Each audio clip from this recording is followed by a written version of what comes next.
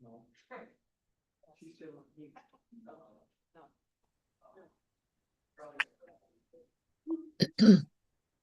It'll come to me. No, I heard how clear it out.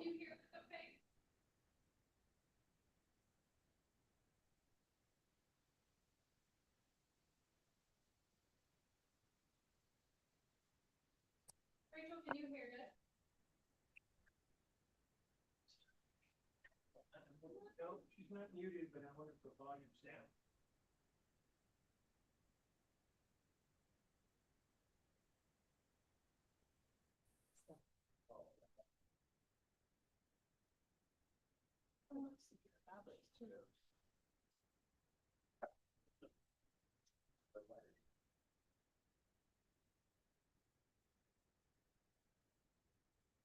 Right, yeah. Oh, sure.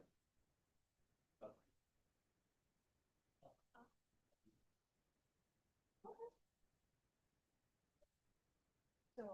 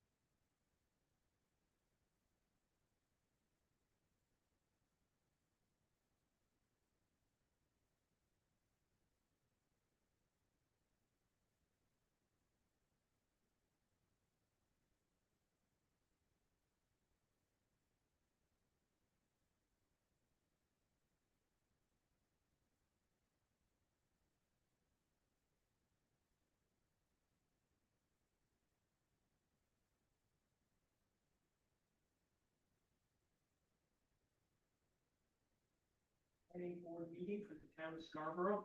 If you're able, I'd like to invite you all to stand for the Pledge of Allegiance. Pledge allegiance To the flag of the United States of America and to the republic Republic for which it stands. of One God, nation, liberty, and justice for all. justice for all. Thank you all. Maureen, would you call the roll? Rick King, Here? Jane Siebert, Here. Roger Bailey, Here. Jennifer Ladd, Here. Rachel Hendrickson, Here. Anders, Here. and Tyler Davis. Here. Perfect. We're all here and ready to dig in. We got a big agenda tonight. Try to get a little sense of the audience. Who's here for the last agenda item, which would be the marsh view? Okay, a fair amount of folks that would. Colleagues, I would like to suggest that maybe we move that agenda item up and do it right after we do agenda item 4.06. So it would be after the Muzzy Road project, and then we'll take the remaining agenda items, which all have to do with lots 2, 10, and 12, I believe, in the Downs, and kind of do that. None of those are going to be ready tonight for any sort of approval, but we can certainly talk with the developer and iron some things out and get it ready for another round. With any objections, I'll make that motion. Second. All right, we have a second. Thank you. So we will move that agenda item to right after 4.6 on your agenda, which is roughly halfway. So that way those don't have to burn the midnight owl oil with us, and you can go about your evening. With that, in our packets, we received the minutes from the last meeting. Entertain a motion to enter those into the record. So moved. Thank you, Roger. In a second. Second. Okay, I'll look down this way. We got a second from Rachel. I believe I heard you. So with that, any discussion? Seeing none, I want to take the roll. Roger Bailey, Yes. Rachel Hendrickson, Yes. Yes. Jennifer Ladd, Yes. and Me. Rick King. Yes. Thank you all. So now we'll move on to items for consideration. 4.01, a public hearing. Hold a public hearing and make recommendations to the town council to amend chapter 405 zoning ordinance, section 11, off-street parking regulations to amend electric vehicle charging systems requirements as recommended by the Sustainability Committee, including combined parking tables, decreasing requirements for specific uses, and adding new references to the Sustainability Reserve account. You're going to take this one? I will. Thank you, Mr. Chair. So this ordinance, the EVCS ordinance was originally started in 2021 and then approved by council in 2023. Last fall, the Sustainability Committee was asked to review the EV ordinance as it relates to the number and cost of level 3 chargers, as well as the ability to add shared chargers in clustered areas. There are certain impacts to electrical grid capacity and simply cost and running the administration of a level 3 charger that was requested to review. In December, the Sustainability Committee made a final recommendation on proposed amendments. This table, in addition, staff did, as the chair mentioned, we did combine the parking tables just so that it's easier to understand. We had 2 separate tables in the section of the ordinance. But this table is really the meat behind the changes. We reduced the EVCS installed from 5% to 1% for big box retail, those units over 25,000 square feet. And then we reduced the the EVCS ready and capable percentage as well. We removed the level 3 charger requirements across the board for that specific use. We also made some adjustments to the capable level for some of the uses. The sustainability committee really take a look. When doing this percentage, they wanted to really focus on the users that would be at a space all day, so that they could charge either somewhere they work or they're going to be at for an extended period of time. But they reduced the things like a drive-through restaurant. While that would be great for workers, there's not a lot of traffic there for customers. So that's their thinking in this reduction. As I mentioned, we combined the tables. We also made it clear that single family and 2-family homes outside of subdivisions, the EVCS spaces are not required. We had some administrator authority to waive those prior. And then we updated definitions, and we included the requirement that EV spaces must be rounded up to an even number. So if 3 are required based on the percentages, you would have to do 4 because of the way the chargers work. And then, as I mentioned, we removed the level 3 requirement. We also added provisions for the location of shared EVCS infrastructure to mirror our shared parking in our section 11. And then we added a substitution clause for 1 level 3 charging station in lieu of 4 level 2 charging stations. We also updated the fee in lieu to reference the newly created sustainability reserve account that was created about a month ago at council.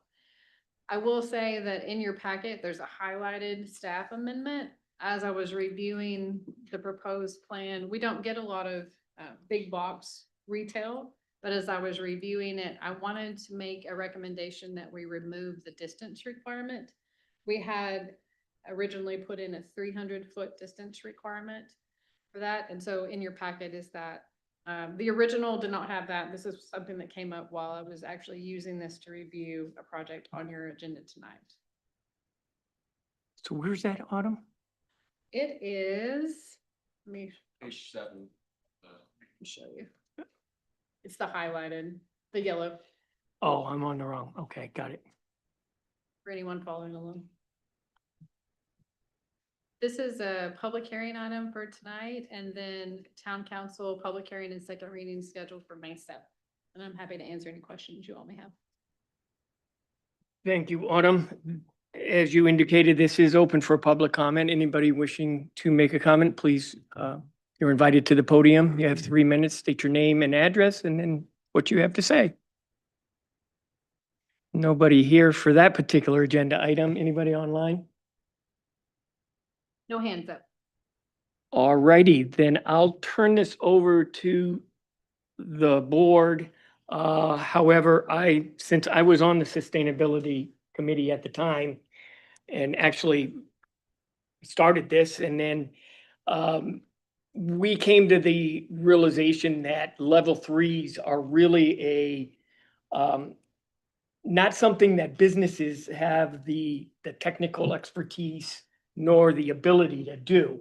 These are kind of done by third parties that see a potential somewhere and will go to the business and say, hey, listen, I think level 3 would be a good thing here. Let us be your turnkey contractor and make that amenity for your property. So having that as a requirement for big box stores seemed a little overkill. And that was the precipice for us re-looking at this. And I think Autumn explained all the minutia of what we did. And just to note that the Sustainability Committee has worked many, many years in getting a line item in the budget, which we now have. And some of these in lieu fees for chargers will go to that.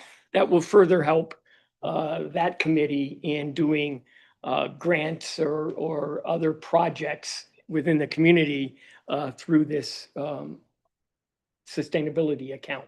So that was added in there, which I think is something that should be highlighted. Other than that, it's just taking a real look at the percentages. And this is a working document. And in time, as EVs become more mainstream, those percentages may change as the market needs indicate. But I think we're at a point where This is good for the developers and it's good for the town, and it certainly provides some sort of infrastructure for those wishing to purchase EVs.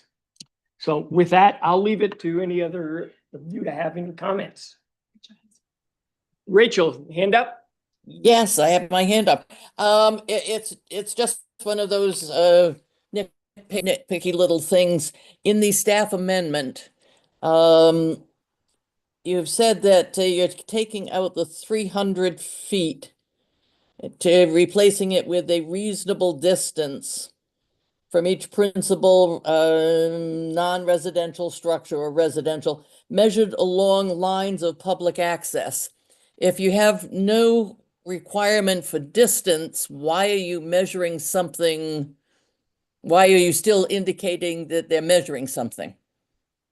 That's In a other great point. You should be able to remove that that measured along lines of public access. It's a good It's point. redundant now that you've taken out the 300 feet. I just copied from the section above, so maybe I'll tweak the section above to do the same thing. Yes, We I mean, already both, have that strange language in. yeah, both of them have that. As I said, it's one of those little things that I look at and say, wait a minute. Otherwise, I have no comments. I know the Sustainability Committee has done a lot of good work with this, and I trust the committee to have looked and examined all aspects of it, and I would certainly recommend passage. Thank you. Thanks, Rachel. Anyone else? Ben? Just a quick question, probably the answer is yes, but the judge of a reasonable distance would be the planning board, I assume, right? Okay, that works for me. I have a question. Go ahead. On the commercial retail uses chart, you go from, for the EVCS ready, you go from 10% to 4%, I think. Why 4% instead of 5% like the other ones? That one, the one that's greater than 25, the idea was to have 10% achieved on each side, and it requires the 1% install. So Okay. that was Yeah. the reason. All right, thanks. And I guess my last one, for the retail sales and services above 25,000. Again, the reason why we're dropping from 20% to 5% rather than maybe 10%, more reflective of the other decreases that we're seeing. Just because of the sheer volume of the parking that would be required. So that was why. When you do the math. you do the it math. seems a little bit unreasonable as we got higher. Okay. 694 parking spots and 92 chargers. Gotcha. Thank you. Anybody else? Roger? Yeah, I want to thank the Sustainability Committee for all the work they did on this, but I do have a couple of questions. Did they look at other communities around the greater Portland area, and do they have something similar to this in place? There's not a whole lot of EV ordinances in municipalities around the state. There are some. And, again, this is now almost 3 years old. So when we started this, there wasn't a whole lot at all. But Right. we got stakeholder input and both users and developers. And we feel like we hit a sweet spot, and then knowing in time we'd get more real-time data and some suggestions from stakeholders, regarding level 3 chargers. Right. I understand that this is 3 years old. I was a little uncomfortable with the original one, and the reason being is this to me is borderline micromanaging businesses.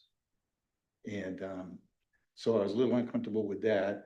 And I know you were a real advocate for this, and you, as with solar panels and other environmentally friendly positions, and you often cited the state is moving in a certain direction. And I would like to note that the state has, or they offered, or the agency that you used to work for, or you may still work for, I assume, offered credits for solar panels and heat pumps and things like that. but to the best of my knowledge, there was no credits. You know, the federal government offered a credit for buying an electric vehicle, but there was no credits offered for charging stations. Am I correct on that? No, there's been several opportunities for grant fundings for the installation of e-chargers, but it's being done in a strategic way where the corridors are and how tourism moves, like from Canada. So we actually have a way to go from Canada down to OOB with chargers in strategic locations to make that happen. Okay, So there has been funding and it's hard to predict what fundings are going to be available down the road. But the infrastructure and the state's goals of reducing greenhouse gases, this is one way to make that happen. I understand. So basically, this is a philosophical and political motivated action is what I'm getting at, okay? And to If you say me, so. having spent my entire career in the private sector, if you are running an operation and you care about both your employees and your customers, your potential customers, you're gonna do things to accommodate them. Same thing with apartment complexes. If you want to market your product, you're gonna take steps to make sure that's an attractive product. Now, for instance, just as an example, I remember early on when the Downs was initially being developed, and they put all the white houses, white painted residential units in. A number of us on this board raised the issue, geez, it'd be nice to see colors, some colors, instead of just all white buildings. And that was a suggestion or a recommendation, and they took it to heart, so you won't find many white buildings in all the new developments. So my point being, making recommendations is one thing, but sort of mandating a business do something especially when they may know their customers and their employees. That's my concern on this. This is not like studying traffic or studying, doing landscaping or design standards or stormwater management, which is basically what this board does. But this is, to me, a little bit infringing upon actually managing the business, the individual business. I'll support this because to me, it's better than what was there before, but that's a concern I have. No, I appreciate that. Anybody else? All right, do you have what you need to Yes. return back to the? All right, thank you all. So we'll put that one to rest. So now we move on to item 4.02, public hearing, hold a public hearing and make recommendations to the town council to amend chapter 405C, the shoreland zoning ordinance, to expand the stream protection overlay district to include any stream listed as impaired in the Maine Department of Environmental Protection's integrated water quality and assessment report. All right, with that said, it's all yours. Thank you. So this one, and I'll ask our town engineer, Angela Blanchett, to chime in here too, as she sees appropriate. This one is really finishing the work, I would say. Some of our streams in Scarborough have added protections already, and then these two in particular do not. So this amendment to our shoreland zoning would establish the 75-foot setback from the mean high water line. It would limit the activities that can occur within that distance. So one of these is required by our federal stormwater permit. And so we have to do this for Phillips Brook. It's a requirement. And we also wanted to do the same thing for the full length of Red Brook. Part of Red Brook is already in the stream protection. And then we are putting in language, so as these streams become on this list of DEP designated impaired stream, it would automatically apply to those as well. So this is the Phillips Brook watershed. And so the red on the screen on either side of that center line approximately would be a 75-foot buffer. And then this one is the Red Brook. So you can see the blue portion already has this stream protection in place, and so the red would be the new extension. And we did send this out to, I believe, around 90 property owners in the area. We received a few calls, but not as many as I actually expected. This one is a public hearing for you all tonight, and it will go to town council for first reading on May 7th. And I can answer any questions that you might have. Great, thank you, Autumn. This is open for a public comment. Anybody wishing to make a comment, please step up to the podium. Seeing none here in the audience, online. No hands. All right, close public comment, and this is really pretty cut and dry, but I'll open it up to anybody that has thoughts. Thanks, Mr. Chairman. I'll just say that I think this is a good idea to add clarification and enforcement to Scarborough's stance on protecting our environment here in town. So I don't see any issues with it being proposed. Thanks. Anybody else? Ben?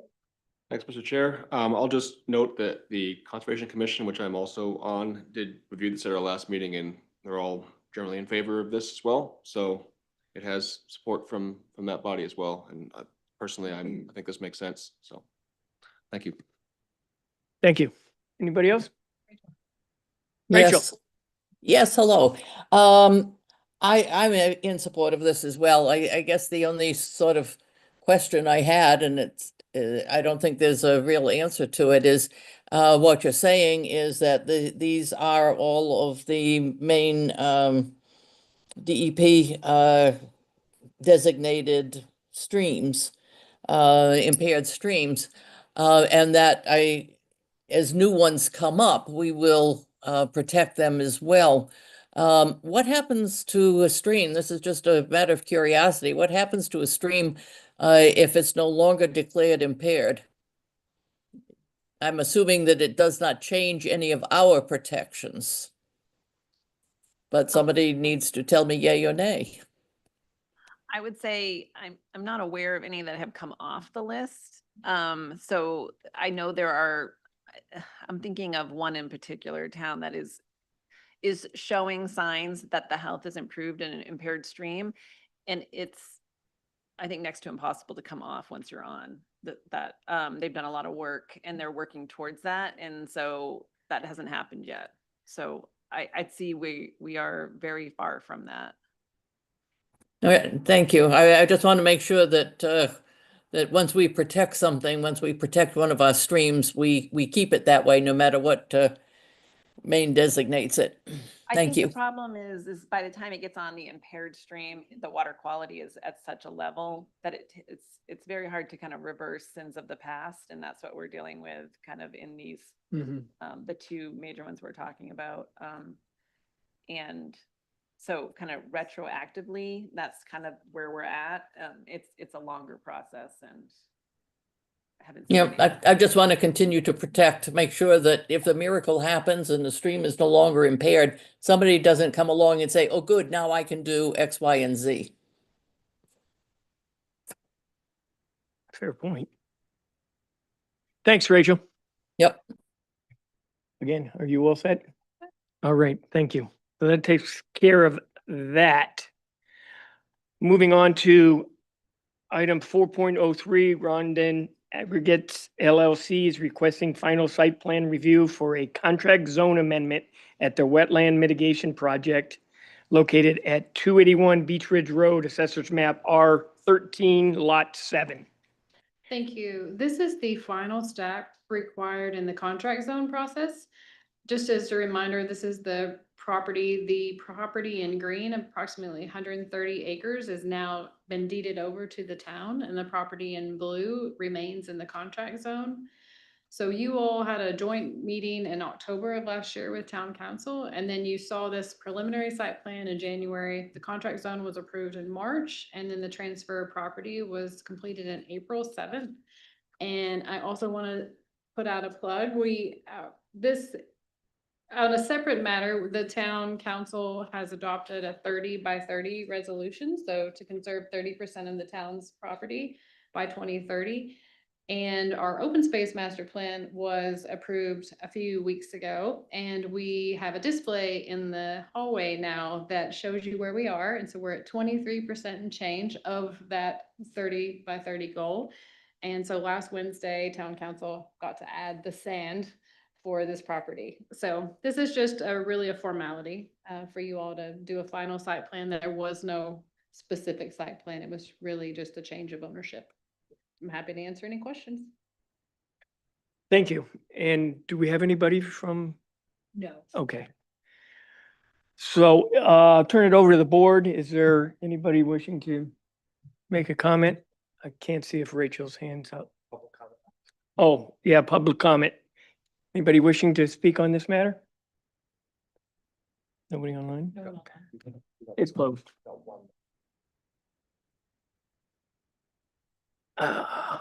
We did get one. Right.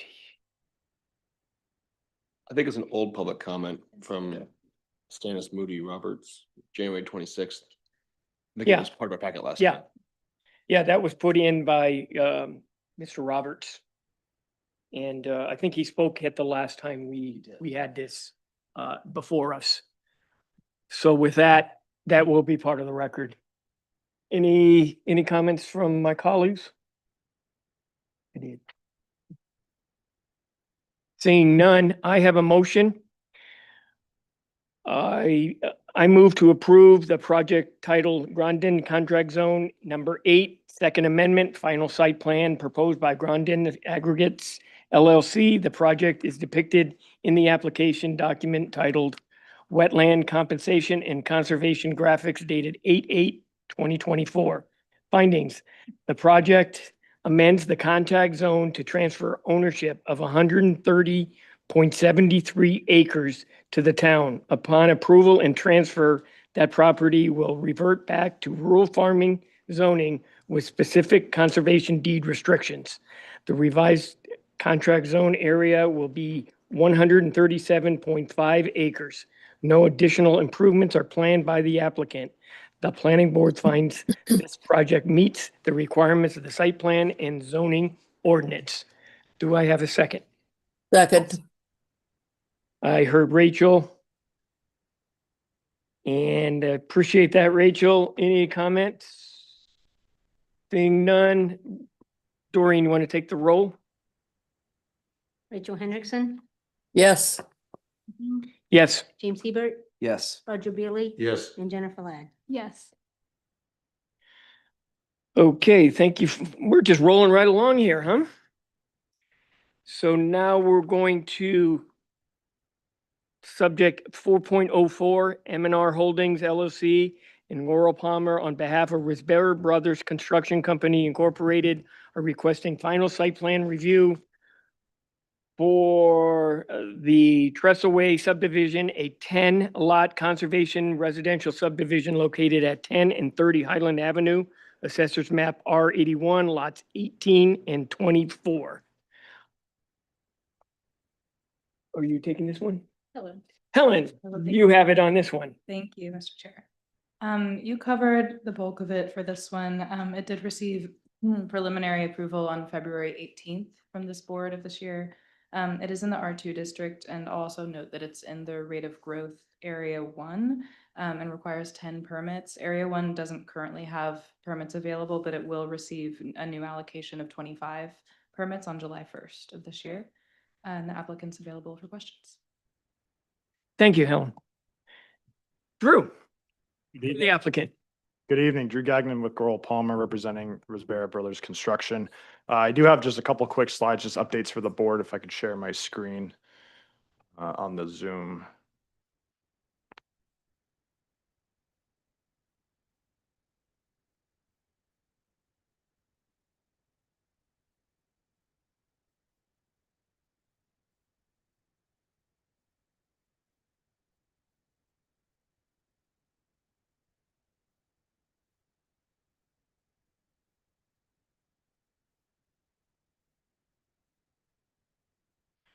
Great. So as Helen mentioned, this is a Trestle final subdivision, and we're seeking final approval tonight. Just as a recap for the board, it's about 7.5 acre property. It's a 10 lot conservation subdivision in the R2 zone. A few project updates for the public as well as the planning board. We talked last, I believe the February meeting about the sidewalk along Highland Ave and the sidewalk on Trestle Way, which is the proposed roadway. And we did confirm that we were able to move that sidewalk off Trestle Way onto Highland Ave and extend that sidewalk to the church driveway. So now the project that's west of us on this screen that was approved last year is building the multipurpose path up to its project entrance a few hundred feet. And then this project from Risbera Brothers is taking it from that project entrance to the church driveway. So there'll be a continuous sidewalk from Black Point Road to the church driveway in that location. We thought that was a good fit for the community and a better use of sidewalk than the proposed one on Trestle Way. As far as the sewer extension goes, we originally were proposing it through the open space, and we've been working with the sanitary district and some of the board of trustees. And there's a formal vote on Thursday at the board meeting for it, but all signs are pointing towards the Highland Ave sewer project going into Highland Avenue. So we will switch our plans so that we're not going across country run, and that sewer service will be available to residents along Highland Ave, extending up there. So we're happy to work with the district on that. An update on the Scarborough Land Trust. We did reach out as part of the town's 30 for 30 goal, and they declined accepting the open space for this project. There was a traffic comment for site distance and shrub removal. We're happy to address. That's really the only remaining comment left. We just need surveyed information on where that shrub is that's blocking some site distance. That's going to be taken care of with the sewer project as well. So we're happy to take care of that as a condition of approval. And then lastly, we were reached out to by an abutter, Mr. Canetti, who is the parcel just east of the proposed entrance. We originally were we had a utility riser pole going in across from right in his front yard there in the right of way. We moved it further east, so closer to in front of the house there to avoid a birch tree. And we were asked if we could move it to the other side of the road, so it just wouldn't be a new utility pole going on directly in front of their house. So I'm pleased to report that we're happy to move it to the other side of the road to get it out of that view shed. It'll still go underground after that riser pole. That's just simply to bring the electrical down underground. So it'll be underground service throughout the development. We feel like this is a better design for everyone, and happy to talk through the board with anything else there. There were a few other comments from the last planning board meeting that we addressed in our response to comments package, and I'm happy to go over them if the board sees fit. So thank you. I'll turn it back to the board. Thanks, Drew. This item is open for public comment. Anybody wishing to make a comment, please step up to the podium. Mr. Kennedy online. Go ahead, Mr. Canetti. Hello, just make sure you guys can hear everything. I hear you. Awesome. Thank you again to the chair. Thank you to Autumn, and to Drew, especially. That was one of the biggest ones I had, and I was able to talk with him, and he really accommodated that movement of the utility pole. So I really appreciate you guys in accommodating that. I did send Autumn some pictures I was just going to share, and it was just one of the concerns was again, if on picture one, just wanted to kind of share with the board just the Mr. overall. Kennedy, give me 1 second and I'll catch Yeah, up no- with you on yeah, the no pictures. problem. Sorry. No problem. Drew, can you stop sharing, please? Thank you.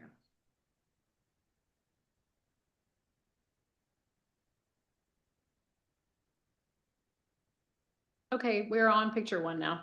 Awesome. Yeah, I can see that. Thank you guys again. So this is just this is a shot from our backyard looking out to the back. This was a previous before this project even kicked in. And you could just kind of see what was there before. And just one, I'm not sure how close the board gets to seeing these kind of projects and sites and to see the before and after of what happens.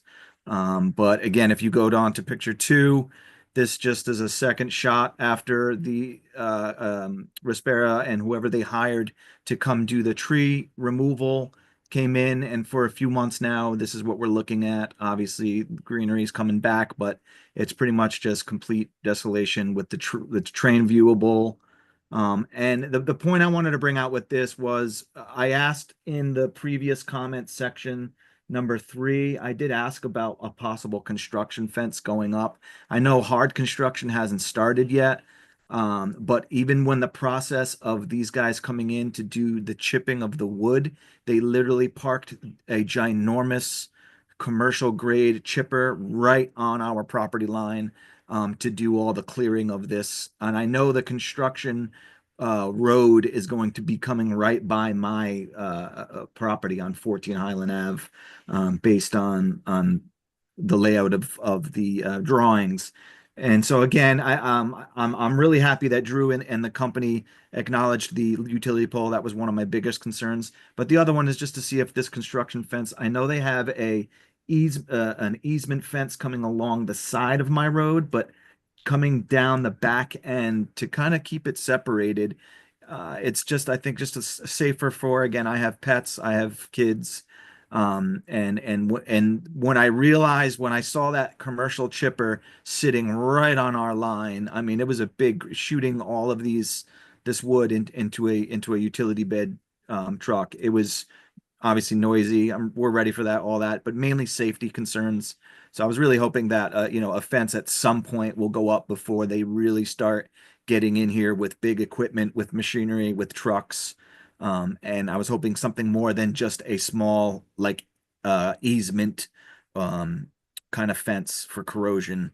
Those little fabric fences that really aren't going to serve much of a protection line. And that's, this last one is just showing kind of where, our property line ends on that back side. The third picture we no longer have to share. I appreciate Drew on moving that utility pole. That was really great. And I thank you guys for this opportunity to speak. Thank you, sir. Drew, did you want to have any comment on a fence or something of that nature for the concerns that he shared? Sure. Yeah. As far as a construction fence goes, obviously it's going to be temporary just for the duration of construction. I did reach out to the applicant to see if that was something that would be amenable to. I'm sure that that's something that can be provided to help facilitate the Do a buffer little of buffering. construction. Correct. During the construction? Okay, thank you. Any other public comment? Yep, go ahead. I'm really here for the next agenda item. My name is William Bly, but I reside on Ottawa Woods Road. I have to say, seeing that photograph was pretty disturbing, and this seems to be emblematic of what I'm seeing in this community of late.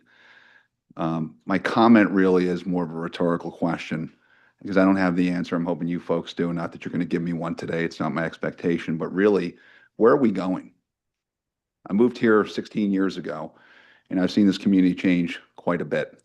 I may be an outsider, originally not from Maine, moved up here in 2001, but I do consider myself a member of this community. I've seen it change significantly with the development and the building. And while it sounds like a noble goal, 30 for 30, if you really think about it, we're only setting aside 30% of land for conservation. What is happening with the other 70%? Because I don't really see a master plan here except for large developers. We're seeing strains on our schools.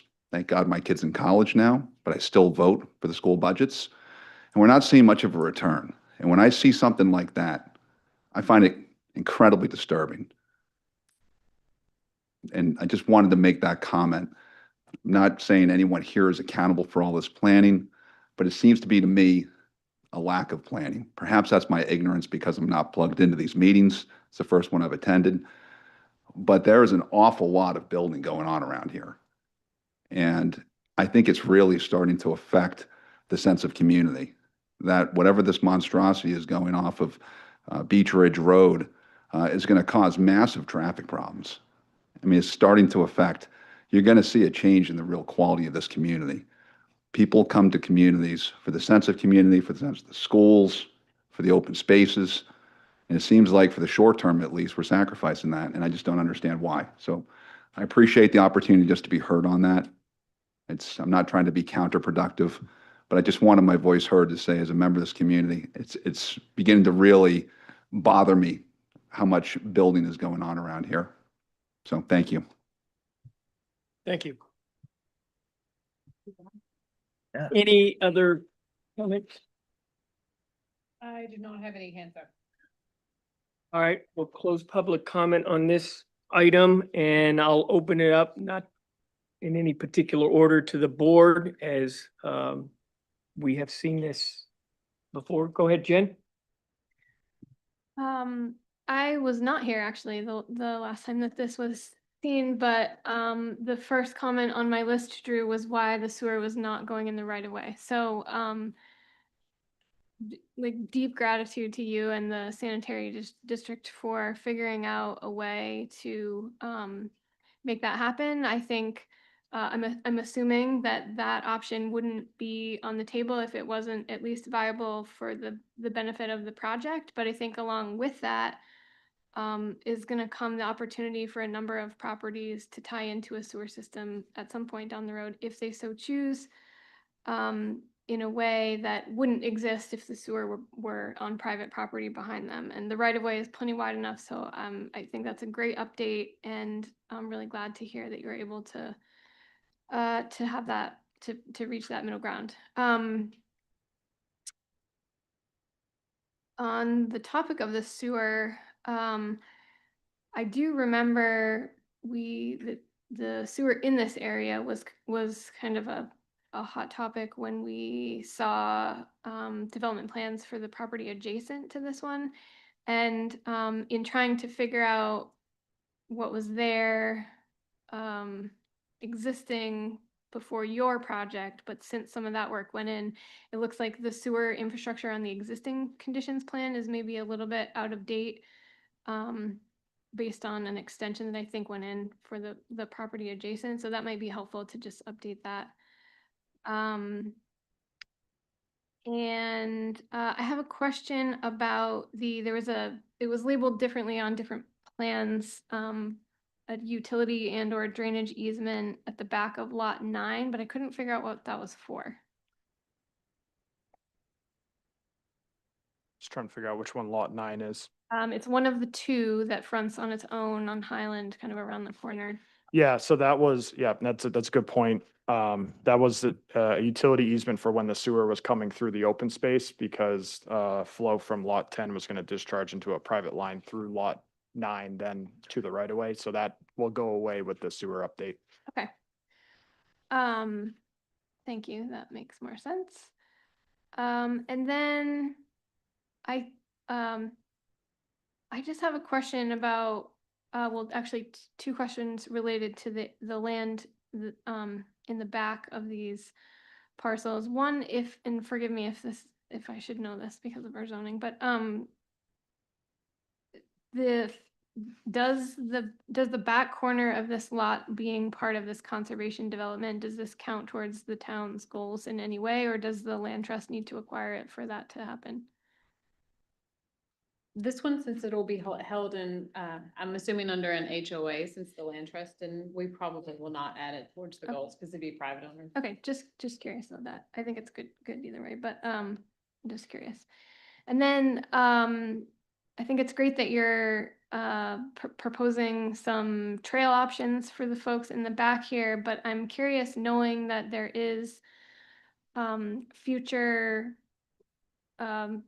sidewalk connections coming to Highland Avenue, if there's a way that we could improve the connectivity of this site by having a trail or a trail easement even come out onto the other part of Highland Avenue. So not at the primary driveway, but basically between lots 9 and 10, or somewhere near lots 9 and 10. You could decide where it is.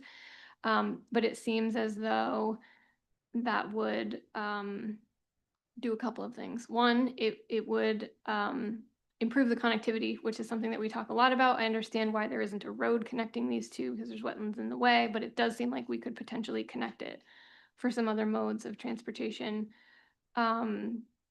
And two, I don't actually think it would be all that difficult. It doesn't need a huge amount of space.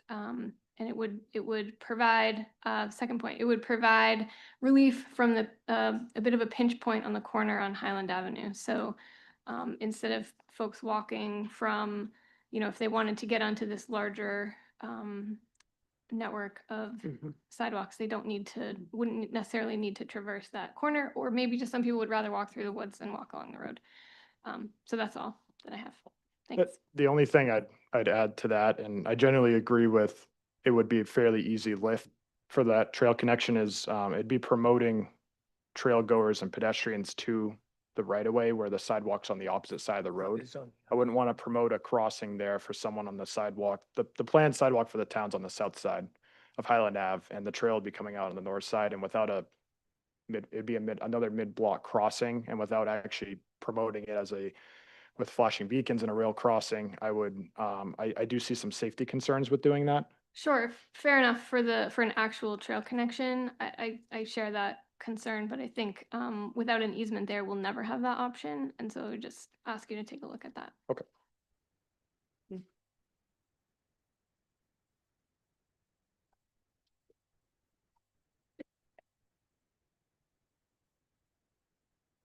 You all set, Jen? Thank you. James? Thanks, Mr. Chairman. Thanks, Drew, for incorporating let's see, where was it? The additional trees, the 10 street trees it was note 7 on C101. I guess I would only ask, you didn't really describe what the trees were. Can you make them be deciduous trees, color changing trees that change color in the fall? Sure. Thank you. That's all I have. Thank you, James. You all set? Down on this end? Ben? Thank you, Mr. Chair. I'm just echo some of the comments already about the sewer extension. I'm glad to see that happening. I did want to ask, I know it's going to be one of our conditions of approval to make you satisfy the comments of the peer reviewers, but there was a comment from B&L number 2 about the site distance, and it seems like there's some disagreement as to how that was determined. Can you comment on that to help me understand a little better? It seemed like they thought maybe you didn't have the right numbers or something, and they were looking to. Do you know what I'm talking about? I think the comment was referring to, he wanted a staff member to be out in the field and verify it in person with the peer reviewer present. So we'll coordinate that and get that sorted out. If there's any bush or tree clearing that's within the right of way that needs to happen to make that site distance adequate, we're happy to do that. So. Okay. Thanks. And then I am a little disappointed that the Scarborough Land Trust didn't want to take the conserved area. I wonder if there's any other way we could pursue some way of getting that to count towards 30 by 30. I know it's not a huge area, but every little bit counts, and 2030 is coming up in 5 years. Are there any other potential places we could work with to see if they'd want to take conservation possession? At this point, I don't know of any other organizations that would take possession, and we're down a path where they need to set up their HOA to actually construct them. I'll double check with our sustainability manager. We may account for HOA owned land in a different way. I know that we have it acknowledged in our mapping exercises, but it won't be, it's not public at all. But I think it still counts. Yeah. So I'll verify how we have it attributed in the different tables. It's deemed restricted that you can't build there. 'Cause Right. Obviously it's stormwater and everything, then maybe we should be able to count it. That's kind of what I'm just hoping not that I'm trying to cheat how we count, but let's be able to meet the goal. So, okay. I think that's all I've got for this one. Done a good job, the project. Thank you. Yeah. Thanks, Ben. Tyler? No? Okay. That leaves Roger, you're all set. Rachel? She's all set. I'm all set as well. This particular motion I'm about to present has lots of conditions, and it's rather wordy. But before I do that, I did have one follow-up for you, Drew. In the Haley Ward comment, have you verified that the hammerhead is up to the geometric standards? That was not addressed. And I didn't see where it was in the documentation. Yeah, I worked with the town engineer on ensuring that it was, and I believe that what we're showing is adequate and up to Okay. the town standard. If we're wrong, we'll certainly change it. We just. Okay, Yeah. no, I'm getting a thumbs up from the engineer, so. Yeah, and just to, I guess, justify Haley Ward's comment, there are two details out there, and Drew had one and Haley Ward had the other, so we will rectify that in the future, but I would say they're both right. Okay. So I fixed it. All right, I feel good. At least I asked the question. So with that, I move to approve, and Autumn has graciously offered to relieve me if I get dry in the throat here, because this is rather lengthy. If you have to go to the bathroom, now's a good time. I do move to approve the final subdivision plan of Trestle Way subdivision proposed by Risbera Brother Construction Company Incorporated. The project is depicted on plan set prepared by Goral Palmer dated 3/24/25. Findings: the proposal for the 10-lot conservation subdivision on approximately 7.55 acre site at 10 and 30 Highland Avenue. The board finds the project meets the requirements of the subdivision ordinance, zoning ordinance, and adopts the findings in the staff memo dated 4/22/25 with the conditions below. Condition 1, provide the estimates for the total cost of construction of the interior sidewalk and the total estimates of the proposed sidewalk along Highland Avenue. The amounts will be reviewed by the engineering department staff, who will determine the amount of additional funds that are necessary to be paid into the mobility in lieu fund. Number 2, advanced warning signage on Black Point Road side approach shall be updated on the plans to be shown on both sides of the roadway and detailed to include flashing lights when RRFB is activated. Number 3, the lighting plan and utility plan shall be updated to incorporate a pedestrian-style light fixture on both the RRFB on Highland Avenue, as well as the inclusion of the town of Scarborough's Cobra Head light in the intersection of Trestle Way and Highland Avenue. Number 4, update utility plans to remove the country sewer extensions to lots 9 and 10. Number 5, provide off-site plans for sewer extension. These shall be reviewed and accepted by the town of Scarborough Sanitary District. Completion of this off-site sewer is required prior to the first certificate of occupancy. Number 6, the Scarborough Sanitary District will move forward with sewer extension along Highland Avenue. Trustees voted April 24, 2025. That's not happened yet. Thursday. Okay. And are requesting a letter from the town ensuring the development lot or unit intended to be served by the sewer extension is in conformity with the adopted municipal plans and ordinances regulating land use.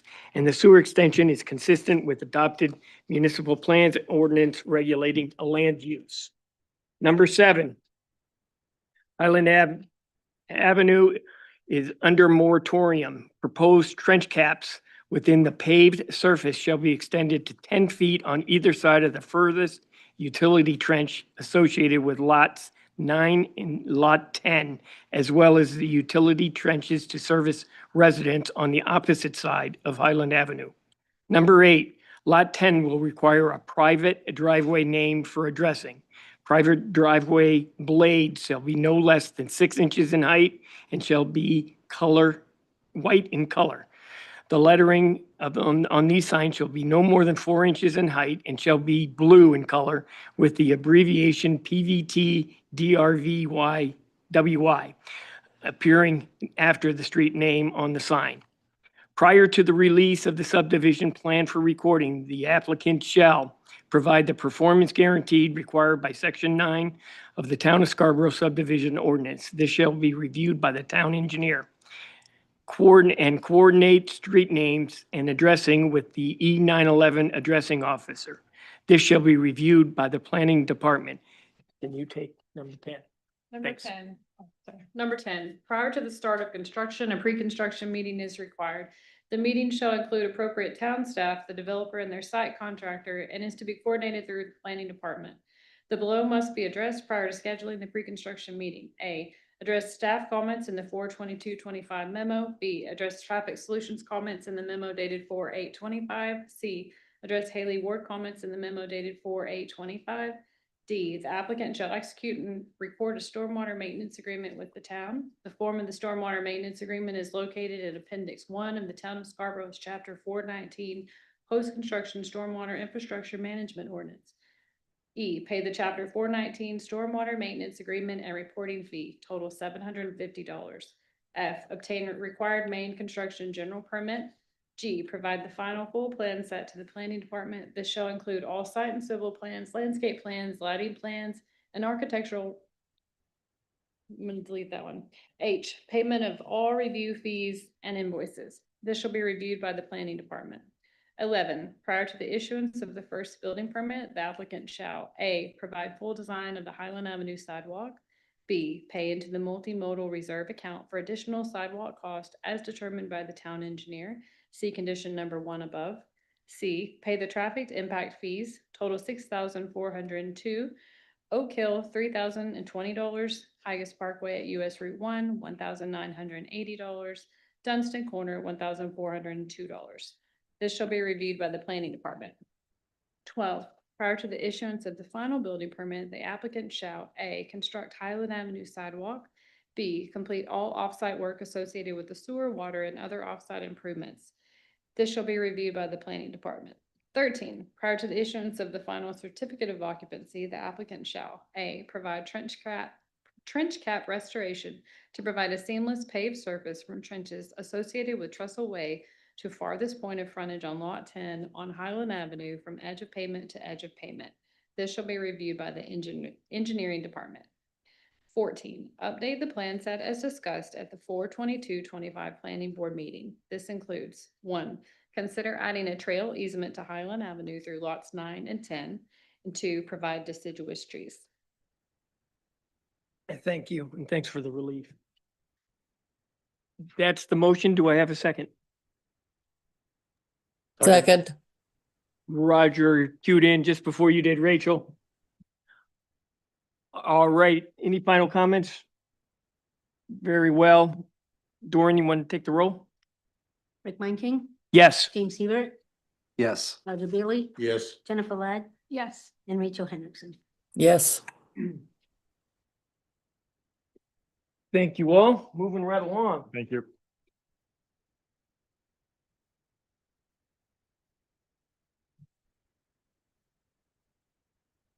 We are now on 4.05 Northeast Civil Solutions Incorporated on behalf of Casey and June Hamlin, Heathwood Crossing Subdivision Phase 2, Sprite Street Private Way, 1 Hoke Lane, is requesting subdivision amendment review, amendment number 2, and review of a private way residential development, Assessors Map R14, Lot 22K. And who's taking this one? It looks like Helen is. Thank you, Mr. Chair. Yes, this is an amended subdivision, essentially to create a lot split, splitting one lot off of the existing lot and creating a private way, which would create the required frontage for each lot.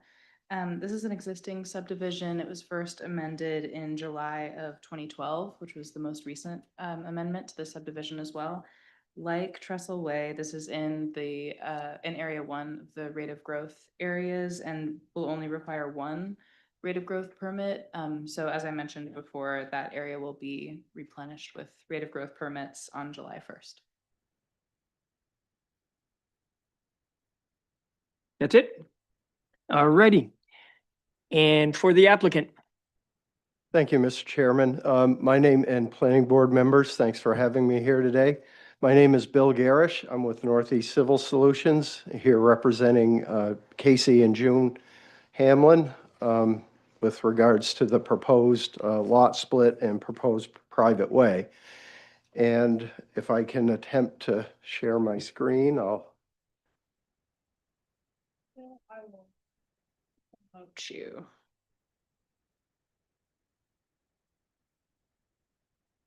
I haven't been promoted in a long time, so it's congratulations. You're Thank lucky you. day.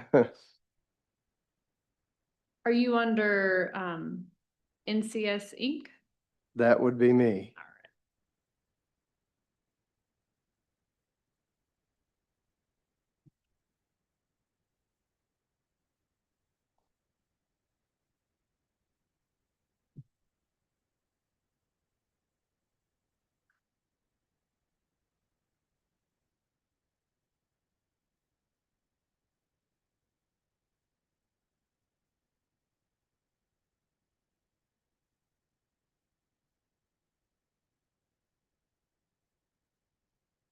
Okay, it worked.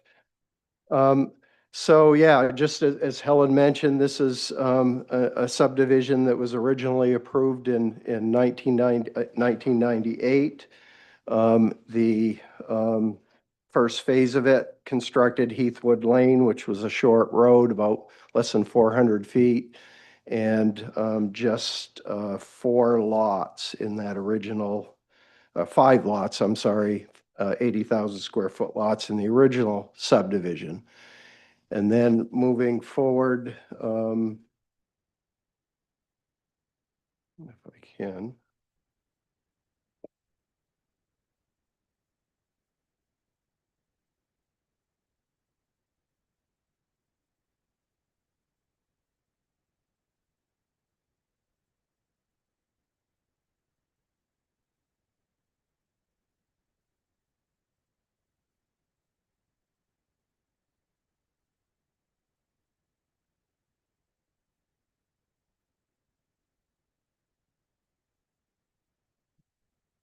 My apologies for the delay. So this would be the second phase 2 of the subdivision. As you can see, Heathwood Lane got longer in this area, and some additional lots got constructed up here. And Lot 4, which is the lot we're going to discuss today, is this big 17-acre lot up in this area. This is the 2012 subdivision amendment. So it basically divided Lot 4 into Lot 4A over here, 3.51 acres. And then Lot 4B got split off, and that's 12.8 acres. That is the lot that Casey and June Hamlin currently own. And as you can see, an access right-of-way easement was provided through Lot 4A to access this area. This is the existing conditions plan of their existing lot. I'm sorry, the plan turned 90 degrees on us, but basically looking at that Lot 4B, the 12.8 acre lot, they currently have a single-family home that connects to Heathwood Lane through the easement that we discussed earlier. And this is moving to the proposed subdivision amendment and proposed private way. So basically their existing home, their existing access through this easement continues through as it currently does. The proposal is to create this private way through their existing 12.8 acre lot, and basically divide the lot into 2. So they would create a new lot down in this area. As you can see, there are some wetlands through the site. And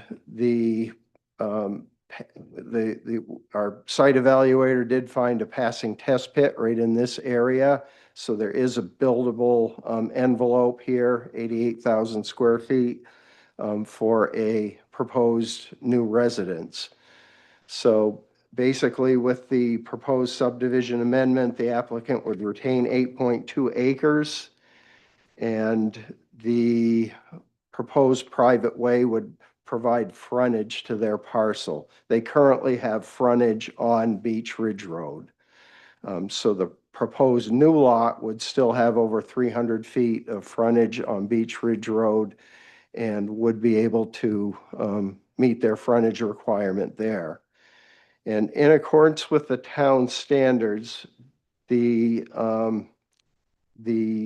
performance standards in the zoning ordinance for private ways do state that the first lot to acquire street frontage on the private way is not required to utilize it for access. So the Hamlins would continue to access their home as they currently do through the easement, and they are not planning to construct the proposed private way. The private way would need to be constructed if they were to further divide their lot. The second lot that would get access on that would need to get it off the private way, and they are proposing to put deed restrictions on their 8.2 acres preventing any further division of that parcel. So they do intend to keep that parcel at its current configuration in perpetuity, and not move forward with the construction of the private way. And the proposed new lot would again have their access and their frontage on Beach Ridge Road. And I guess I did just want to update you, if you look through the application and you noticed, this is a blow up just showing the proposed private way, which was designed in accordance with town standards. There is an area over here on the side of the lot that was identified last year as a potential vernal pool. We did state in the application that we were doing the vernal pool surveys. One of those surveys has actually been completed so far. The initial one, there's going to be another one scheduled for this coming Friday. Initially, this was mapped out as a potential vernal pool that was fairly large. After doing the survey this spring, the vernal pool is much smaller, and based on the initial look for egg masses for wood frogs, it was not found to meet the criteria for a significant vernal pool. So unless something drastically changes under the next survey that's scheduled for this Friday, it would not be considered a significant vernal pool. It's still a vernal pool based on Army Corps standards, but it wouldn't be applicable to the 250-foot setback area. And either way, with the development of this single-family home in this area down here, as long as they don't impact any area, any wetlands, even if it were a significant vernal pool, it wouldn't require any NERPA permit other than a PBR. So the wetlands, if it was a significant vernal pool, it'd be a wetland of special significance. And therefore, if you impacted wetlands, you would require a full NERPA, but they have plenty of room to build their house and stay out of the wetlands. So that's just an update on where that's headed.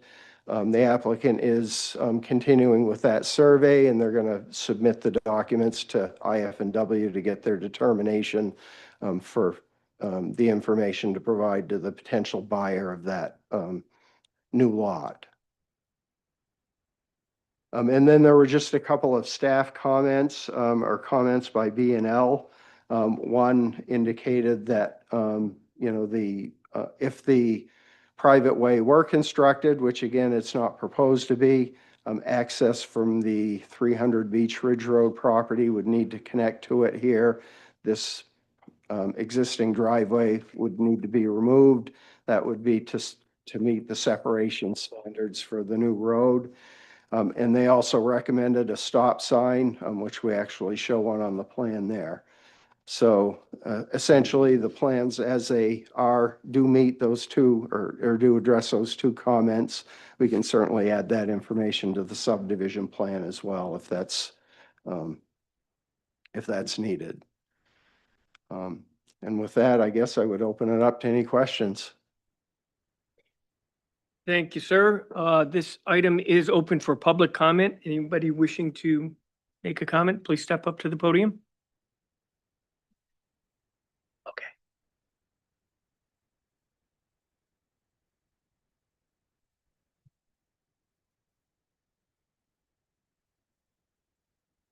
Good evening, William Bly again, 10 Ottawa Woods Road. We're, I think, abutting this project, or at least some people in my community might be abutting it. I just have a question, and that is, we've had runoff problems in the past. Has there been any type of a survey done by the engineering company to see if they're putting a road in and they're building here, how it's going to impact the Ottawa Woods community that's been established since 1986, I believe? Is there going to be an impact? Has there been a study done? Because again, we've had runoff problems where we don't get good drainage. There's a lot of marshy wetland type areas back there. And so it doesn't sound like the building of the house is going to affect that. But I would like to know, as an abutting property owner, if there is going to be an impact on my property or any other properties in my community. So that's my question. Thank you. You said there was some. Julie, I'm going to let you talk. Okay, can you hear me? Sure can. Great, thanks. I'm Julie Muller. I live at 2 Ottawa Woods Road, which directly abuts this property right along Beach Ridge Road. I can tell you, I can hear the frogs right now. So there are vernal pools back there. I guess maybe they don't rise to the level of significance, but when we bought this property 20 years ago, we were told that there were wetlands there. And so nothing could be built between our house and the next house down at 300 Beach Ridge. Clearly that's not the case. And so I'm concerned about the preservation of the wetlands. And I'm concerned, as Bill was, about the drainage for the Ottawa Woods properties, which get very wet, especially this time of year. The houses have a lot of flooding in them. So I'd also like to know the answer to his question. And also, it's unclear to me why this, I mean, it's their property. I guess they can do whatever they want. It's unclear to me why this needs to be done if they're not actually planning to build it, except that they eventually want to build a house there. So I guess my last question is, after listening to the beginning of this meeting, is if it would be possible for the town to purchase this land as part of the 30 by 30 plan, to preserve the wetlands, help with our drainage and all of those kinds of things. So those are my questions. Thank you very much. Thanks, Julie. Would you like an opportunity to address the Yeah, comment? certainly. No, good questions for sure. If I can go back to.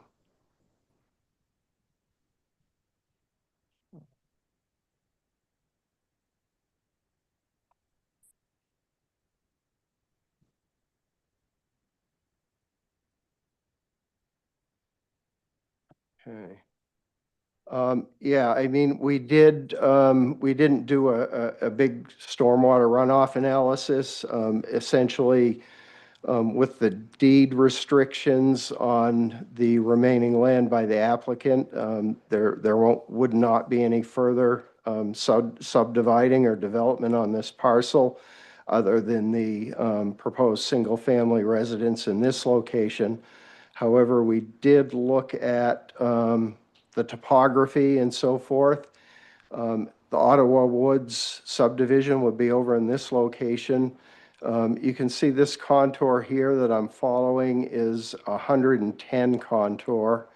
The low point down here near where the potential vernal pool that's being surveyed is about 5 feet lower. So you can see that this whole area all slopes gradually down to this location. It is very flat all through here, extending into Ottawa Woods. So this is, just a very flat area. You can see there's essentially no contours there. And then things come up a little bit in elevation as you get over to this area.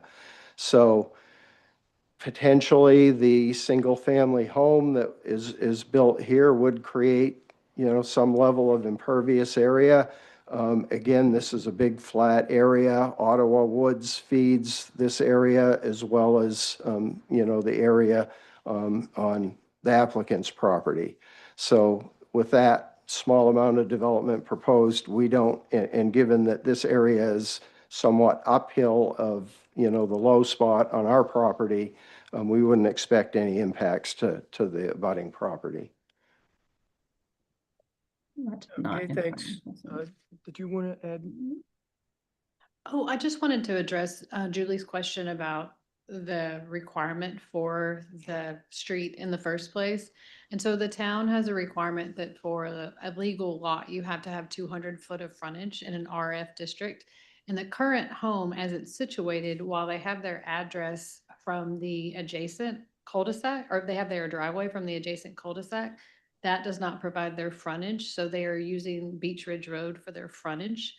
So what they're creating is essentially what we call a paper private way. And so that would allow them to subdivide it. But if anything ever were to happen and they didn't have access from that cul-de-sac, they have a legal mechanism to provide access and frontage off of the private way. So it's a bit of a strange answer, but I just wanted to clear that up. Thanks. I might be able to add a little to the drainage question too. Please. That is something that when we review for the private way, drainage is looked at as far as actually needing a certification when it gets built will be by the design engineer or a PE in the state of Maine has to certify that it was built and that you're not creating drainage issues for the abutting properties. So that's a certification the town would require before that road was completed in order to get that additional CO out there. Thanks. Yep. Any other comments from online? Do not see any. Oh, one hand.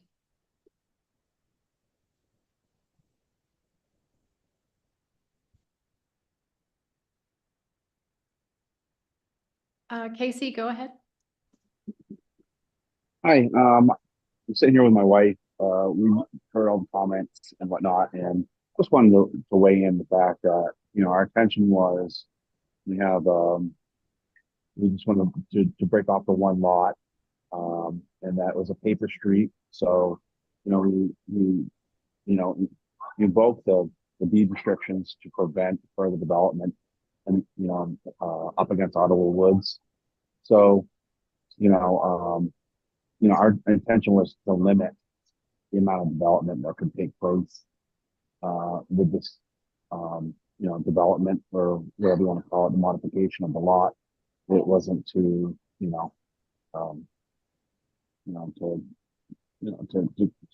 cause any type of, issues whatsoever with environmental issues or ramifications to Ottawa Woods. So, anyways, just wanted to mention that. Yeah, put that on record. Thanks. Thanks, Casey. That was the only, right?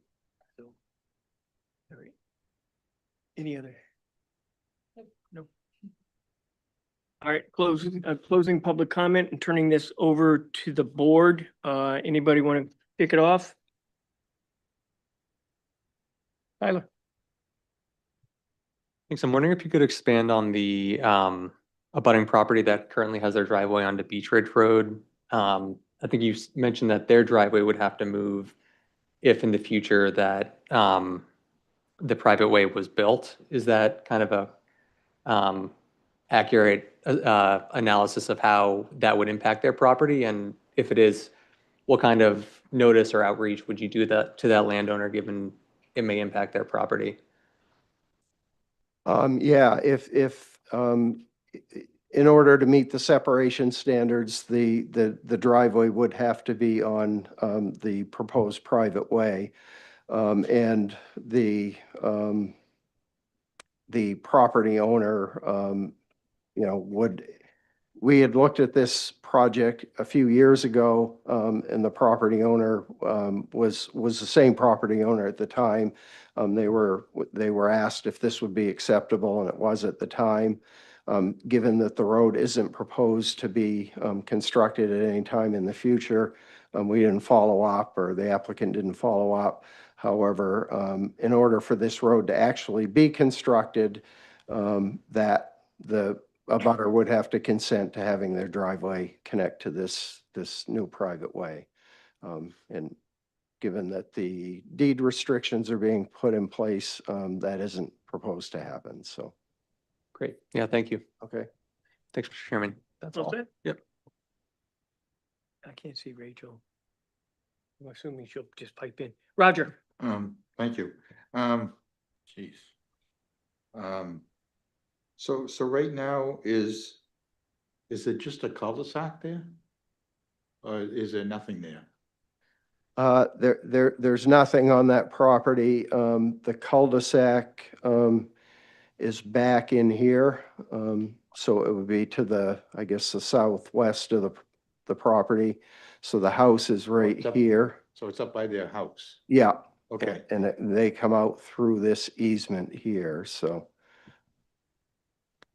The new subdivision amendment just shows it going here, but the cul-de-sac would be over in this area. So the intent right now is not to build. Is this Sprite Street? Correct, yeah, The intent is not to build that right now. not to build it, yeah. Okay. Because I was gonna ask about the hammerhead. It seemed to me, I mean, I think Mrs. Muller has an interesting point because I think her property is gonna be buffered by the wetlands. So where this proposed lot is gonna be going. Well, when I was thinking about the hammerhead, if that were to be moved closer to Beech Ridge Road, that would be another potential lot right up in that area there. It looks like it's buildable land. Otherwise, most of the buildable land is the remaining land of the rest of the existing lot, which I would suggest to the Ottawa Woods residents, based on my experience on this board, if that were to be developed, I think that might actually help their water problems because of ways we treat stormwater right now versus maybe back in 1998. If it goes through subdivision Right, process, yeah, then you yeah. have stormwater management included, which, yeah, is currently not. I mean, because we've had, through the years, we've had a number of people come before our board complaining about water issues. And I think in almost I haven't heard of any cases where a new development has gone in and we've demanded so much of them regarding stormwater that it hasn't actually helped the existing, property owners. So, that's something to keep in mind. I guess I have no other comments other than that. Thanks, Roger. Rachel, I see your hands up. Yes, it is. I actually, my initial question had to do with the vernal pool, and that's somewhat been answered. But what I think you're saying is that there is a vernal pool there. It's just doesn't meet the definition of significant. Is that correct? That's what it appears to be, heading in that direction. I talked to the wetland scientist this morning. He said that the vernal pool was created more by skitter ruts in that area, and it's much smaller than the actual vernal pool itself is very small as compared to what we've shown as a potential vernal pool. Of course, he still has one more survey to go, so if he finds the egg masses that would kick it into a significant vernal pool, then that conclusion could change. But at least initially, on his initial survey, he didn't find the quantity that would kick it into that category. But let me ask you, in terms of the reserving an area for conservation, if the folks in this new lot, would the vernal pool be on their property, and would that be conserved? Yeah, the vernal pool would be on their property, and they would, if, as long as they don't impact the wetlands that are attached to the vernal pool, they would need to get a permit by rule from the DEP to construct their home. If it's not a significant vernal pool, then they would be able to just construct their home without a permit, so. Well, yeah, but Scarborough might have something it wanted to say about that. I understand that Maine has, the Maine DEP has got issues, but Scarborough has some issues about the disappearance of vernal pools. I'm uncomfortable with your answer. I guess I don't know if there's anything that can be written into the draft motion that becomes a caution if there's a problem raised by the engineer, who's going to be working when, Friday? Yeah, he's doing a second survey on Friday. And I guess I would just add, I may not have answered that very well, but the house would be built in this upland area here, and the town does have standards. If I can get to this.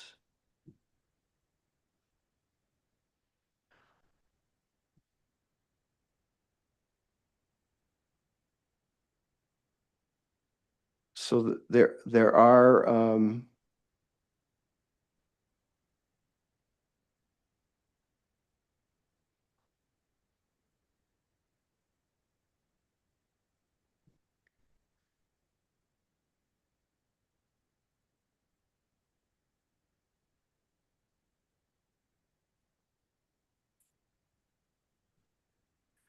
so there is a no disturbed buffer required for the wetlands. So as you can see, that's been shown on the plan. So and again, there's developable area in the lot to construct it and still maintain the wetland buffer in accordance with the town standards, and then still meet all the buffering requirements for that are required by the DEP. So the vernal pool being in this area, protected by this buffer, and then the other wetlands, which are forested wetlands in between, there would be some protection to that area from the small development. All right, but otherwise, the water that it's flowing into the vernal pool is actually coming from Ottawa Woods? Because that's set higher? Ottawa Wood sets higher, and this part of the site also sets higher, so and the lower areas are right in this area, so Yeah, I'm you are just trying to correct. figure, basically do a rough calculation of where the water is flowing from. So if the house is being built, let's say the house is being built, the water is actually not, is going to, any stormwater is going to land onto the property of the homeowner.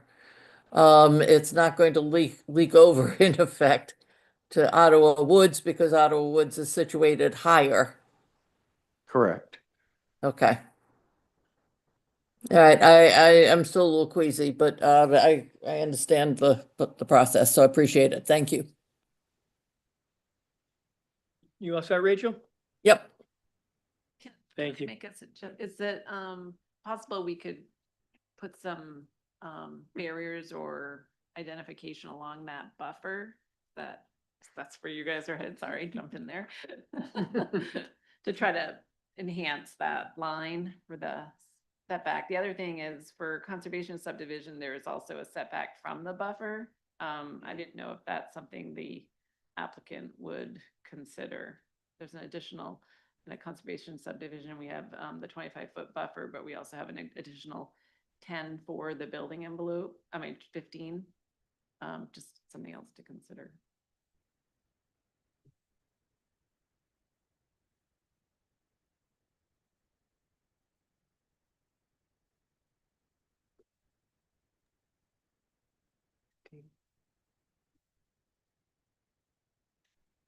I can answer that. Yeah, we definitely consider that.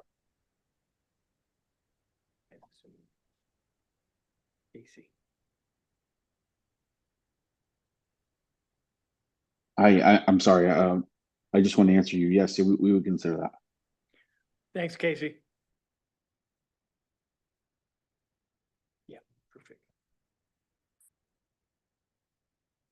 All right, let's pick up where we left off. Anybody else? You all set, James? Yeah. All set? Yeah, the vernal pool is, I think we've come up with an idea of putting some pins around that, and we'll have the town engineer approve the delineation, yeah, that word I'm trying to say, delineation, yeah. So I think we've got that covered now, and so thanks for that. I do have a draft motion. I move to approve the plan titled Amended Subdivision Plan Sprite Street proposed by Casey Hamlin and June Hamlin as depicted in plan set prepared by Northeast Civil Solutions dated 3/21/25 with the following findings and conditions. The amended subdivision plan constitutes a proposed private way and lot split located at 1 Hope Lane. The parcel is approximately 12.9 acres. The proposal will split one lot from the overall parcel, with a private way creating a required frontage for both lots. The planning board finds that the project meets the requirements of the subdivision and zoning ordinances with the following conditions. Condition 1, address the comments in the traffic peer review memo dated 4/7/2025. 2, prior to the release of a signed subdivision plan for recording, the application shall A, update the plan set to meet the private way ordinance, including 1, provide a radii on all 90-degree angle points at the hammerhead and at the intersection of Beach Ridge Road. Extend the right-of-way to allow for a total of 85 feet from the center of the hammerhead to the end of the private right-of-way. Pavement may end a maximum of 20 feet from the end of the right-of-way. Prior to the issuance of a certificate of occupancy, the following is required. 1, a certification that the private way was built as intended by the design as required from a professional engineer located in the state of Maine. Prior to any house lots gaining frontage on Hope Lane, an approval for a private way extension is required, along with an amendment to the subdivision for the lot split. D, update the plan set as discussed in the 4/22/25 planning meeting. That this includes provide a note on the plan stating no further subdivision shall take place. And 2, add wetland pins and signage at a rate approved by the town engineer. And 3, add additional 15-foot buffer around the proposed building envelope. Do I have a second? Second. Thank you, Roger. Dorian, would you take the roll? Rick King, Yes. James Hebert, Yes. Roger Bailey, Yes. Jennifer Ladd, Yes. and Rachel Henry. Here. Yes. Thank you. Thank you. Moving on, and we're doing a pretty good clip here. Item, what's that? We'll take one after this one, yeah. We're on 406 Gold Palmer on behalf of J&J 130 Muzzy Realty LLC is requesting site plan review for a proposed multi-phase project located at 103 Muzzy Road, Assessors Map, R55, Lot 11. Thank you, Mr. Helen. Chair. Yes, so the applicant is seeking site plan approval for the first phase of a mixed-use development at 103 Muzzy.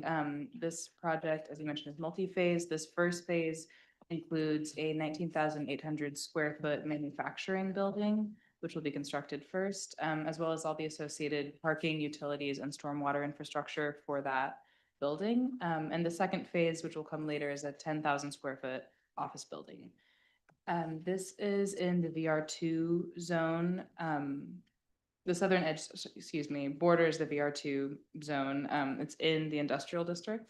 It's also in the Aquifer Protection Overlay District, which comes with a few wetland buffer requirements. The edge that borders the VR2 zone does not require a residential adjacency buffer because the buffer is already in the wetlands and will remain undisturbed, which is reflected in the plan.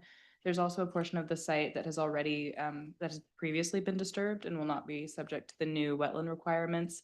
And there is yet another portion of the site which is newly disturbed and is adhering to the new wetlands standards. So just wanted to make a note of that. And that's it. The applicant is available for questions. Thank you, Helen. And for the applicant. Mr. Chairman, Steve Bushy, Goral Palmer Consulting Engineers, have the architect and owner with me tonight representing Johnson and Jordan, longtime Scarborough business. They're located down at 18 Muzzy Road, so they're just moving up as part of their efforts here with their manufacturing building, this phase one building, roughly 20,000 square foot footprint building for manufacturing, putting together their mechanical, HVAC type of products and equipment that they routinely service our greater Portland market area here, Portland Peninsula, Maine Health as an example, fairly substantial business. This is a long-standing piece of property, 4 acres on Muzzy Road. I'm sure everybody's gone by it more than a few times. It's been a contractor's yard area for at least a couple of decades. There is evidence that there was a house on it, but I do not recall when that house may have been on that property. But it's been cleared, generally speaking, and had gravel surface throughout most of it, other than what Helen had mentioned, that in the back rear, where we have a little bit of an expansion of the footprint. But by and large, we've kept our development area all within what was previously disturbed ground. So that's helped maintain the town setbacks from wetlands and that sort of thing. A good site, and it's got all the utilities and so forth. It's going to be a pre-manufactured style building. It's going to have a small mezzanine space with some offices and so forth. There'll be roughly 20 people occupying it. We've got plenty of parking that we're providing under phase one, good access. There'll be some outside storage, as you can imagine, with the type of products and things that they're putting together. They need some Connex boxes and that sort of storage capacity outside as well as inside, but we just consider this to be a really good addition onto an industrially zoned piece of property, and look forward to having it move ahead. We have gone through the staff and peer review comments, no issues with those, a few cleanup items. We do have a DEP stormwater permit that is pending, and we would come back here for consent when we get that, which we hope will be just in a couple of weeks. So we're hopeful on getting things moving here perhaps this summer. So if there were any particular questions, I'll throw it back to the board. I know you've got still a heavy agenda for the rest of the night. Thank you, sir. This item is open for public comment. Anybody wishing, please step up to the podium. Anybody online? No. All right, closing public comment, and I'll start off. Initially, I just have a question. I noticed on the plans the right for propane tank. Can you explain what's going on with that? It just seems like it's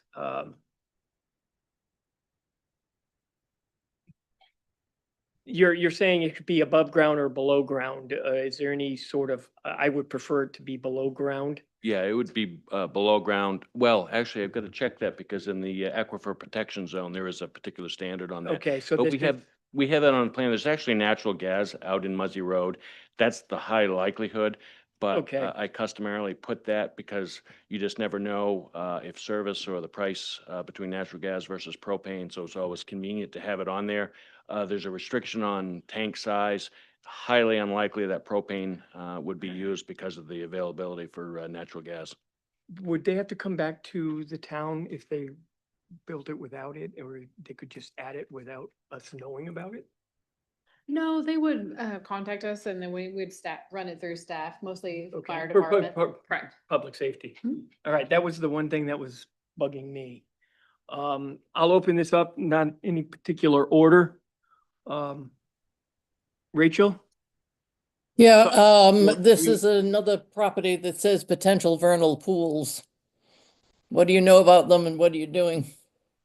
We've had our first walkthrough and there were no egg masses. This I think goes back to last Thursday or Friday, and nothing was observed. And there's supposed to be another walk next week. The wetland scientist that we had do the work basically said, doesn't look like there's going to be anything here. Like I say, he didn't find anything in his first walkthrough. Okay, and I assume if there had been a house on there, is there any chance that it's still underground septic tanks or wells or surprises under the ground there? Not to our understanding. The old house did have a water service and there was a sewer line that extended according to the sewer district into the property. And we've got some notes on our plans to do some test pitting. We may in fact be able to take advantage of those old lines. Both water and sewer? Yes. Okay. Actually, I don't have any more questions. Aren't you lucky? Thanks, Rachel. I just want to bring it up to my colleagues' attention. We cannot have a motion tonight to approve this until we get a DEP permit. So we can put it on the consent agenda for next meeting. It'll be the first one, top of business, and get it taken care of. Just wanted you folks to know that. Now we can carry on. Anybody else? James? Thank you, Mr. Chairman. Quick question for Tom before I come back to you. Thank you. Are 24/7 operations allowed here, Autumn? Do we know? Yes, this is our industrial district. It's our most intense. So I figured. And then a question for you, Clint, do you plan to have this place open 24/7?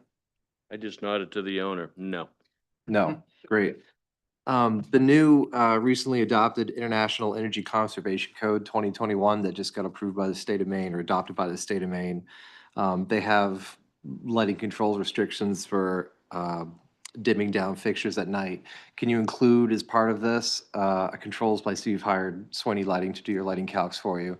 Can you have that included in the next packet or next go around that we have with this to include, a lighting control system that dims the lights down to at least 50% during off hours at night? Yeah, we have that note on the plans. Oh, good, excellent. I Yeah. did miss that one then. Yeah, Thank you. We were, small note, but yeah, we have There that. is a lot of paper here, so. Okay, thank you. That's all I have. Thanks, James. Roger? Thank you. Question is, obviously the manufacturing building is gonna be built first. Is the other one gonna be built right away, or is that gonna be another few years down the road? I couldn't put a specific time frame, but it will not be like this year, or perhaps even next. And I think we're committed to having to come back to you folks. There's been no design work yet really done on that space. We have a master plan of sorts, and we've shown that to staff, but we would come back for that plan for the second phase. Okay, so when you get done building the phase one building, say, will all the landscaping be accomplished at that point? What we've shown on our phase one landscaping plan, which is pretty robust as it Yes, is, yeah.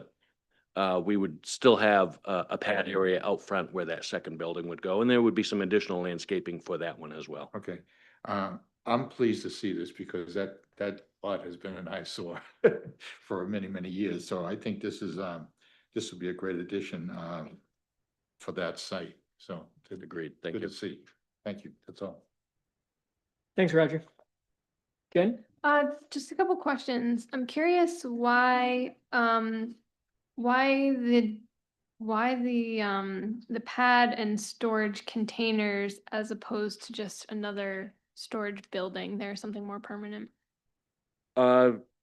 Probably only because that's kind of customary and common in the trades and construction, using trailers, a little bit more cost effective than probably building another building or making a bigger building or so forth. So that was just part of their master plan, and I've kind of run with that. And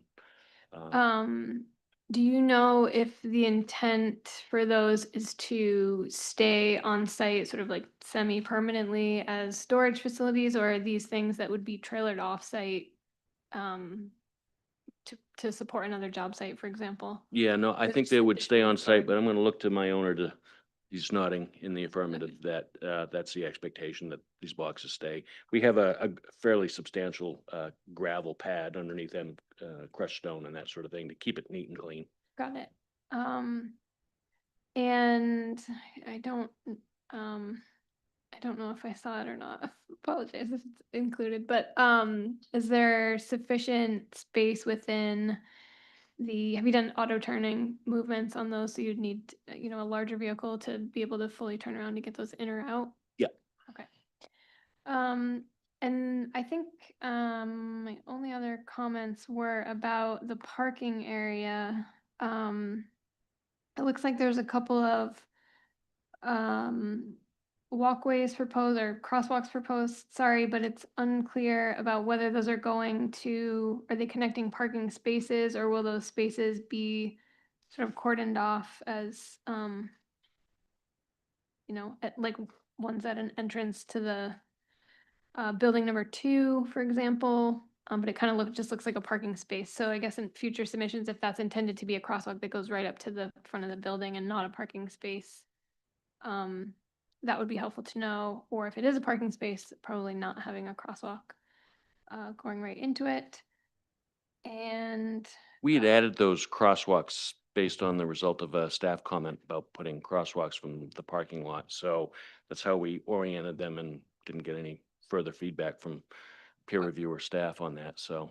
are they, I guess, just making sure that they're not like that there's a place to go once you use the crosswalk, or is it right into a parking space?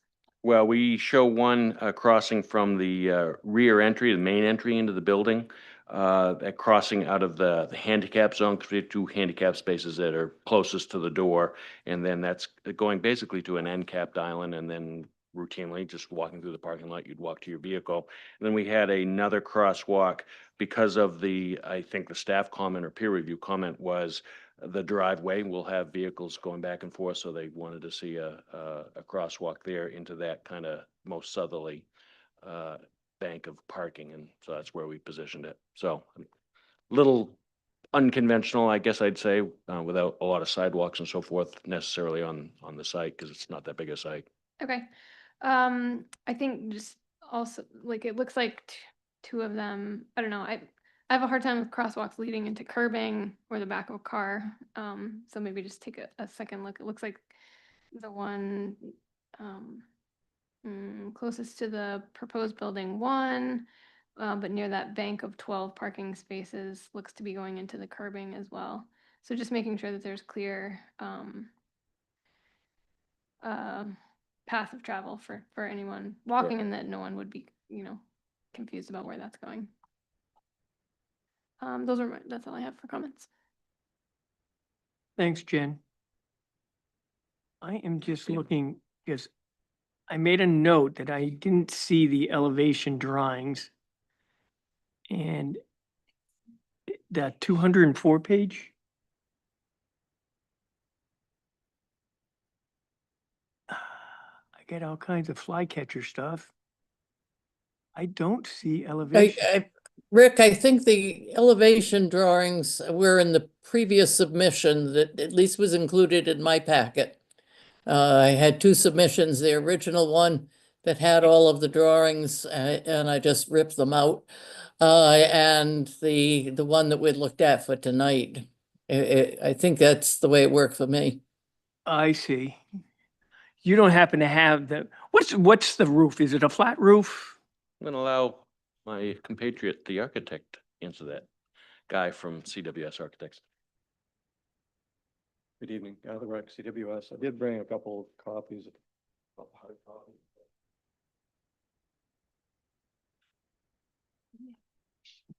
In the application? Oh, there's mounds and mounds of paper. All right, so it's a slanted roof. And I mean, Johnson & Jordan is one of the premier HVAC contractors in the state. I'm assuming there's mechanicals for this. Is that gonna be roof mounted, or what are we looking at? Yep, 2 or 3 rooftop units, probably 3 zones. Okay. And they'll be probably pretty much centered on the overall layout. We're all looking at a mono pitch from front to back. There'll be some roof trim. Trying to get this, what would we see from the roadway?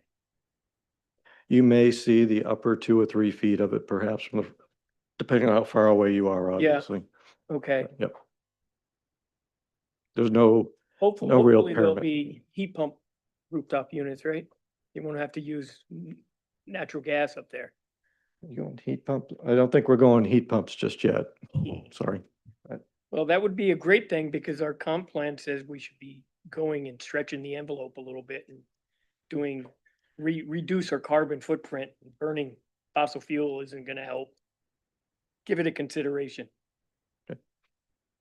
All right, and now that I've seen the, I just wanted to close that piece off for me. Thank you. Any other, Ben? Thank you, Mr. Chair. I wanted to touch on staff comment list, something under items for discussion that I'm curious about. You mentioned that you didn't find any vernal pools and you're gonna check again just to make sure, but there's like there's a whole lot of wetlands.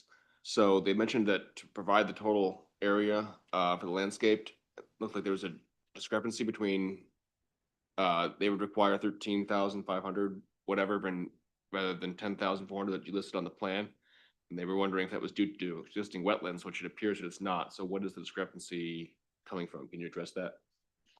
Honestly, I'm not sure exactly what that was on the landscaping piece, and I had another young engineer who prepared that, so I don't have a good answer for you on what that one is. Okay, I think we would appreciate to get clarity on that when you Sure. come back. You can just either, even if it's just a note in the packet or something for next time, that'd be great. Yep. Okay. That's all I had, Mr. Chair. Thanks, Ben. Tyler? Thanks, Mr. Chair. Just a question on those external storage units. Curious what the logic is to have those on kind of a gravel pad, especially adjacent to what looks like a catch basin, a number of feet kind of below that. Is there a practical reason to have that be gravel over an impervious surface, or yeah, curious on the logic there. With the crushed stone is more stable and doesn't get heated up in the summertime. If you have asphalt and you have heavy box like that, it's likely to just start sinking into the asphalt a little bit. So we normally just put those things like boat stands, jack stands, same sort of thing. Better to have it on the gravel surface, and that gives it a little bit more stability long term. Sure. And a lot cleaner as well. Thanks. Thanks, Mr. Chair. Thanks, Tyler. Anybody else? I think we've gone through the gamut here. As I mentioned, there's some tidying up past, namely getting a DEP permit. And we'll get you on the agenda for next month and take care of this. The consent agenda, how would that normally work? Do we have to be in attendance or? Unless you want to public bring be new here? piece of information that, No, we would just have conveyed this to staff as to, here's the permit for DEP, and then I guess what the final findings and conditions might be. Yes, What I'd that- like to do is address all the conditions if we can before that consent. We 'cause- can get you completely addressed and then you may not have your DEP permit in time for next month either. I just wanted to put that out there. So we'll see, as soon as you get it, let us know, but you can, Could you tell file- me, what's our deadline for next month's meeting? it's today, Today. but we, oh, maybe we won't see you next month. no, we will work with you on that. So I think Okay. you have to get I that. think we're pretty close actually to the DEP. You can resubmit your plans at any time. Okay. And we'll run it through. Wonderful. Great. All right, you. thank you very much. With that, we'll take a break until 8:30 and we'll pick up on the Marshview project from South Portland Housing Authority.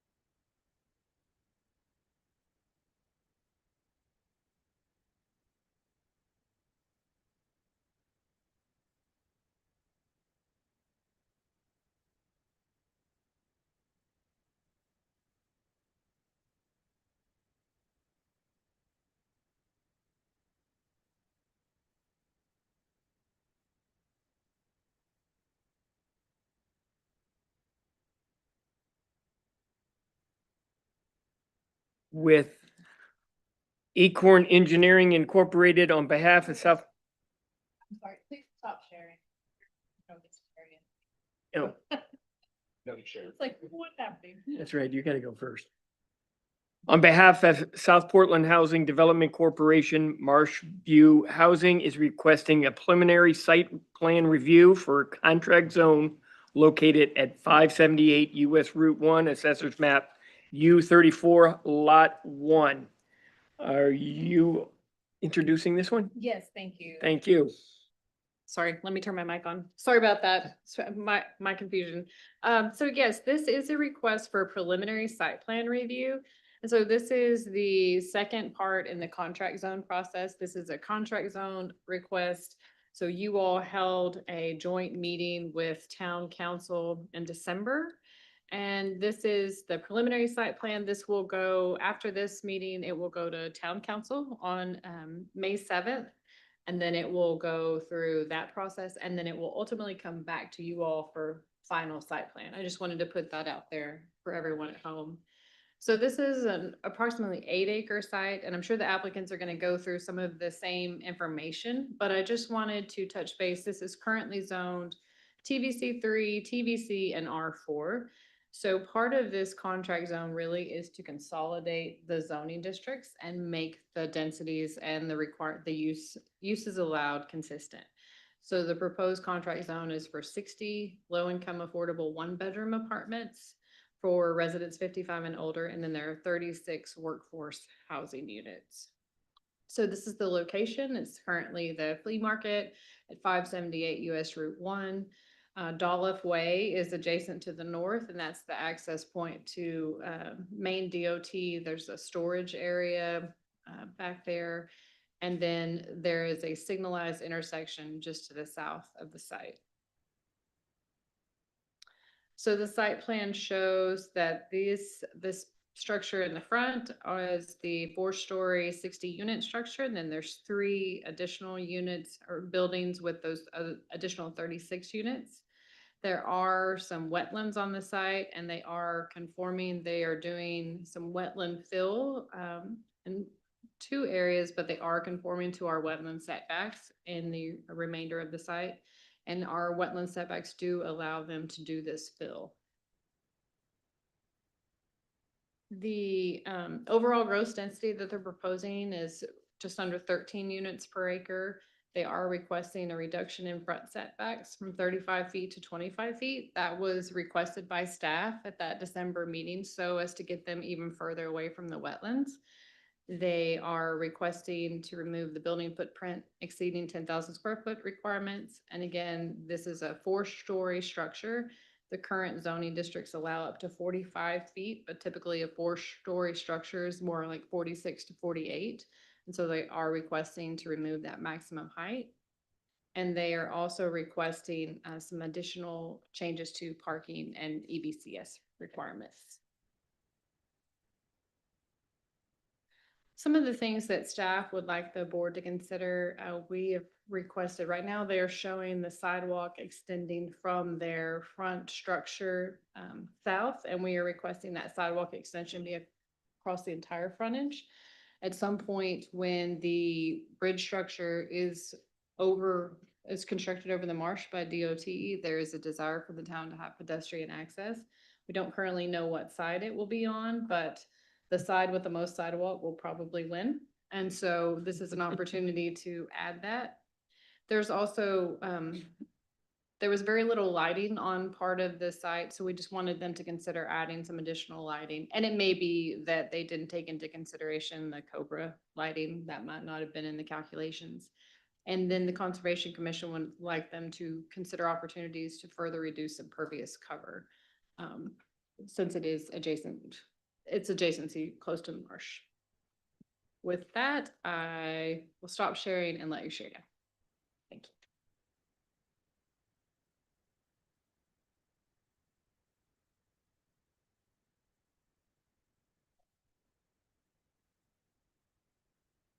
Got there. All right, thank you, Autumn. Hello, everyone. My name is Ben Money. I am a development officer for South Portland Housing Authority and South Portland Development Corporation. Just to give you guys a brief overview of the organization, and then I'll hand it off to our engineers who have worked hard on this site plan. So South Portland Housing Development Corporation is a 501c3. We're the nonprofit developer wing of the Housing Authority in South Portland. As that, we are a mission-driven organization to provide and maintain as much affordable housing as we're able to. This project is a part of that plan. As a part of that, we have over 52 properties in the area, over almost 800 apartments under ownership and management through our organization, and we actually have another 95 under construction at this time. Some of those include a bunch of properties up in South Portland, but also some of you may be familiar with Jocelyn Place, another similar 60-unit apartment building in Scarborough, just behind Hannaford. So at that, I'm going to pass it off to Sam, who's going to take over and introduce you guys to the site plan. Thanks.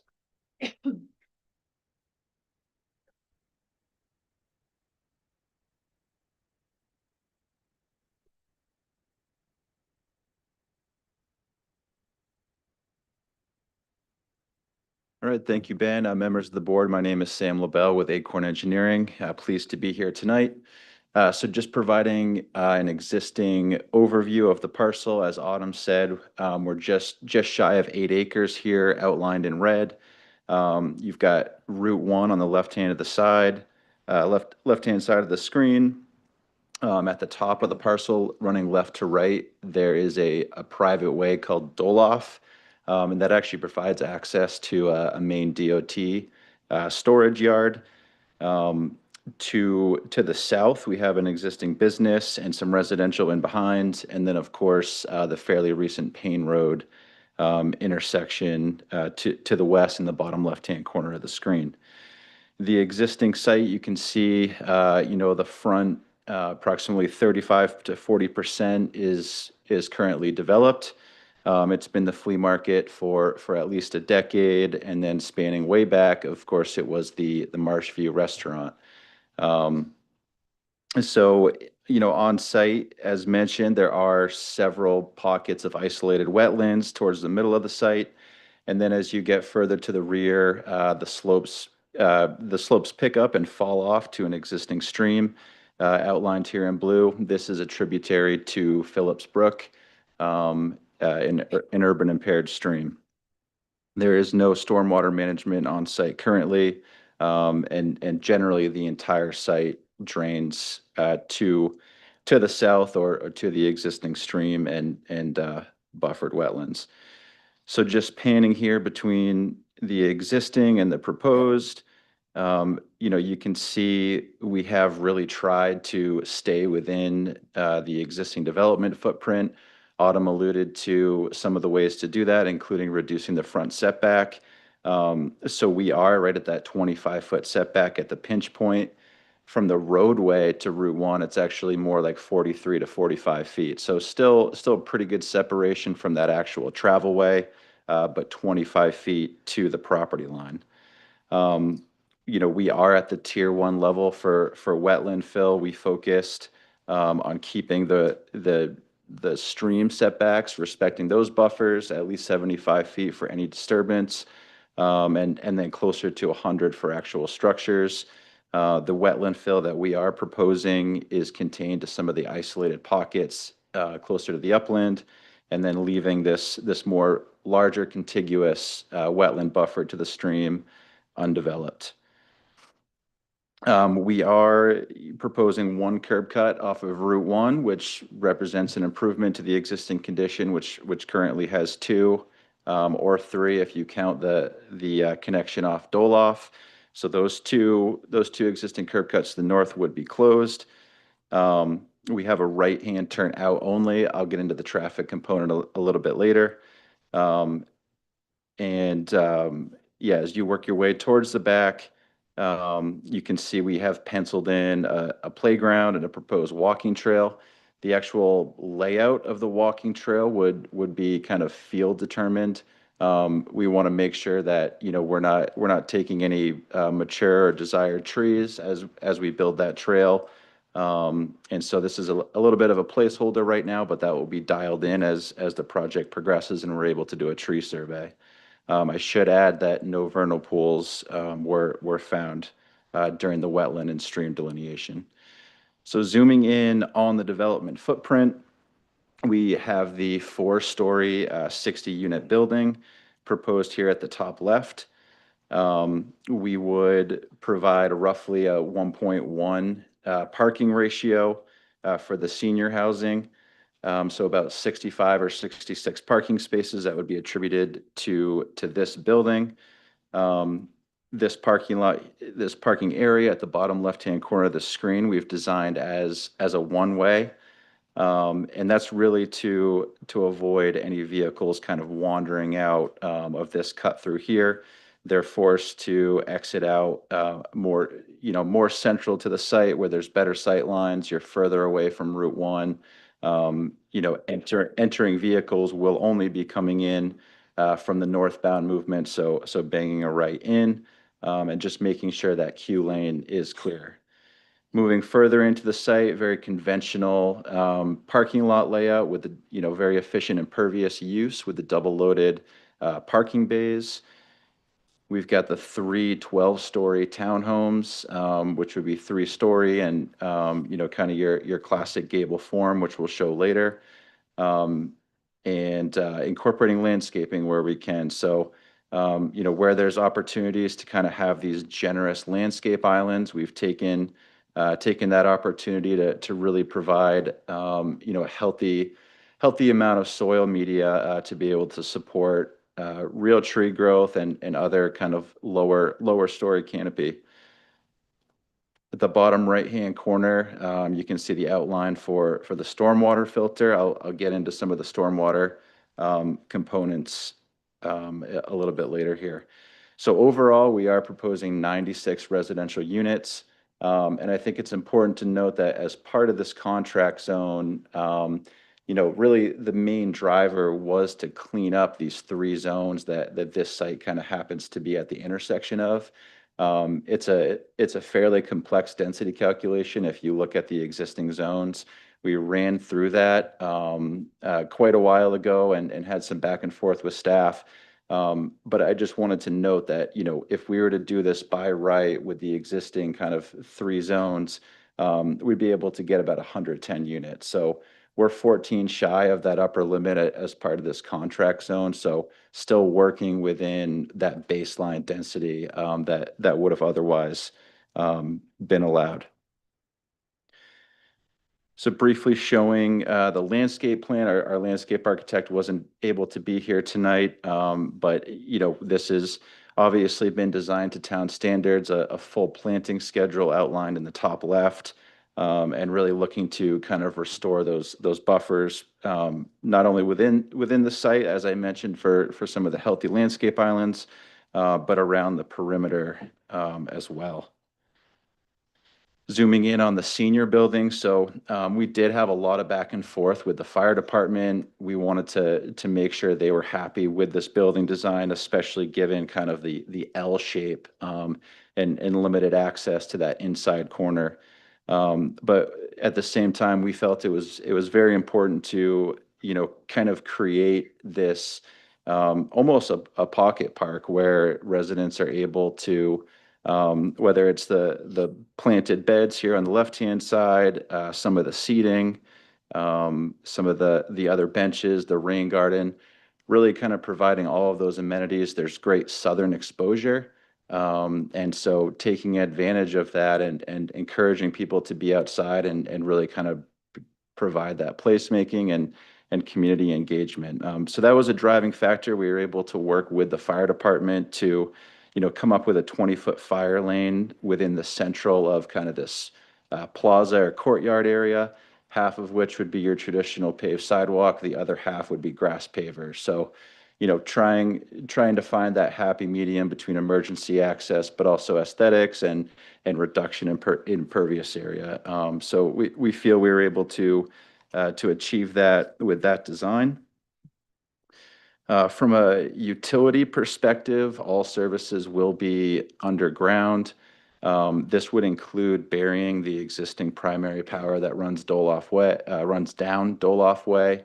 Again, that was in coordination with the fire department to, just to provide an additional emergency access on that private way, should there be an emergency to respond to. A portion of the sewer would need to be pumped from the rear. We've already been in contact with the sanitary district, and they do have the capacity to serve this development. When it comes to stormwater, we are adding about 0.4 acres of impervious area.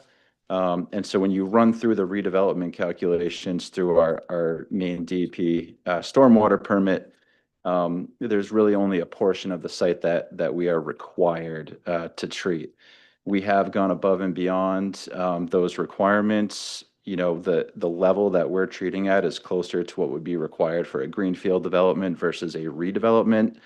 Recognizing that we're in Phillipsbrook, which is urban impaired, we took a hard look at how can we address quality as well as quantity. And so we're achieving that through 3 different BMPs. The first would be the rain garden that I mentioned, kind of in the courtyard plaza area. That will take basically the entire runoff area from this plaza. The second technique is a filter drip line BMP. So catching the majority of the roof runoff on all 4 buildings, dropping it into crushed stone, and then goes through a filter before outletting slowly. And then at the bottom right-hand corner of the screen, what's doing the heavy lifting and treating almost all of the parking lot where the majority of the pollutants will be is a vegetated under-drained soil filter. Again, provides for detention, cooling, and treatment before it slowly outlets to its existing discharge location today. So we are significantly exceeding the treatment requirements. We're also decreasing the peak rate of stormwater leaving the site. So again, both the quality and quantity components of the stormwater are being significantly improved based upon the existing condition today. As I mentioned, the main DEP permit, it has been filed. We're also having Cumberland County Soil and Water Conservation District provide a review on behalf of the stormwater engineering. Moving on to the traffic component. So we did have the project's traffic engineer, T.Y. Lin. We met with Tom Errico, our engineer, as well as Bill Bray, as you know, the city's third-party engineer. And we're able to just kind of talk through ahead of time what the best approach was going to be. We recognize we're on Route 1. We've got this existing median and several curb cuts to manage. And so what you're seeing on the existing on the screen are the existing conditions. And just off the screen to the right is one of the curb cuts, and of course, kind of the main curb cut here. And one thing that we kind of collectively identified is, this median ends roughly halfway through the frontage. And so, when we started incorporating our site plan and the ideal layout, what we talked about with Bill is if we're able to, kind of hit 100 feet from the end of this raised median to our sole curb cut, that should be, a solid number and provide for that confidence that nobody's going to try to take an illegal left-hand turn. And so that was kind of where we landed.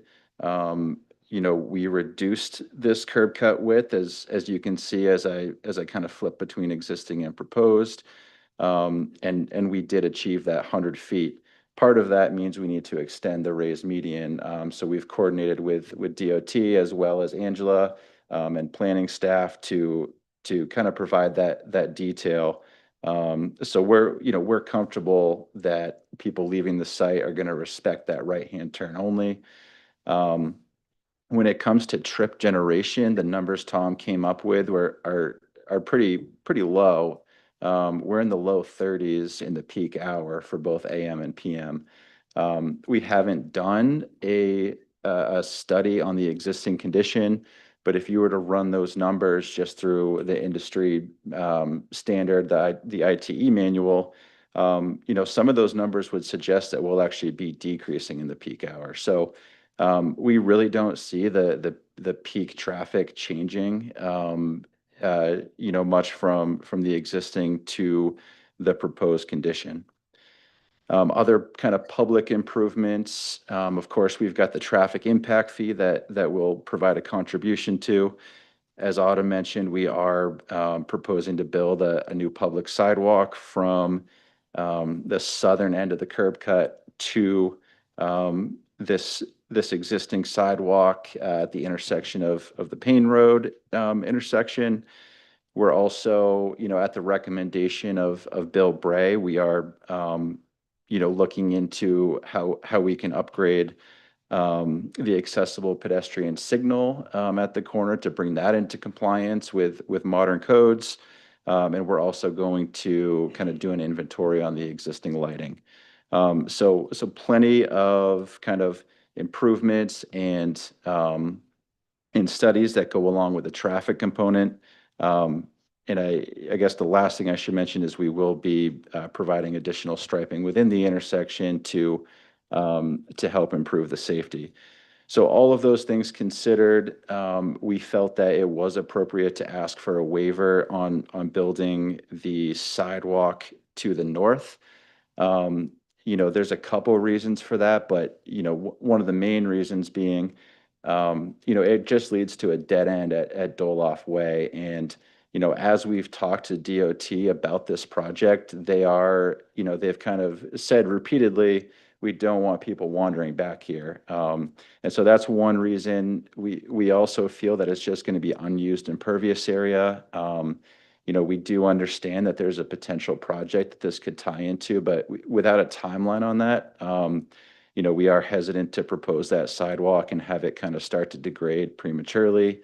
It doesn't seem like functional impervious area at this time. So that's where the waiver request stemmed from, and happy to talk through that some more with the board. That basically sums it up for the site plan. I'll leave it at that. I'm happy to take any questions afterwards. And next, Ben will go over the building design for the senior building. Thank you. Thank you. My name is Ben Walter. I'm the president of CWS Architects. We're located right across the street above O'Reilly's Cure. We love being in Scarborough. We were in downtown Portland for a long time, and it's so nice to be here.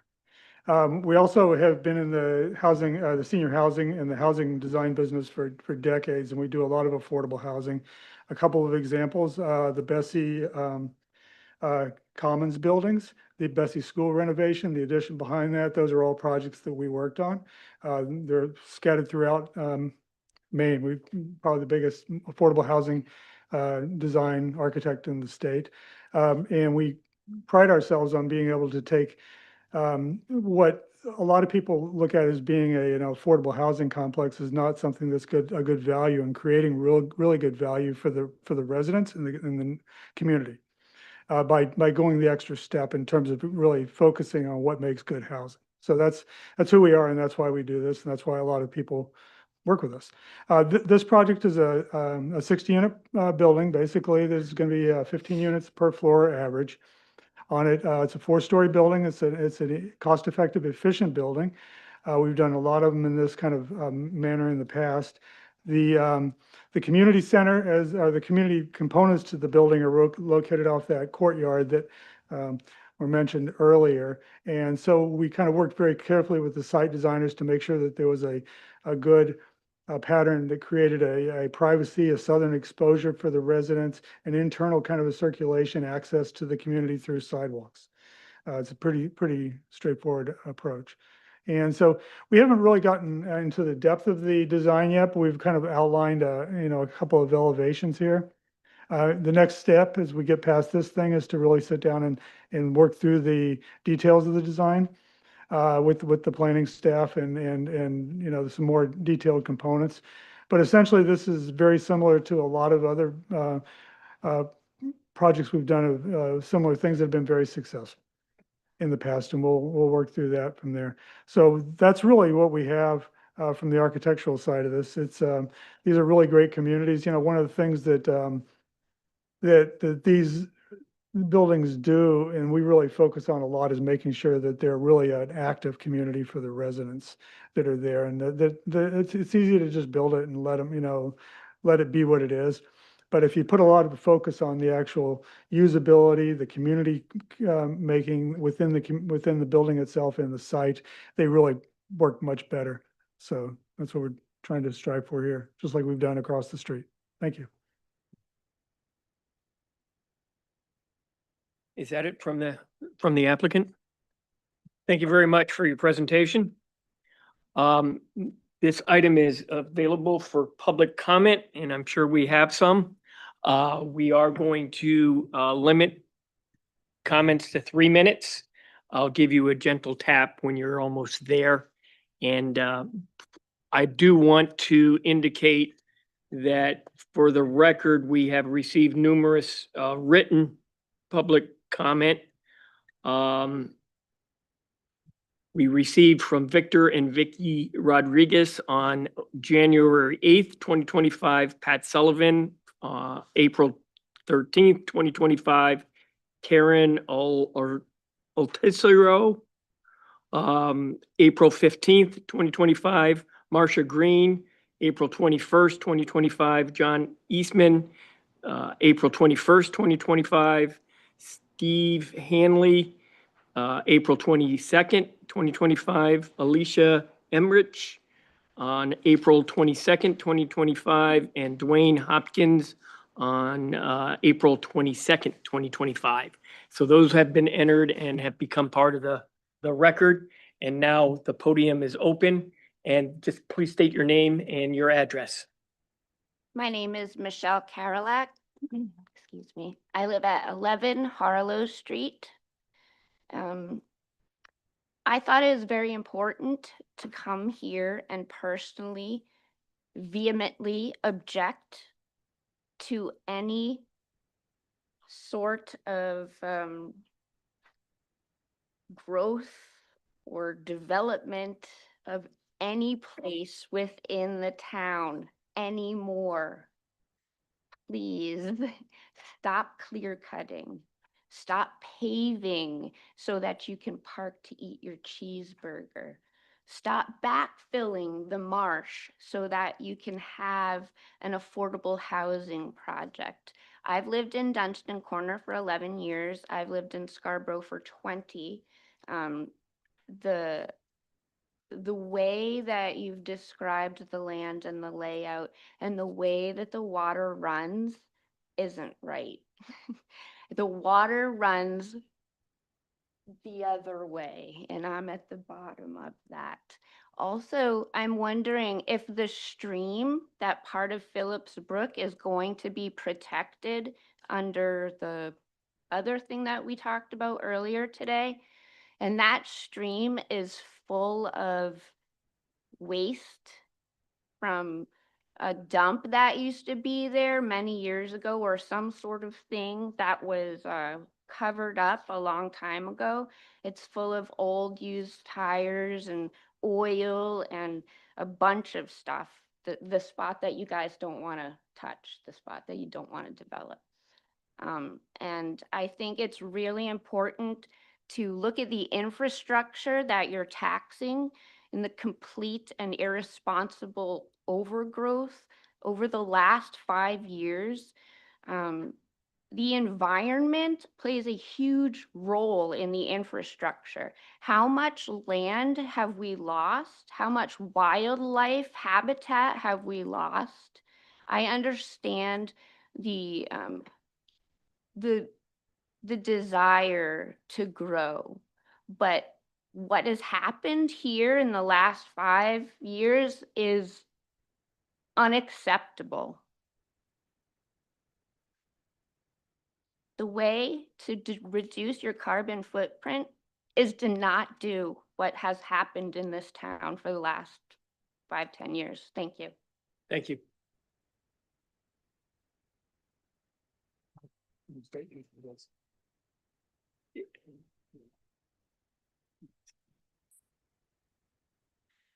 Good evening. My name is Alicia Emmerich. I'm at 3 Haystack Circle. I am here again, just like the last speaker, incredibly opposed to anything that South Portland Housing Development Corporation wants to suggest ramming into our town as far as Section 8 housing. I'm completely opposed to any type of taxpayer-funded tax incremental or the TIF funding for any of their projects. I'm wondering why South Portland Housing Development isn't proposing this in the town of Cape Elizabeth instead of Scarborough, and I think we all know the answer to that. They claim they have a new euphemism for Section 8, which is workforce housing. Well, we're not stupid. Right on their own website, taken from their application for their housing, it says, and I quote, "Preference on the waiting list will be given to applicants on a Section 8 or public housing waiting list, applicants that live or work in Scarborough, or applicants that live and work in South Portland." The citizens of Scarborough have been crystal clear with this committee and the town council that we are done with the development. We have had it up to you nowhere, and no one listens. Citizens who have lived here for years can't afford to continue to live here because of the massive development. And then a year and a half ago, we were forced to vote down a $153 million school, which is ridiculous. And that lies squarely in the lap of the town council, the town manager, and this committee. Avesta Housing already has 2 properties, along with the Jocelyn's Place property already mentioned by the South Portland Housing Development Committee. They operate Southgate and Village Commons right from their website. Taken from Avesta website housing, it says between 2017 and 2022, the town issued 1,717 building permits, according to the data from the Housing and Urban Development Department. That is 83 more units that were permitted in Portland, a city with 3 times the population of Scarborough. Bangor, the 3rd largest city, permitted only 315 units in those 5 years, according to HUD data. Also quoted from Avesta is Patrick Hess, the Director of Real Estate Development. He says, "Our experience in Scarborough has been great. It's clearly a pro-growth community. The general attitude to development is more accepting or at minimum neutral." So obviously there's a huge disconnect between what 501c3s like these people here and Avesta feel and what the citizens of Scarborough feel. There's one key word when it comes to affordable housing, and that's called a roommate. It is not incumbent upon the citizens of Scarborough to provide housing for anyone who wants to live here. Thank you. Thank you. Can I just ask that we don't applaud? This is just a public comment, share views, and not show any thank you. Any sort of applause is necessary. Thank you. Good evening. My name is Richard Hayes. I live at 21 Martin Avenue in Scarborough. Been a resident for over 50 years in the same address. Been by the Marsh View many hundreds of thousands of times. I can't imagine driving by there and seeing a 45 to 50-foot wall. That's what the gentleman just put up on the screen. That's a shame. I think this project is wrong for so many reasons. The wall being number one. I truly question the gentleman's statement that they will control it being a right-hand turn only. I'll bet you next week's paycheck, which I don't get because I'm retired, that there'll be people making left-hand turns. You can't control it. There's been a lot of talk about the marsh, our beautiful Scarborough Marsh. And here's another 96 units going on the edge of the marsh. There's going to be an effect to the marsh by this building. I understand there's a need for housing. This is the wrong place for it. Well, it's a shame that it has gotten this far. I hope you folks realize that this is a big mistake and that you end this project. Thank you. Thank you, sir. Please, please, please. Thank you. Good evening. My name is Tracy St. John. This is my husband, Victor St. John. We own the business adjacent to where the projected project will be. I agree with a lot of what everybody has already said, so I don't want to repeat that, but we do want to talk about traffic a little bit. And I know that they did studies, but we see it firsthand because we look right at that street every single day. They're saying that they want to build out that little divider area a little further. But what's going to happen is if they do turn right, they're going to end up going into my semicircular parking lot and making a turn again over in that area. That is not good. We have elderly that walk into our office. We have patients that are as young as 4 years old coming into our office where they can possibly be hit through that semicircle parking lot. Not good. Across the street is a housing authority as well. I see firsthand people making illegal turns consistently when they're not supposed to. I looked at the reports, them saying there's not a lot of accidents. I consistently see things happening, whether they're being reported or not. I constantly see accidents. We took a picture in the winter time just to show how much traffic is being put out there. It was about 4 o'clock in the evening. This is helpful. In the middle of the winter, and it was backed up, I mean, maybe about a quarter mile from my office, which is a little, past the projected spot. That is not okay. We can barely turn out of our office as it is right now. It takes sometimes up to 5 minutes just to make a left-hand turn. And with this projected building, it's going to back up, especially in the summertime. When people are trying to turn on Pine Point, it's going to back up even further. I don't know how my business will survive with that much traffic and with patients not being able to pull in or out of our office.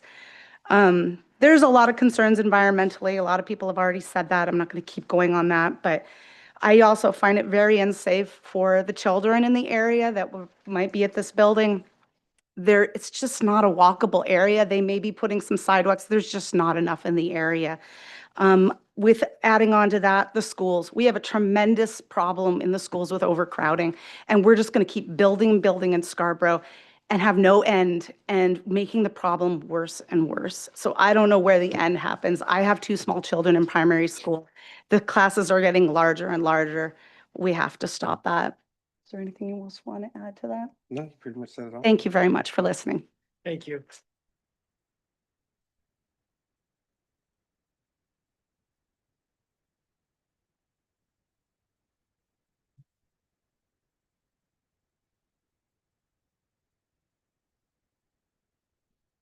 Hello. Good evening. My name's Dennis Massey. This is Natalia Scala. We live at 7 Higgins Street. It's the property adjacent to the development.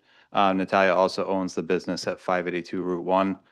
I think, there's a general concern. We echo the concerns that our fellow citizens have shared, but I'd really like to reiterate, the impact of traffic at Dunstan. I think everybody here has gone through Dunstan at least once in their lives. And if you think about, the town center, everything in the town is down towards Hannaford, right, on Route 1.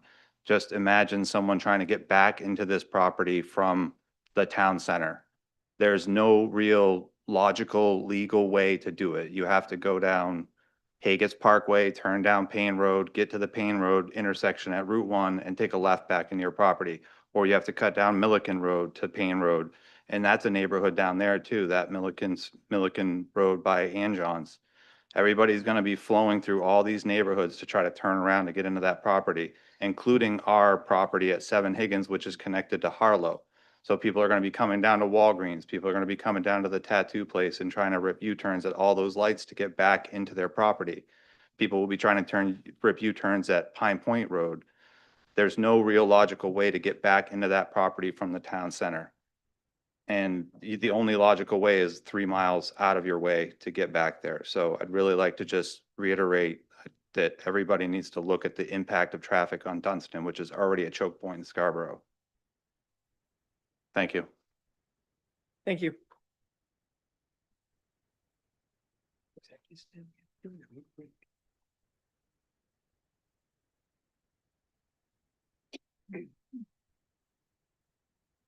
Let's see. All right.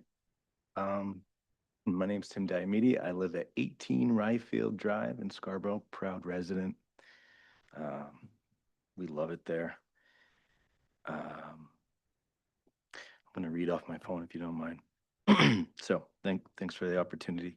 So first off, I want to be clear, I'm not against development, but I am against this particular development. The Marsh View proposal was, it's not a thoughtful growth. It's a 4-story apartment building perched next to one of Maine's most precious and fragile natural resources, the Scarborough Marsh.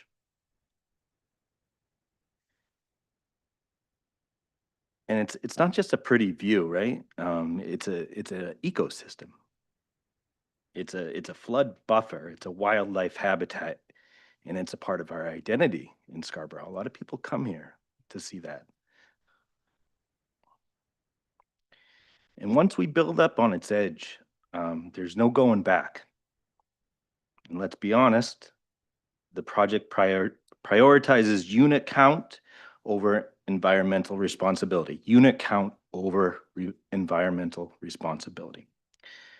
So beyond the environmental impact, but it should just be about the environmental impact. But let's talk about the other strain. Our resources and infrastructure are already under pressure. And I think you all agree. Our roads are congested. Public services are stretched. And now we're being asked to absorb a large new complex in a location that's already at capacity. And do we have infrastructure for this? I don't know. And if we don't, who foots the bill? Then there's the question of scale and design. Does a 4-story building, towering, maybe not towering, but it's called Marsh View. It's got to be high enough for a view. Does that match the character of Scarborough? Or at least the character we want to have? It feels out of place because it is. This isn't smart, community-driven growth. It's a rush plan that doesn't reflect who we are or what we value. And finally, let's ask, what kind of community are we really building here? Dropping dense housing into already strained areas without walkability, green space, or connection doesn't create neighborhoods. It doesn't foster community. It creates sprawl. Scarborough, we, as residents, deserve better. My 5-year-old, he just turned 5 Saturday, he deserves better. So let's pause. Let's listen to the community and make sure we're building a future that actually works for people, for the environment, and for the town we call home. Thank you. Thank you.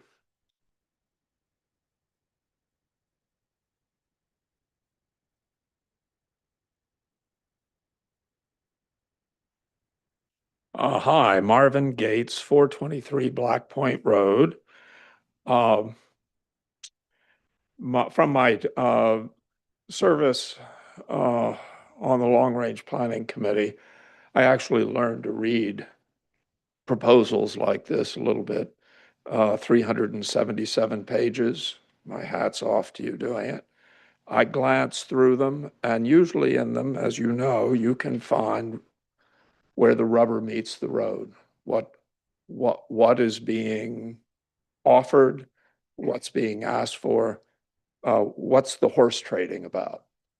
And you know, I'm not smart enough to stand here and figure out what it really is, but I did find from this excellent preliminary site plan, again, 377 pages, lots of those things I can't begin to understand, hundreds of pages of them.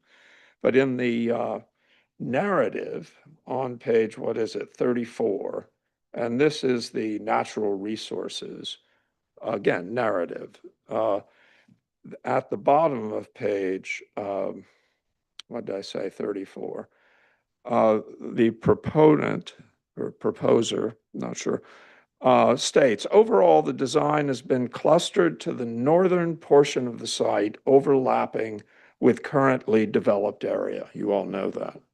Although, and this is where I find the rubber to meet the road, some wetland impacts are necessary. I'm going to repeat that. Some wetland impacts are necessary to facilitate the project and bring affordable housing into the town's stock. I'm not saying that says it all, but it's a mouthful, and it's wetland impact, for lack of a better word, versus affordable housing. I'm a little bit of a one issue voter. Maybe you could say two. I'm on the side of opposing wetland impacts. Okay, so I'm not in favor of that. And of course, housing, I'm also, full disclosure, not in favor of our government getting into real estate development or putting their fingers on the scales of what's affordable or not. I'm a market-driven person. So simply put, thank you, and I'm opposed to this. Thank you.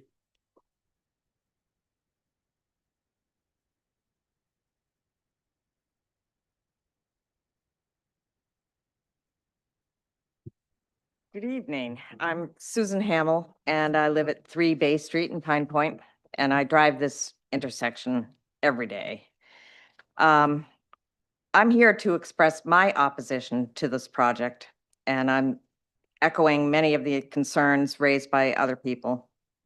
First of all, it's the traffic. The project would significantly worsen the traffic in the Dunstan area. The developer has not secured access to the nearby signalized intersection. And we can't approve a project based on the hope that someday he'll get that access. As proposed, vehicles will be able to turn right in and out of the project. And we're going to see U-turns at Anjon's, U-turns, at Dunstan, the intersection with Broad Turn. And some of those areas are really fast-moving traffic.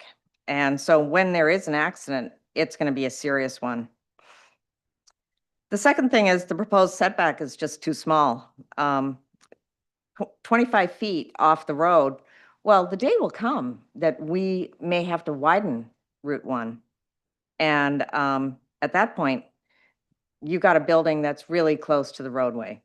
And I know they talked about their project in South Portland at the Thornton Heights building that is just 10 feet off the road, but that's a pedestrian area. Traffic is moving much more slowly. It's not really out of place. The third thing is they've emphasized that transit access is here. The bus service goes right by there. It's considered lifeline service. It comes only 2.5 to 3 hours. I mean, every, several hours pass in between the times the bus goes by.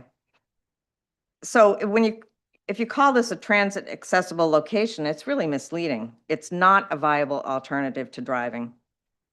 The traffic study results, which say that 30 trips in the morning and 32 in the evening, well, kind of hard to believe if it's 96 units and they need 114 parking spaces, that there would be that you know, that number of trips, it seems like what time of year or were they doing? I mean, certainly not in the summer, not during the school year. I don't know where the data came from. And if the residents don't drive, why do they need so much parking? And finally, it's the growth. We've had so much growth. And it's just too much where it's senior housing, workforce housing, market rate, it's all housing, it all counts. Residents have said, enough is enough. And Scarborough cannot solve Maine's housing crisis. So please, it's just not right for the area and too many problems. Thanks. Thank you.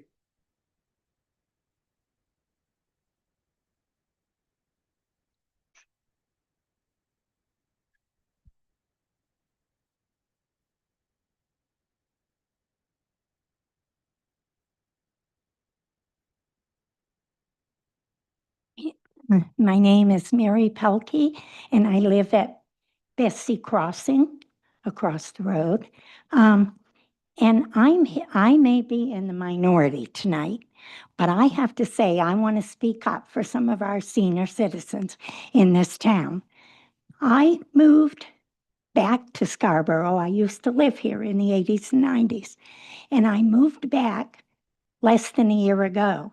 It took me 2 years to get an apartment in senior housing, and it's a one-bedroom apartment. It's not, to some people, affordable. It's $11.50 a month for a one-bedroom apartment, but I think about the other seniors who will soon be getting rid of their home, as I did, because of the high cost of fuel, the high taxes, and also the needed repairs that they can no longer do when you get older. And some people cannot afford to pay that. And I thought that this was a good idea. And when you look at the number of units there, you're talking about seniors are going to be the majority in that area. Seniors do not contribute to the traffic problems because we make sure that we don't travel at commuter times. We go later in the morning, earlier in the afternoon, and to avoid all that traffic that I see going through here, which is a lot more than it ever was in the 80s and 90s. And the other thing is, what other alternative do they have when they have to give up their home, which they don't always want to do? But the only other alternative is to move in with their parents, which a lot of us prefer to be self-sufficient. But without the amount of senior housing that this town needs, when I look at the percentage of seniors, I think we're doing a disservice to the older people in this community. And some of you in this room may have to end up taking in your parents or your in-laws because there's no other place for them to go. And so that's what I wanted to address. Thank you. Thank you.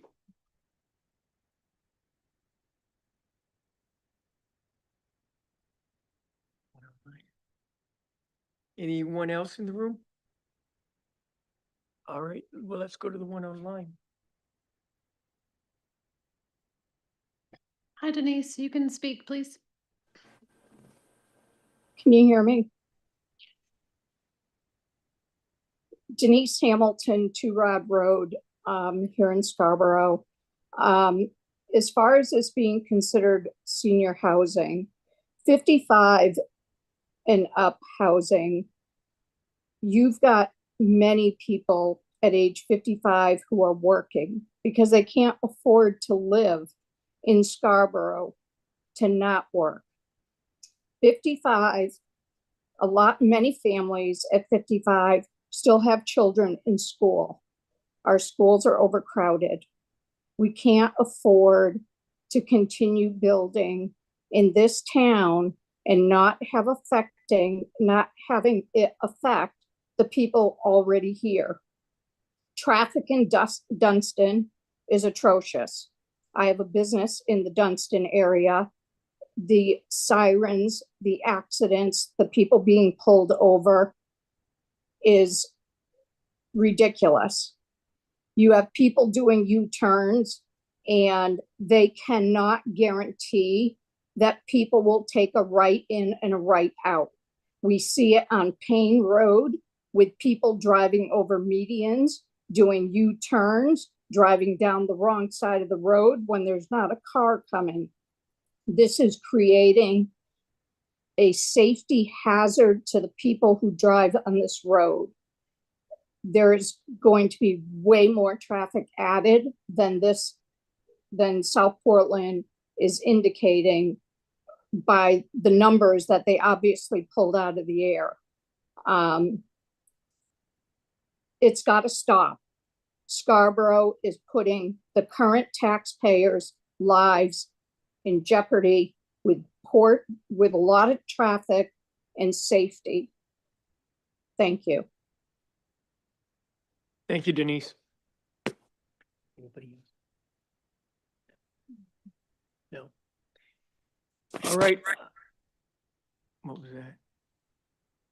You. All right, I'm closing public comment at this point, and just want to say thank you for coming.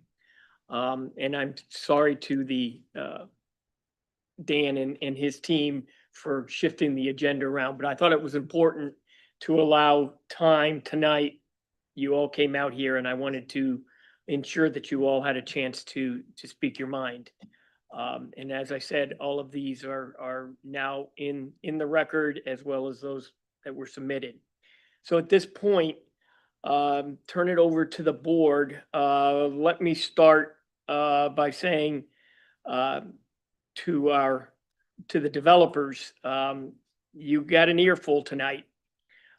There's several things to consider. And I think the way things are going next is, again, this has to go back to town council, correct? For figuring out the zoning. And I can tell you, is that notes for me? No. I'm concerned about the height. I'm concerned about the right turn in and the right turn out.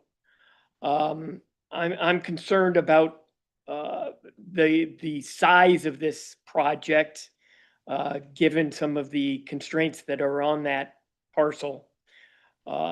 So my point that I'm going to make is the burden of proof that this really is in the best interest of your business coming to Scarborough.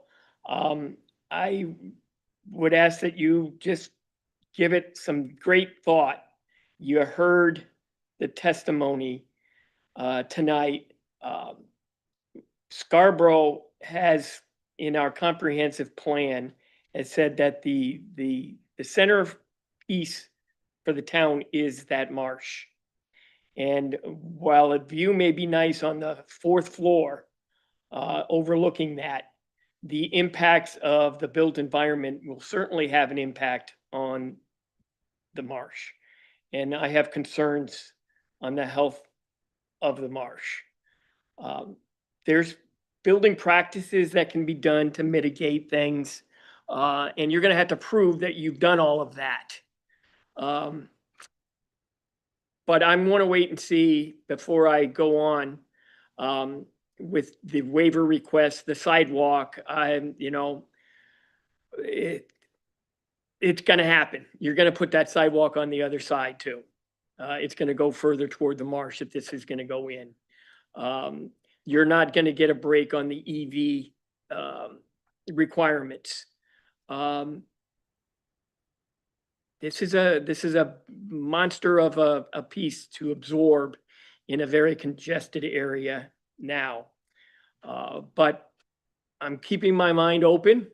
The burden of proof is on you, and I want you to consider the testimony you heard tonight and the fact that,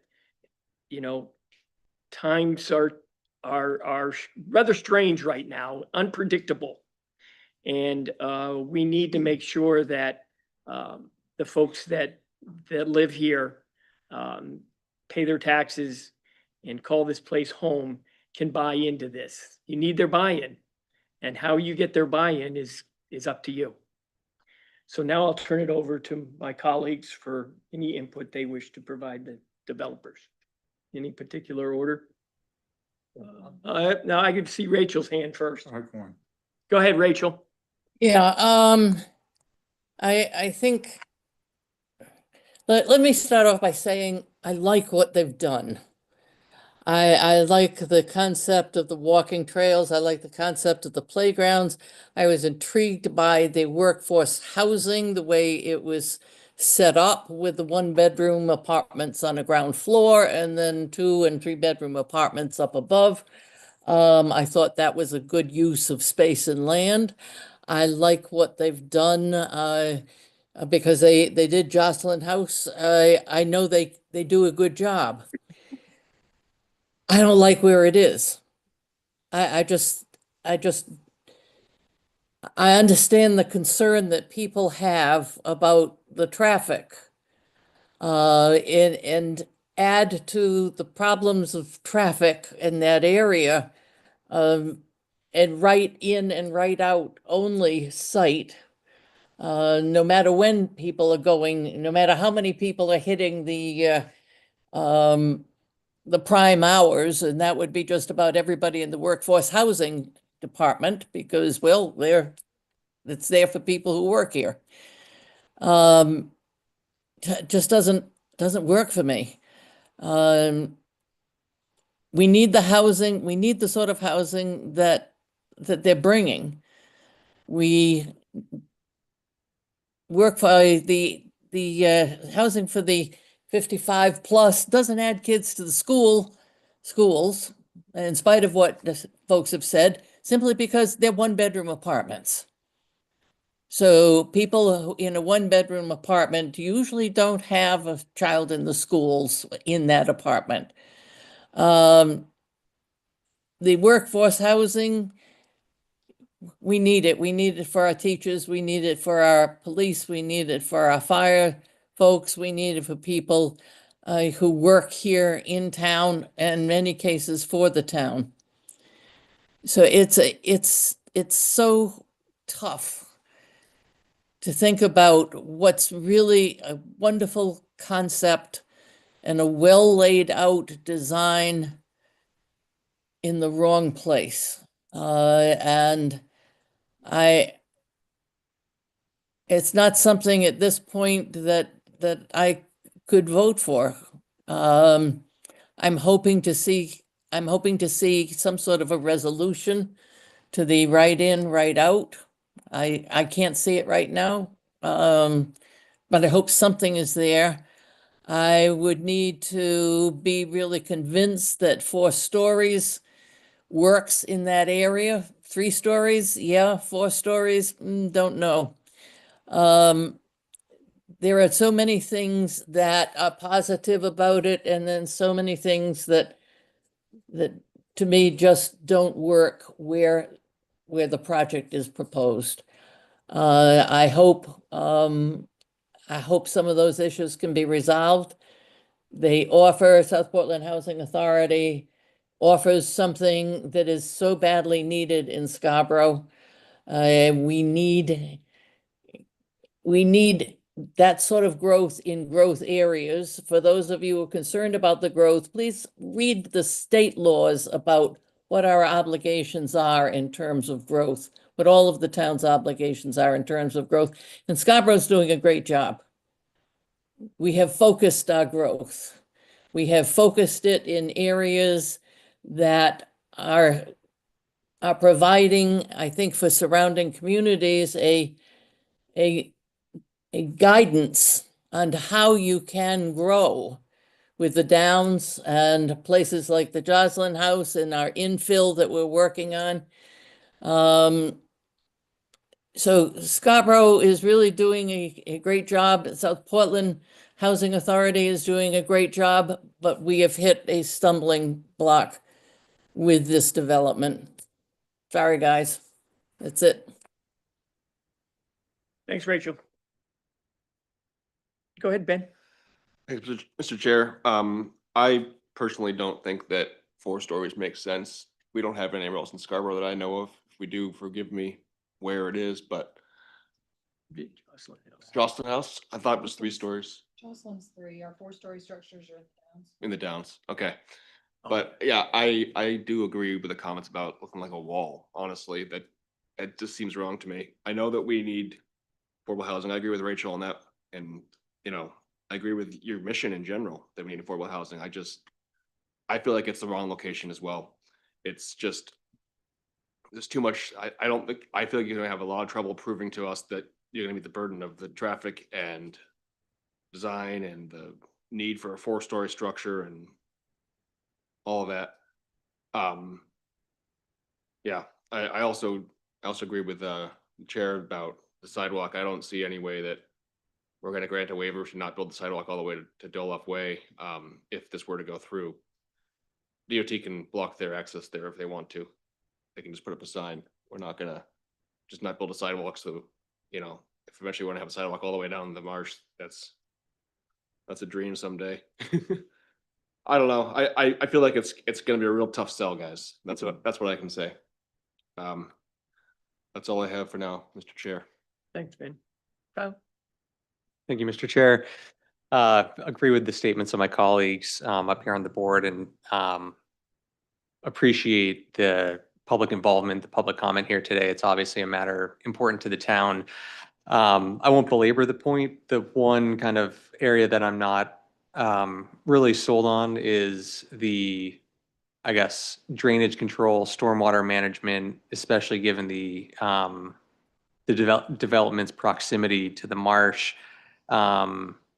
Especially when you look in kind of that northeast corner of the development where there's wetland impacts. It's labeled as kind of a snow removal area as well. And then it looks like the grading kind of goes towards where those rivers were shown as well. So those are kind of informing some of the concerns that I have about the stormwater management. I'd like to understand that further. And glad that we'll have kind of, sounds like we'll have another look at this in the future. Yeah, you know, agree with Rachel. It's a great looking project, but definitely some of these underlying concerns are quite loud at the moment. Appreciate it, Mr. Chairman. Thank you. Thanks, Tyler. James? Thank you, Mr. Chairman. First, I have a few things here. I'll try to be as cohesive as I can. A question for town. Angela, do you recall how many times Route 1 flooded in that portion where it crosses the marsh? Last year, was it several times, or we have an exact number? Yeah, in 24, we had a couple, like 2 times in January, but previous to that, I think I had drafted it up for DOT. There was a gap of a few years, and then it's just now becoming more consistent, like about once or twice a year, yeah. Gotcha. And from what I've seen, and I've lived here for 10 years, but grew up in the area my entire life, the occasions of flooding seem to be more frequent these past few years. And from just a logistical standpoint of, and speaking to the board members now, if there is a flood event and you're trying to turn right, where are you going to go? 'Cause also forgive me if I'm wrong, Angela, when this portion floods, Payne Road also floods as well at certain points. Am I correct? Yeah, it comes in, it's not a storm surge, it kind of floods up slowly and then recedes slowly back. Yep. So it gets up to Payne Road eventually, yes, and then recedes back. Yeah. Yep. I'll say personally, I've seen areas on Payne Road, near Cabela's where that floods out and these sort of large scale flood events. So presuming they can get out of this, right turn and maybe make a left turn on Milliken or somehow turn around and go somewhere else, for them to go all the way around Route 1 and Payne Road is just such a circuitous way that it's just really not logistically possible. And for this many people here, I just have a great concern with just logistically how folks are going to move. I'll say to Ms. Pelkey's point, and my father-in-law included, my in-laws included in here that live in Scarborough, they don't travel during peak hours purposefully because they are peak hours. Anything peak hours related, they just stay home. They do their grocery shopping at 10 a.m. on Tuesdays.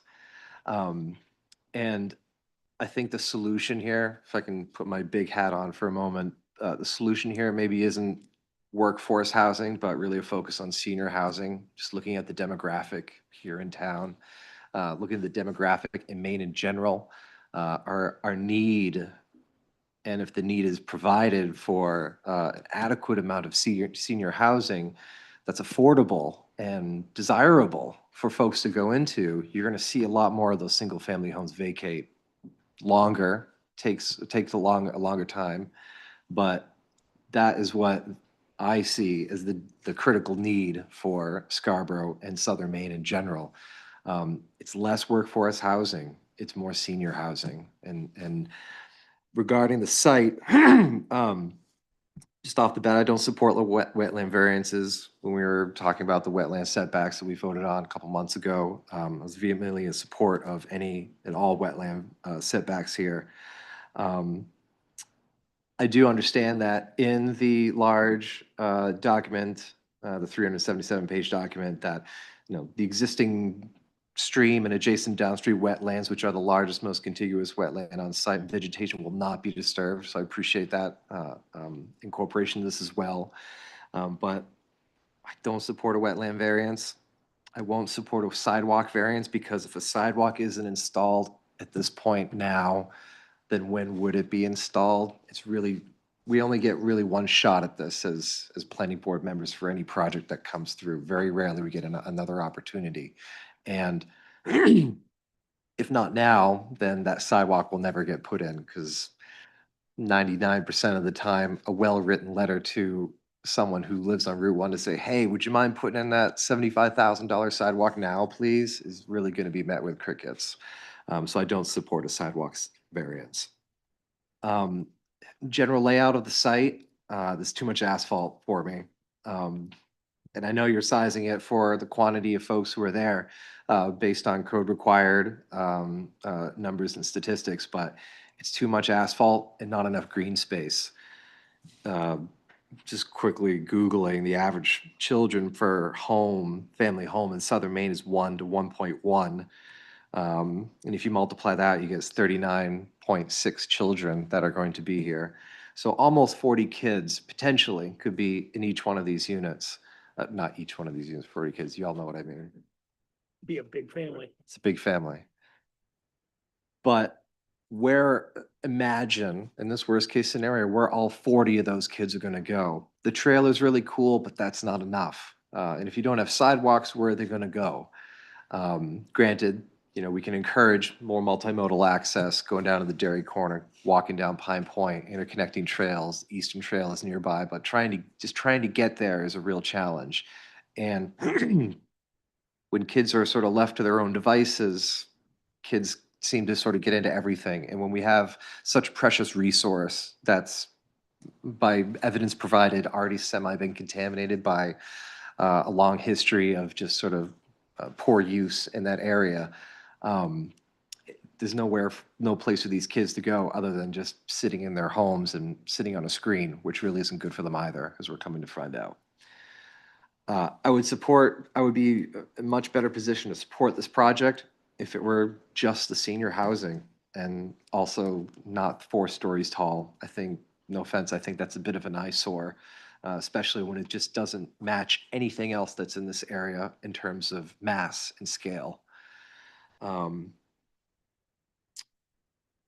The last ones, and I'll just speak about the children one more time. This past year, my kids go to Eight Corners. There was a bus full of 15 kids that go to Eight Corners School. That's almost an entire classroom. And right now, each of the kindergarten classrooms are 20 to 21 kids per kindergarten classroom at Eight Corners. And I know this, my children go there.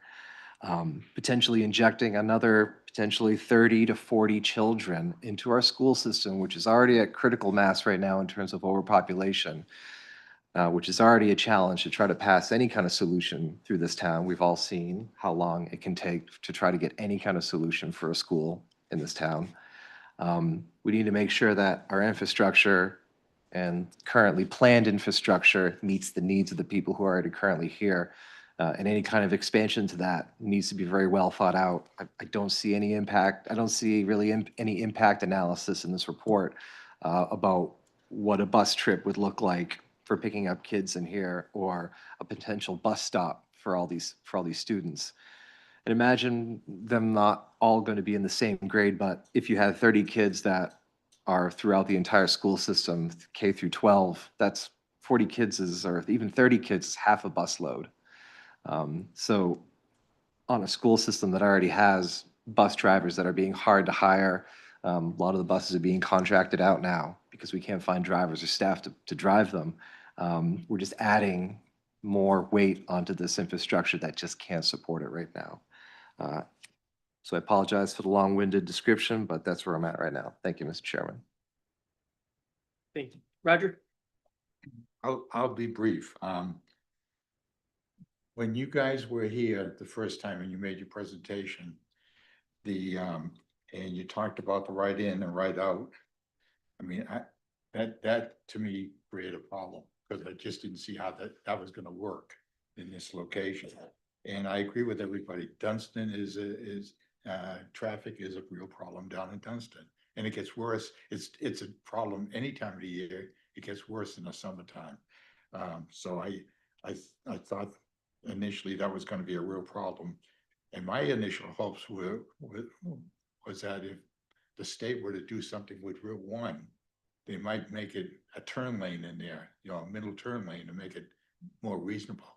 I mean, any business down there, it suffers because you can't cross the road. There was a garden center down there, if you recall, not too long ago, and I don't know why they stopped operating, but I suspect because people couldn't get to the garden center, and once they did get there, they couldn't get out of the garden center. So I think that's a real problem from my estimation.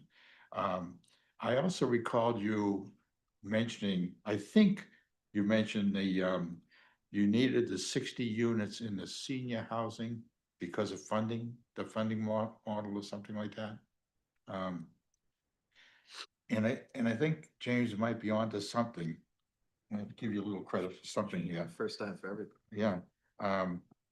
Would this project work for you guys if you were to not have the workforce housing, but just the senior housing and not a 4-story building, but fewer stories? Because I do agree that seniors don't travel the roads the way average people do, average work people do. So I don't know whether that would be anything that would work for you. Then the other comment I would make is, if you do get before us again, because I would, and you do want to come back with the 4-story building, I think it's imperative that you really make it very, very attractive. Because what the architects, the drawing, the renderings, and I understand it's just a preliminary rendering, but it reminded me a little bit of the investor housing behind the old fire station, which is pretty generic, I think. And so this would have to be very, very attractive because it's right there. I mean, it's right in every, you can't miss it. And I'm not hung up, I apologize, but I'm not hung up on the sidewalk going to nowhere. Okay, so hate to disagree with you again tonight. And then the last thing was just interesting, both one of the letters and somebody made a comment too about Phillips Brook. I never heard of all this demolition down there. And I think that's kind of, you were aware of that? Yeah. And down in Phillips Brook? The waste down in there, well, it's right next to the DOT yard. Yeah. That's not surprising, I guess. Yeah. I don't think I want to look behind there either. I mean, Don't go down there. we've had discussions about Phillips Brooks. Yeah, I guess I would say that's, it's a tributary to the marsh and the tidal Yeah, section. yeah. So when we did our Phillips Brook watershed management plan, it is part of the watershed, but it's not part of that Main Street stem that we highly investigated. So I have not been back there. Yeah.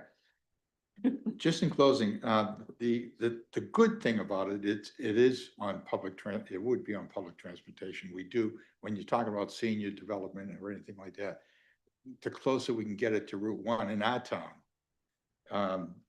that's better, because hopefully there will be some public transportation at some point in the future, which is reliable and on time and regular.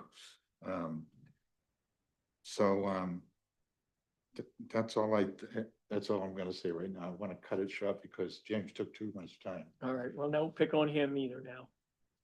Jen, it's your role. Okay, well, first of all, I want to thank, the people in the public who came to speak. It's incredibly helpful, and sent emails if you didn't come or you spoke virtually. It's incredibly helpful for us to hear your input.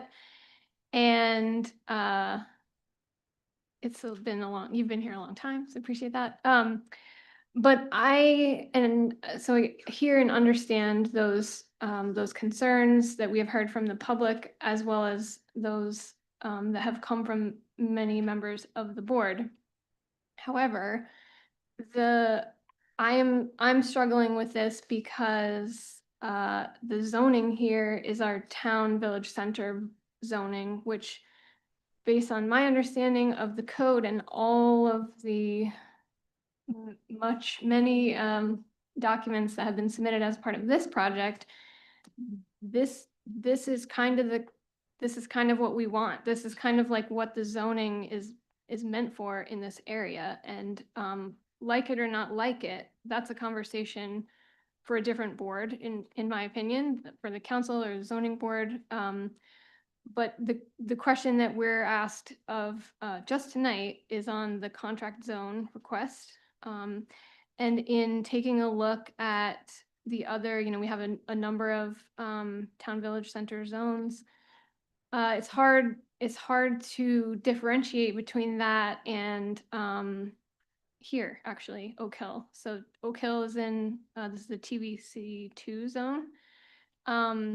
And I understand we've heard a lot of things about traffic. We've heard a lot of concerns about the height of the building, and how we don't have a lot of tall buildings like that elsewhere. And we don't in Dunstan Corner. Noted. But I'm not going to estimate on my own self, but I think, like our public safety building is really tall.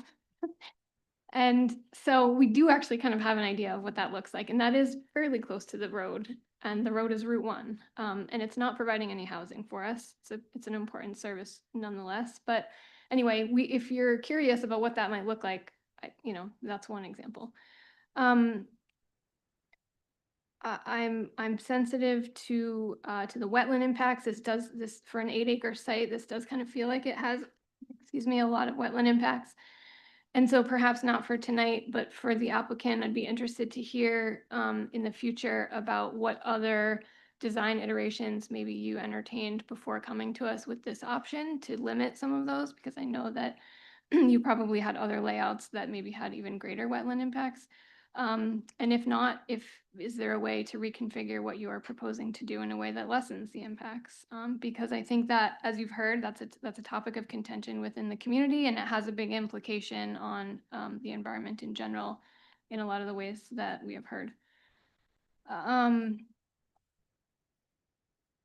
The traffic, again, I don't, it's a problem, but it's a problem everywhere. And we're hearing that on this project, but we hear it on lots of other projects. I'm curious if we could, or if you have performed any similar counts for the Jocelyn Place project, now that that's built and has been operational for a little bit. That might help some folks compare apples to apples, so to speak, in terms of what we might be expecting to see for an impact, certainly just from the senior housing aspect.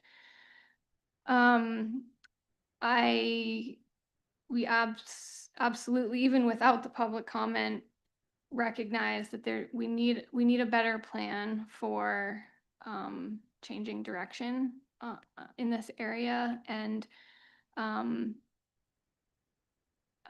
you know, any medians that are newly constructed or extended. You know, the idea there is to do that, is to limit turning movements, but we should expect people to violate that if we don't provide them a better way to do it and a safe way to do that. So I'm not sure what the answer is, but we cannot have people driving across the marsh and turning around in the middle of the 4-lane cross section at Ann John's. That should be, you know, paramount for this board and the applicant to make sure that we're avoiding that. Again, I don't have all the answers as to how that would happen, but I think that would go a long way to address some of the concerns, not all of them related to traffic.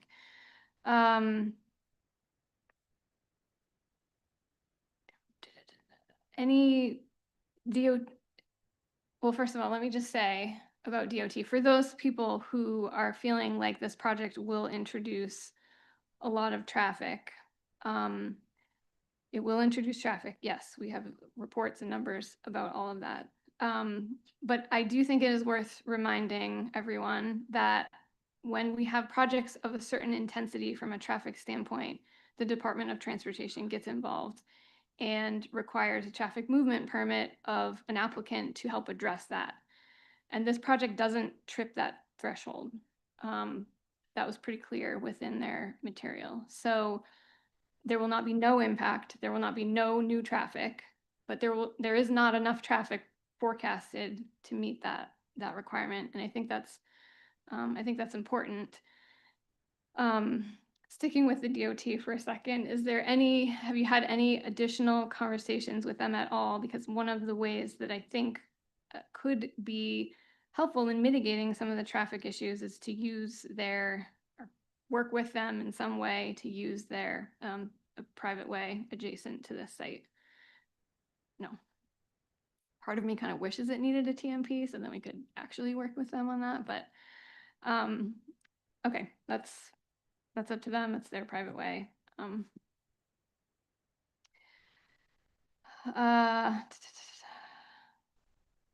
I think that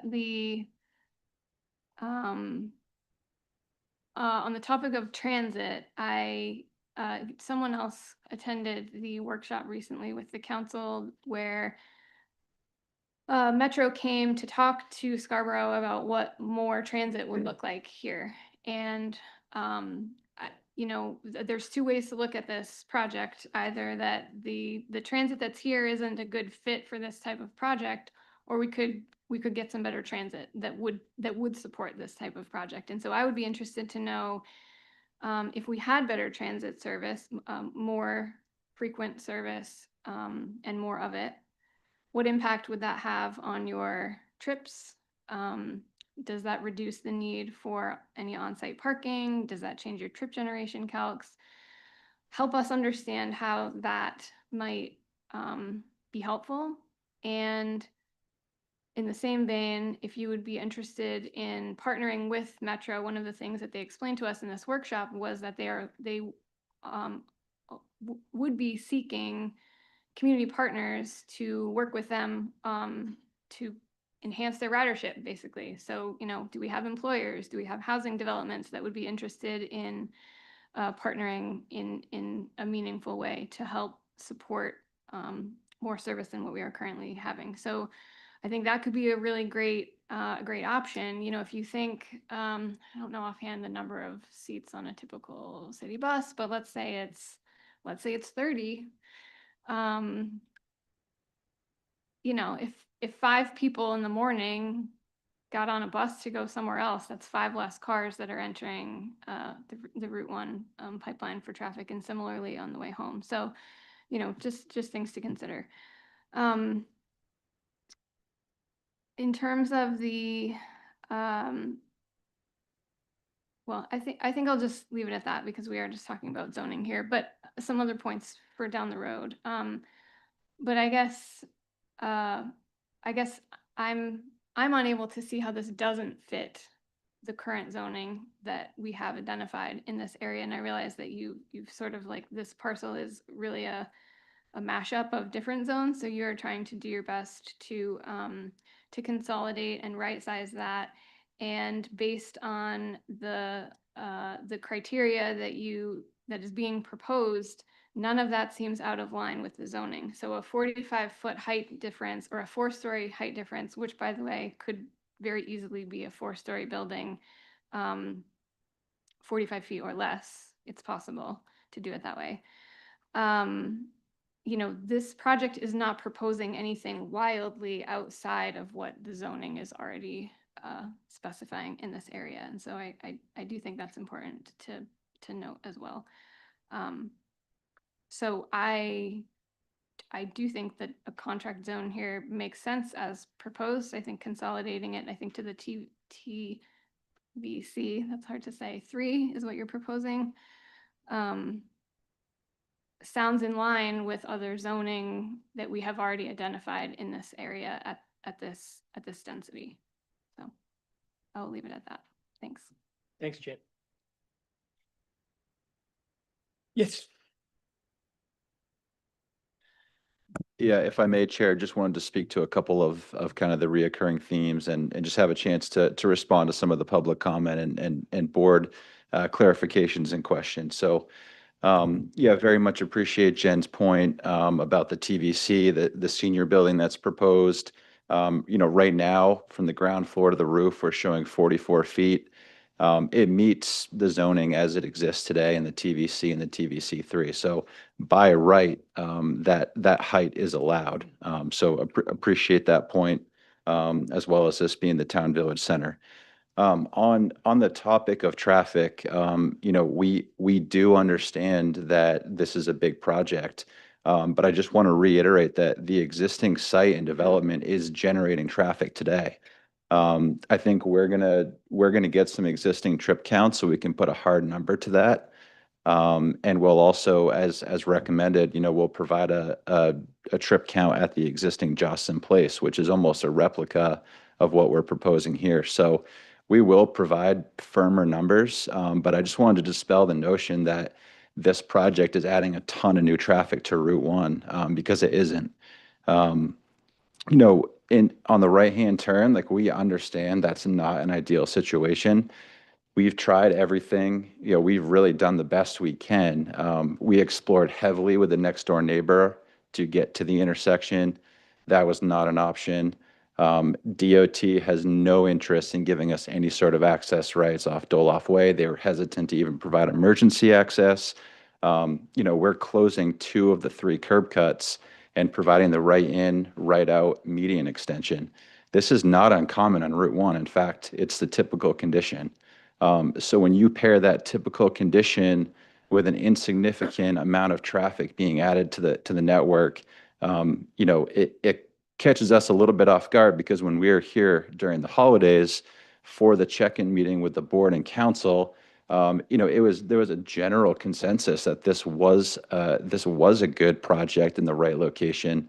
Yes, traffic was going to need to be worked through at the site plan level, which we want to continue to work on with you. But we are in the town village center.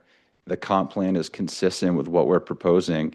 You know, that's really the angle that we're coming at, is you know, the delta in new traffic, we expect to be insignificant. And we'll provide those harder numbers to back that up. On the marsh stormwater, I think there was a question about the clarity on grading. And so, you know, yes, there are some parts of the site that grade down, but it's all vegetated, and that's just to match into the existing grade.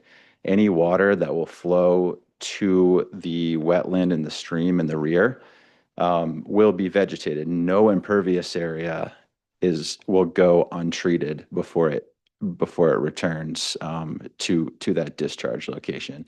So as I mentioned in the presentation, you know, we are far exceeding both the treatment, that means filtering and cooling, and also the attenuation. You know, almost 3 times as much on the treatment, and a notable reduction in peak flow. So we very much recognize that the majority of this site's water ends up in the marsh, ends up in Phillips Brook, which is urban impaired. that's something we recognize from the beginning. And, you know, we take pride in being able to go above and beyond those standards. So I just wanted to clarify that, you know, we really feel that we went above and beyond the stormwater and the marsh protection than what was required. Yes, there are wetland impacts, but we're trying to overcompensate by those impacts. So hopefully that provides some clarification on at least two of the points. And, you know, we look forward to bringing forward some of this additional information on the next round. So thank you. Thank you. I just wanted to add a few more points from some of the public comment and from the board. I know there was quite a bit of attention given to the wetlands. As an organization, those are a huge priority of ours as well. The point I want to make, how that wetland impacts our design, is it started off with the setback being reduced to 25 feet from 35 feet. That was to move our entire site closer to the road and away from the wetlands, reducing that impact. That was something that was a priority of the staff from the beginning. That was a priority of ours at the beginning. From there also, when we talk about the height of the building, the comment of the 4 stories has come up quite a bit. We would love to be able to do a shorter building if it was possible. But again, anytime a building gets lower, it gets bigger. And when the building gets bigger, it's going to affect those wetlands again. So those were kind of 2 driving forces in this conversation. When we went through design, I can't tell you how many files I have on how many times we've tried to redo this site for traffic, for wetland impacts, for our butters. We've been working on this for over a year and a half before we've gotten to this point. So the attention has been given, the studies, there are significant, there are clearly some more that we can do and some more points that can be brought forward. We are very fortunate that we have a similar building, Jocelyn Place, in the area. That building, for example, we did recent parking counts because consistently the comment is there's a lot of parking. Why do you have to do that? One of the driving forces is our funding source, Maine State Housing Authority. They nearly always require a 1-to-1 parking for its tenants. So for this building, the main building that we're talking about would require at least 60 parking spaces for tenants alone. Back to Jocelyn Place, that building we recently did an inventory of parking and tenants were using around 39 parking spaces on average. So that is actually pretty in line with one of the state ordinances that came down through LD 2003 that pointed towards about a 66% parking ratio to one tenant or to one unit for low-income affordable housing. Again, these are one of those things where we've reduced our total parking for the area. If you were to look at some of those workforce housing buildings, combining shared synergies between those buildings and our senior building to try and reduce that total count while still achieving the 1-to-1 desired by the state at the senior building. There was also a good comment about the school system. A part of our process is to eventually reach out to the schools. We usually like to get past this meeting before we do that. Through that and our other portfolio of housing, we're able to determine the ages, the size of families of our units. So that gives us a very educated guess for what those workforce housing units will look like. Just to specify the unit counts in that workforce housing, we're looking at 15 one-bedrooms. Those will likely not have any children in them. If so, it would be likely an infant. So no demand on schools. Another 15 would be 2 bedrooms. Those will likely occupy 1, maybe 2 children at maximum. As an organization, we don't like to overcrowd our units. And then we're looking at 6 3-bedrooms. So for those, we're looking at 12 bedrooms for children. So in total, we're looking at around 27 possible children. You spread that across a wide age range of 5 to 18. And now we're talking about an impact in closer to 7 per school, 8 per school at most. So it does have an impact, but at the same time, it's something that we will work with the school system in the future after this phase. Another piece that I wanted to bring up also was, is this possible without the workforce housing? I think the workforce housing is one of the wonderful pieces we're able to integrate into this development. A lot of times a project is not given such a wonderful opportunity of almost 8 acres to work with in a core arterial highway, state road in a community that is growing and zoned to grow. With that highway, that infrastructure that is in place, workforce housing is critical.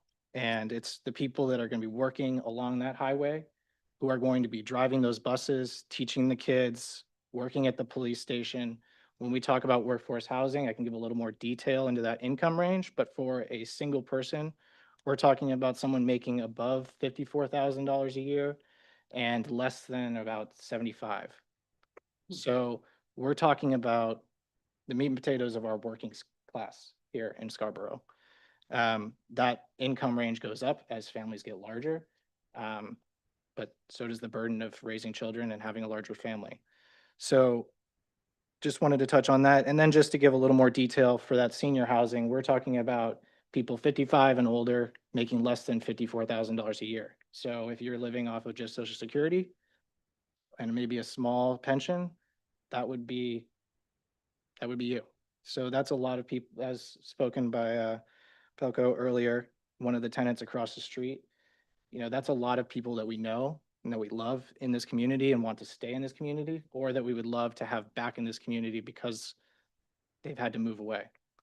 I think I just want to thank everybody on the board and the public comment. You can also reach out to us in the future.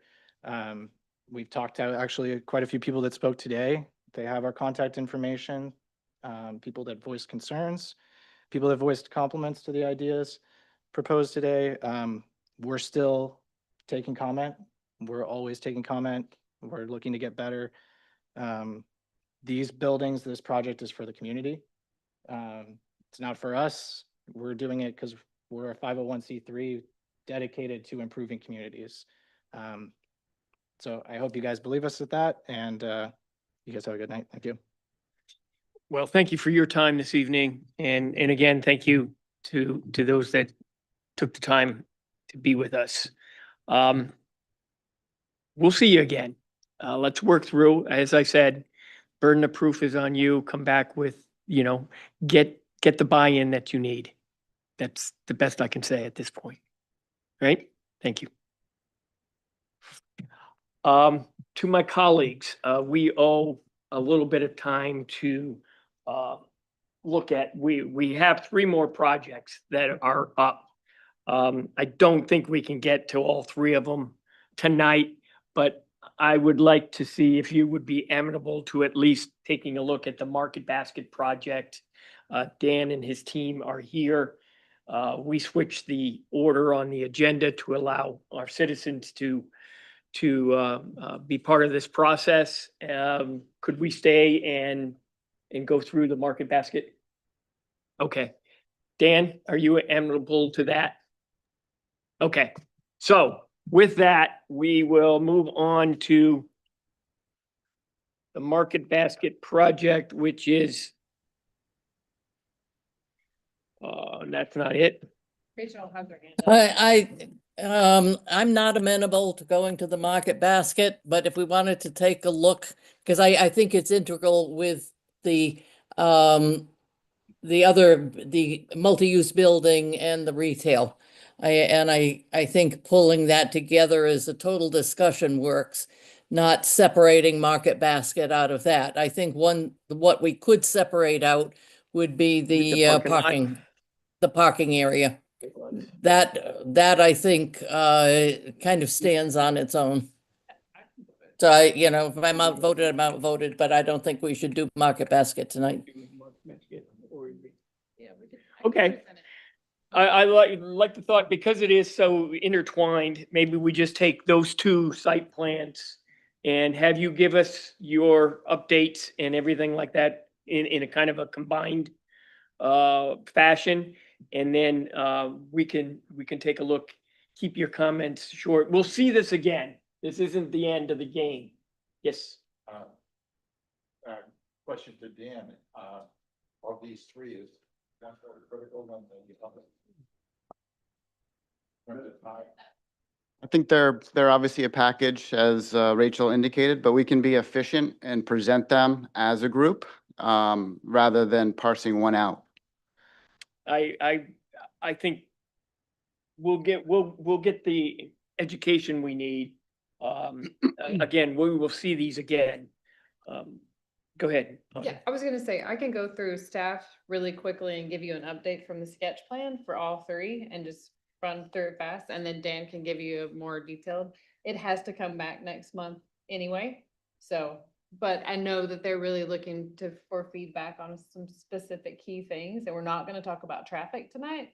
So it Right, should save because, us. yeah, it's safe to Um, say that. So if you would kind of like, what do you need from us? Kind of after the presentations, and we'll see if we can't keep you going in the onward direction. Is that fair? Sure. All right. All three then, kind Kind of sort of with less on the parking lot, more on the two, lot 10 and lot 2, I think it is. Or 12 and 2, more than 2. But at any rate, do you want to go ahead with your presentation of those? Let me just kick it off with the site plans for Market Basket. Some of the, one second to move all these things. Again, you've all seen this in the sketch plan. They came in with a really good design. I think that they have addressed some of your concerns.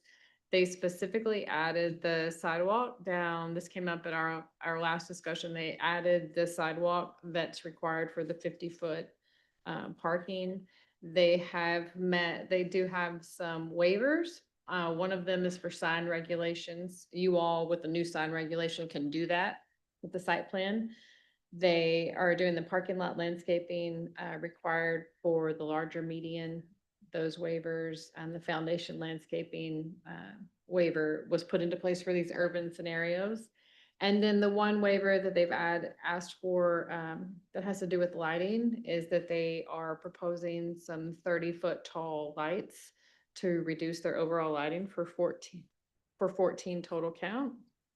Some of the things that I just want to highlight on, they are utilizing the language that you all heard first, the EVCS ordinance, and they are meeting the proposed ordinance. So staff is on board with that. They've actually gone a little above and beyond for the market basket.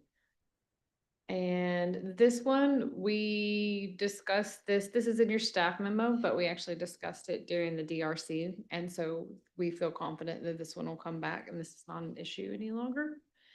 And now we're on to the next one. And so the mixed use retail site, again, this one is the multifamily 3-story structure, or 3 stories of multifamily, and the bottom floor is the retail. This one, you all had really good things to say about it. Our sketch plan review in February, not a lot has changed for this one. Again, this is the overall site layout. They do have 72 parking spaces designated for the residential users. This one is separate from Market Basket. It's a standalone lot. Market Basket has 400 and some change parking spaces, so they are meeting. This particular one does rely on the shared component of the ordinance that you all have the ability to approve in the CPD, and they're using the 97 spaces in the satellite parking that's just above. And this one is the reason that staff requested that we take away that 300-foot for the EVCS chargers. They were just a bit over that, but this location and this real world example gave us a good idea to test the ordinance language, and so that's why that came up. This one of the big things that we had discussions on a sketch plan and then staff was trying to figure out how to keep people from going from this satellite parking space to the back of Market Basket and the back of retail. So we spent some time, and we finally, I think, figured it out. And Dan's probably going to show you better, so I'm not going to steal that one about the sidewalk. And they also have asked for the parking lot landscaping waiver to provide the larger island near the front of the site instead of the smaller ones. This one, just an overall, they are proposing 8 or 9 EV chargers in this satellite parking area. So this one, obviously it's not required, but this is where they're proposing some of their parking. And that's it. I'm done. Thank you. That was a great summary. So I'm not going to go. Fill in the blanks.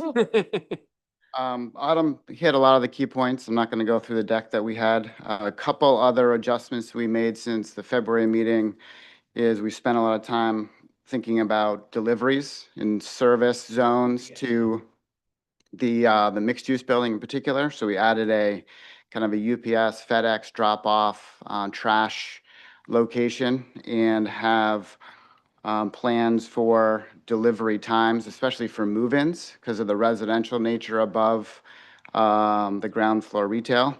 So that was in the submission, but we addressed that. That came up with the board discussion in February. A few other updates we made that Autumn didn't cover, additional kind of streetscape, excuse me, it's late, streetscape enhancements, especially in front of the retail store, adding the same treatment of planters and trees that match Market Basket's design to have more of a softer feel along the frontage of that building. And we also spent a lot of time around lighting. And so we have made some lighting updates to have pedestrian scale lighting, the key pedestrian routes from the residential parking in particular to the mixed use B building. So we have lower scale pedestrian scale lighting on the sidewalks and then more customary parking lot scale lighting in that parking lot behind mixed use B in front of retail A. Other than that, I think Autumn covered all the key points. There is more of a meandering sidewalk. I'm not on the Zoom right now, but we have a plan that has a more meandering sidewalk from the remote parking lot directly to a crosswalk north of the retail building. So that would really discourage folks from going the wrong way, trying to cross the bypass road and end up in the loading area behind a Market Basket or the junior anchor building. And instead, this is going to be a more pleasant walk, and it'll really get people to go to the crosswalk and the sidewalk that leads you directly to the storefronts for the two retail buildings. So I think given the time, I'd turn it back to the board, answer any questions you have based on Autumn's good presentation, and then we'll come right back to you with updates to the plan at your next meeting. Thanks, Dan. This item, or these items are available for public comment. Is there anybody wishing at this point to prolong the night? Seeing none, nobody online? No one. All right, we'll close public comment and turn it over to the board. I'll just say a quick couple of things. I'd like a little more understanding of why the 30-foot lights versus a 20-foot. I get it, you're gonna have reduced counts, but aesthetically, what is that gonna look like? Will it look like a sport arena because we're now in a downtown area? I'm nervous about the impacts of the 30-foot lights, but I'll let the lighting guru weigh in a little bit more on that. And I'm a little bit skeptical on the parking for the residents that live in the mixed-use building by not having some way, possibly a gated parking area that would reserve the parking for the tenants that live there. I think those are, if I was to really shorten my thoughts, those are the first two that come to mind that are the most important to me. And now I'll open it up to my other colleagues. Go ahead, James. I don't support a waiver for 30-foot tall light fixtures here. I'll just be clear on that right now. I understand it helps for more broader distribution to have fewer poles in the parking lot, but folks who are going to be living in the mixed-use building B, who are going to be staring west, looking into a sunset, are going to be looking almost eye to eye with 30-foot fixtures that are going to be very clear to them as they're out there. This parking lot is huge. I mean, it takes up more, I mean, it takes up a giant portion of this entire area that we're looking at. And you can use more pedestrian scale fixtures, 20-foot fixtures here, more of them in this area rather than going with 30-foot fixtures. This isn't the main mall. This isn't so densely clustered with just commercial. We have residential that is good, that is here as well. It's all mixed use. And I will not support 30-foot tall fixtures. I'm sorry. With regard to the trees in the parking lot, in the renderings that I've seen, and I guess I'll be more detailed on this next time. But I'd like to see more deciduous trees, or rather just have deciduous trees for tree plantings in the parking lots. I'd like to avoid the low-level plantings that just get hidden by cars and vehicles. Again, looking at a residential standpoint for their view from mixed use building B. If they're going to be looking out into this parking lot, let them see something. I'm not saying, I don't mean this in a bad way, but let them see something nice as far as a lot of growth in this area, a lot of natural trees.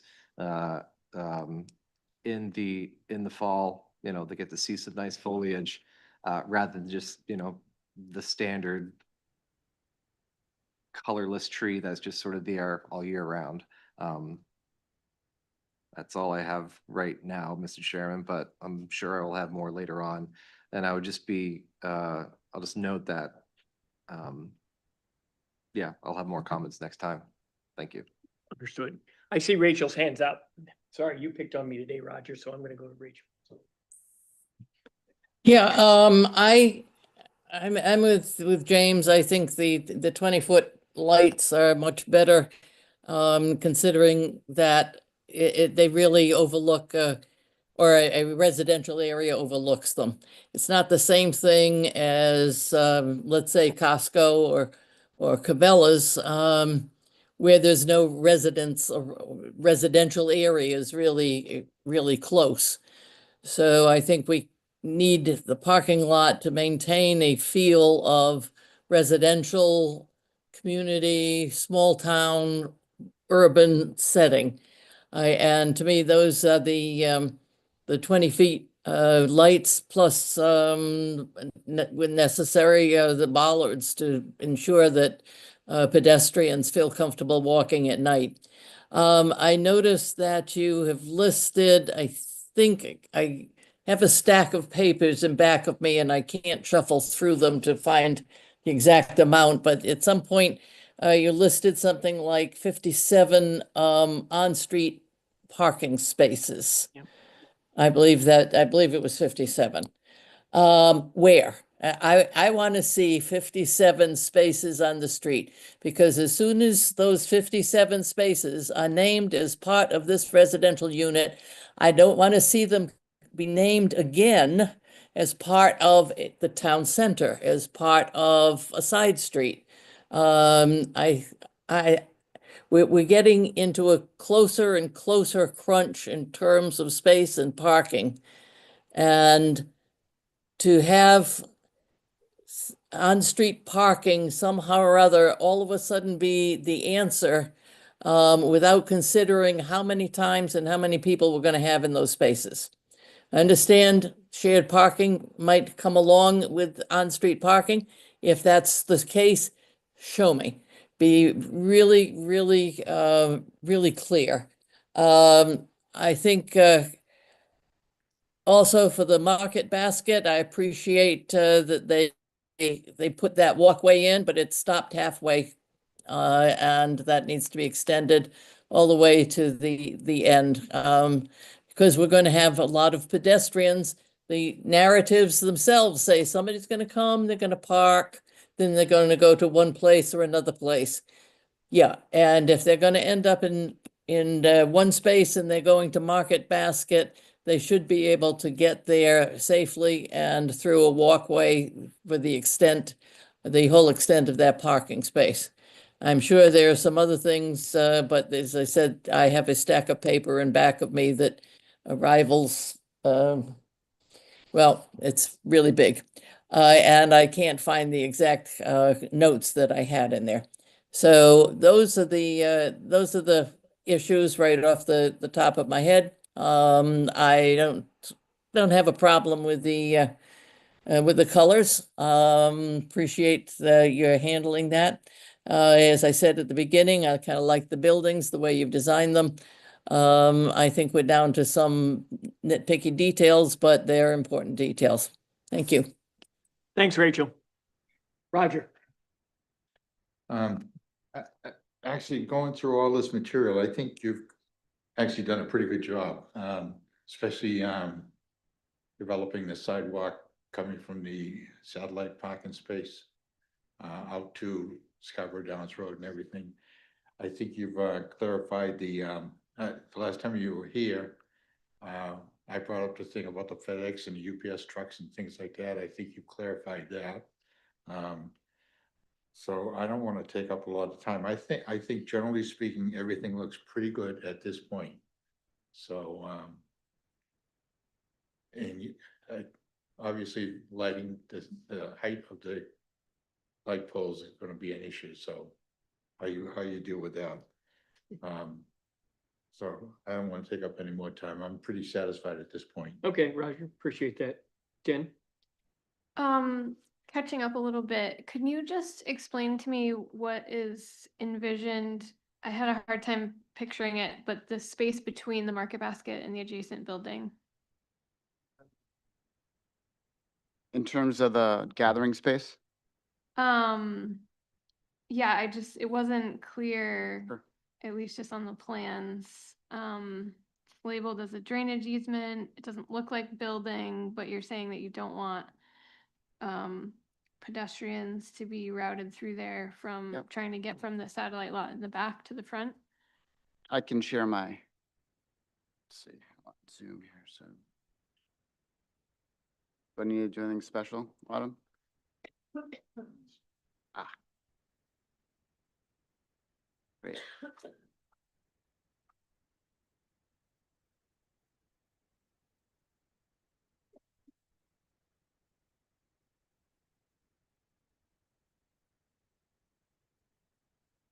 And after you do that, can you show just a little bit more about the sidewalk connections and especially from Market Basket all the way down?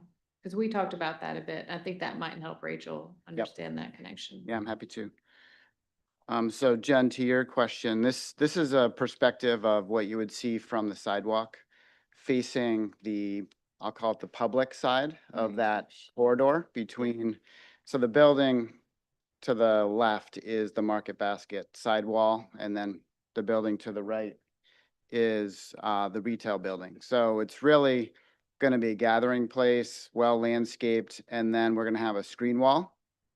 And behind it's going to be really kind of the service area of Market Basket and the retail building. So you wouldn't see past that gate and that screen wall. The public side is what you see here. And the reason the buildings are separated like that, other than them being two separate lots, it's also underground. There's actually going to be a large culvert that handles a drainage way for the overall project. Okay, but that space would be different, so service area, but not loading docks, right? Because you have those covered elsewhere. Right, so this now is the site plan. So I was pointing to the area up close to the drive aisle. Yep. And then there's the screen wall, and then behind it, it's just gonna be grassed. Grassed? Grassed, yeah. Oh, It's gonna be pervious area. okay. Yep. In terms of, and I don't want to cut you off, but I want to get to the pedestrian network that was brought up by others. This shows both sides combined and really our pedestrian circulation routes and the amount of them. So on the left side is the Market Basket site. The red highlight all the different pedestrian routes that we anticipate connecting the Market Basket site to the adjacent retail site, the mixed-use building, and just as importantly, future development down to Market Street, down over to Scarborough Downs Road. So if you're walking from origins within the project. You're going to take all of these pedestrian routes. If you're parking in the parking lot, grabbing a grocery cart, then you're likely going to use the drive aisle, or you're going to use that center walkway close to the handicap spaces. And after reviewing likely paths of travel, we felt that having a sidewalk the first half closest to the building made the most sense, and the second half can be well landscaped and provide all the deciduous trees that James was speaking about, and really helping break up the parking lot. So you put in a sidewalk, you're going to pull out a fair amount of landscaping to achieve that sidewalk. We felt the trade-off was a good balance here in terms of providing a walkway on the closer parking spaces that many won't use. Many are going to use their grocery carts and use the drive aisle. Some will use that walkway if they're coming from their vehicle, and to landscape the rest of that center island. On the right side is the lot 2, and that just shows all the different circulation routes that we have for getting to and from parking, but also from individual buildings to the other buildings, as well as the satellite lot. You see that at the top of the screen. And in terms of lighting, just to clarify, the request is a waiver only for the Market Basket site. So we're proposing the 20-foot poles close to the residential units. So the parking lot that's in front of the retail building and behind the residential building is going to have the 20-foot pole heights and lower. I was mentioning the pedestrian scale lighting. We're going to have that along these priority pedestrian routes. So you see this, my cursor here, there's that key route from the parking for residential to the mixed-use building. That'll be the lower. I think those are planned to be in the 14-foot range. As well as the lighting along the walkway, along this key pedestrian route on the drive between Market Basket and the retail building. That also is going to be the lower 14-foot height for pedestrians. All 20-foot height close to residential units for the reasons the board brought up. And only on the Market Basket lot were we looking for that waiver to go to 30. And that's pretty far afield from the mixed-use B residential units. I don't know if, Jim, you want to add to that? Give it a shot. Jim Lamp with LTD representing Market Basket. Try to adjust the lighting first. We have done sites with lower poles. It's a subjective thing, but I don't like what it looks like with lower poles. There's just too many of them. You end up with a kind of a sea of poles. You have conflict with trees. If you want more trees, the lower lights don't distribute with the extra deciduous trees that are needed or wanted. And you end up with hot spots, as I think you mentioned, James. And we would like the board to try to consider that for this. I would understand if there were existing residential developments that we were building inside of, but this is all part of a comprehensive plan. So, you know, it's being built as one. And I think that these are low profile, and they won't be as big of an issue as everybody might think, or some people might think they are. On the landscaping side, I don't think we've seen a response yet, but in between the buildings, we have requested more trees to be planted. I know there's a drainage easement in there. We don't want to plant trees over utilities, but we have, our store is actually a store like this. We're going to have open windows on 3 sides of the building. Typical grocery stores, a Stop and Shop or a Hannaford, doesn't have much windows on any sides of the building. We like it when you're looking over the cases and you look out and you can actually see some green versus the side of a building. So I've asked them to take a look at that, and we haven't seen we haven't had a chance to adjust the landscaping plan for that yet. But we have requested more trees in between the buildings. We've also, the budget for landscaping has been doubled by Market Basket at their request as a part of this real estate deal. So what you're going to see on this site is going to be, probably twice as much as what would be normally needed or necessary to meet code. It's a robust plan. I've encouraged you to go up and see our site in Scarborough that has the 30-foot poles. It's a site it was a green development, you know, they took woods down. It's nestled in the middle of woods. And it's landscaped to the hilt. So I would encourage you to go up there if you have a chance to go up to Topsom and take a look at it. Got What was the other? Oh, the sidewalk. If you're in Topsom, you'll know that we did the same thing there. We did an extra wide landscape island going down the middle of the parking lot. Topsom wanted a multi-use path going the middle of it. It's a multi-use path that goes to nowhere. It's not used much. It takes up a great deal of landscaping. While the sidewalk's ultimately cheaper than the landscaping, I don't encourage it. I don't think that that's the right look. I don't think it will be functional. I don't think it will be used that much. People aren't going to be pushing their shopping carts to a parking lot, you know, all the way across into other parts of the development. One, we aren't allowed to use those spaces. We have our own parking lot. That's why it's so large. And we don't want to encourage carts to be left over at a different retail development within the site. So I would encourage you to take a look at that. It's extra wide. It robbed a lot of open space and green space within the middle of the parking lot. It made the trees have to be a little bit smaller in those areas. They're more decorative than they are, you know, the larger maples. And I just don't want to build something that's just not utilized. And I've always heard that green space is encouraged, and I think that the added sidewalk to that cut through is probably proper at this point.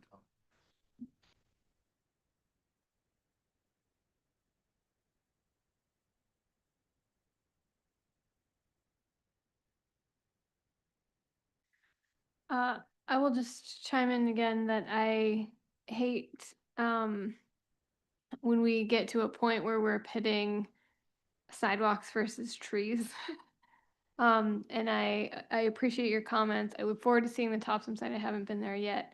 But for a site that doesn't have anything on it now, just sort of fundamentally that I struggle with that we can't have both. We can't have big robust trees somewhere and good pedestrian connections. And while I appreciate the desire to not have people taking carts off site and things like that, that's fine. But I can't help but focus on the big empty boxes at the bottom of the page for lot 2. And so if there's any chance that there is residential, or even, it doesn't even have to be residential, it could just be other commercial or retail uses that people would want to walk back and forth between there. And just the fact that that center spine just sort of really aligns strongly with the main entrance at Market Basket seems like it would be wonderful if it could also align with sort of a prominent feature for whatever is to come on the lot 2, or at least not prevent that that possibility. So, you know, I love the idea of big, you know, canopy deciduous trees. I think love to hear that there's support for a more robust planting plan. But I just wonder if there's a way that that we can accommodate both of those things. Just a question before we started this, Dan. It sounded like there were, or maybe someone put these words out there for you, but that there were certain items that you were looking for the board to chime in on tonight in advance of you coming back to the next meeting. Beyond what's in the staff memo, I was just curious if there were any other topics that you're looking for feedback on. I think it was the waivers that staff identified, and also any feedback if you had any on some of the other adjustments we made. We tried to address deliveries, like I said, to the mixed-use building, and that's both in the narrative and updates to the site plan. And we made some adjustments to, as Autumn mentioned, the walkway from the satellite parking. We are thankful of the staff recommendations on the changes to the EV ordinance to provide the satellite parking to really be for this phase, to be our kind of central spot for EV charging. I think that came up in the February meeting, like, oh, wouldn't that be great? Because it works well for, it's very customary for EV charging to be a little bit to the side and open to both residents as well as visitors, but they charge and then they can go park where you normally park. So I think it works really well with the operation of EV charging. So we did, if the board has feedback on that, we're welcome to hear that. We think it fits well with that new ordinance amendment that you discussed this evening. We talked about the lighting height matter. So I don't think I have any, nope, Drew, you had any other ones? Those were the key things that we tried to adjust since your February meeting. Are you proposing, I'm just scanning quickly, not seeing it, but are you proposing any EV spaces for the mixed-use buildings? Or are they all to be in the satellite lot? We're proposing that the install units be in the satellite lot, and then we're making the mixed-use building parking area, really this wider landscaped island here, if between the nested parking for residential and the rest of the parking field to be the ready area. That's also right next to where we have the transformer going in for mixed use B, so we can easily add an additional transformer to service that area. And our thinking is that we have residents who need to charge. They go up to the satellite lot, they charge for a couple hours, get filled up, and then they go and park in their reserved parking location. And then during the day, employees can charge in that satellite lot, because that's intended to be primarily employee parking for employees within the two buildings, within the Lot 2 project. So they could charge all day or part of the day when they're at work. Okay. I guess on the topic of the waiver request for lighting height, my first instinct was to not support the taller poles. But I would be interested to see what that looks like and how that lays out with a more robust planting plan. So again, now we're putting trees versus lighting. But just curious how that would work and what types of trees, how tall are they going to get, that type of thing. Yeah, we can do that. I think that's all I have at this point. Thanks, Jen. Down on this side, you all set? Done. Thanks, Mr. Chair. To Jen's point, if you could provide like a rendering, some sort that would show the 30-foot light posts versus the 20-foot and how that would look with the landscaping, just so it might help us to figure that one out. Regarding the discussion with either the sidewalk or the landscape within the middle of the parking lot at the Market Basket. I feel like I don't want to see the parking lot completely divided with no way to walk one side of the parking lot to the other. I can imagine someone coming out, forget where your car is parked, come out, you push your cart down the wrong side of the parking lot, and now you want to get to the other side, but oh crap, I'm 10 spaces down. I gotta go all the way back up and across, or else gonna be pushing across a landscaped lot. So it'd be good if they had, at least somehow they had some kind of a walkway through if there is no sidewalk, or if sidewalk goes all the way through.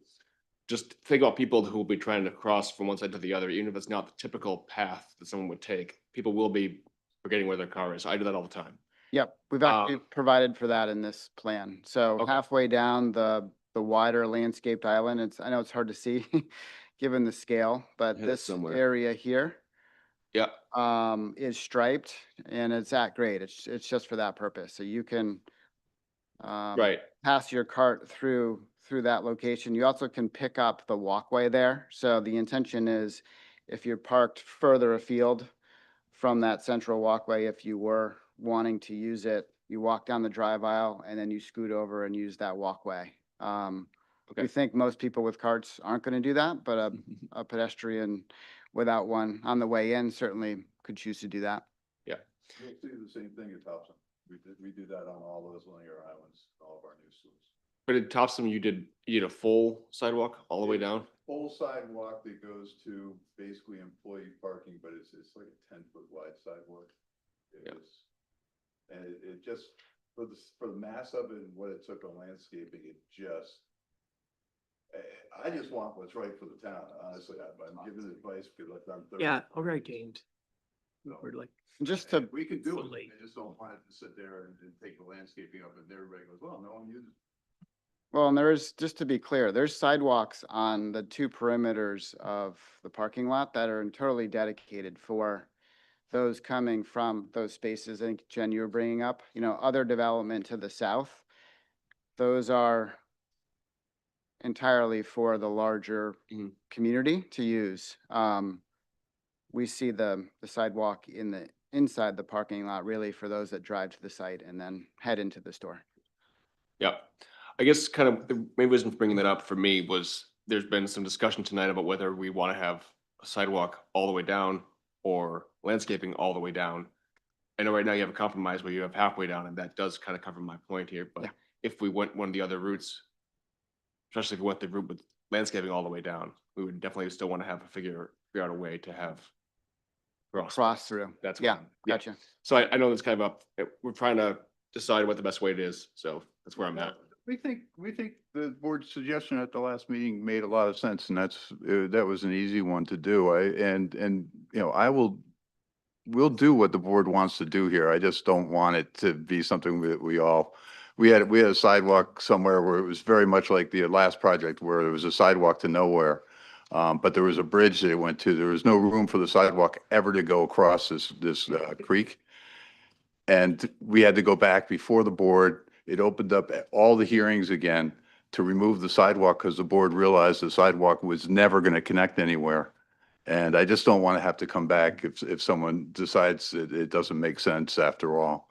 But we will do, I think on that. Further development beyond Yeah. that down. Yeah, that same lot. that's not the hill I want to die on. If you really want a sidewalk, we will gladly put it in. I just, in all the sites I've done about 40 with Market Basket. This one, I just don't think it will be utilized all that much. Fair enough. I'll express my concern regarding a sidewalk all the way down too, is that at the end of the lot, you'd be adding another mid-block crossing if you wanted to continue the sidewalk past that to whatever lot's below that, based on the current design at least. And I know it's not finalized down there. Right. I did want to quickly touch on request for the third waiver listed in the staff report, which is about the landscaping between the building and the sidewalk. And it looks like, you talk about a Market Basket, you want to have windows all the way or three quarters of the way around the building. So you want to have green space, but this seems to be contradictory to that. We're trying to have sidewalk right next to the building. And I know that you're going to have some of that in a grocery store, but in general, could you kind of justify the waiver for me? Sure, I can speak to it. The waiver is only for the front side of the building. So where you're bringing your cart in and out of the grocery store. So it's a more typical shopping grocery store layout where you have concrete sidewalk up to the building just on that front facade. The waiver is not requested along the sides where Jim was referring to having trees and greenery along the foundation. To compensate for the waiver, what we've designed for is those tree wells. So there's trees out on the curb to kind of still create that greenway. It's just not up against the foundation because those are high activity areas with carts. So that helps Ben understanding the waiver. And this plan shows it. I can, for the next meeting, highlight those areas so you're clear about where we're asking for that waiver. And then the same waiver is being requested for junior retailers, right? But there's not proposed. The same condition. So the same condition along the face of the junior box site, instead of doing planting along the foundation, along the whole facade, we're doing more urban style kind of street wells, with grates. Okay. So there's street trees, there's greenery. It breaks up the facade. It's just not up against the building. Okay.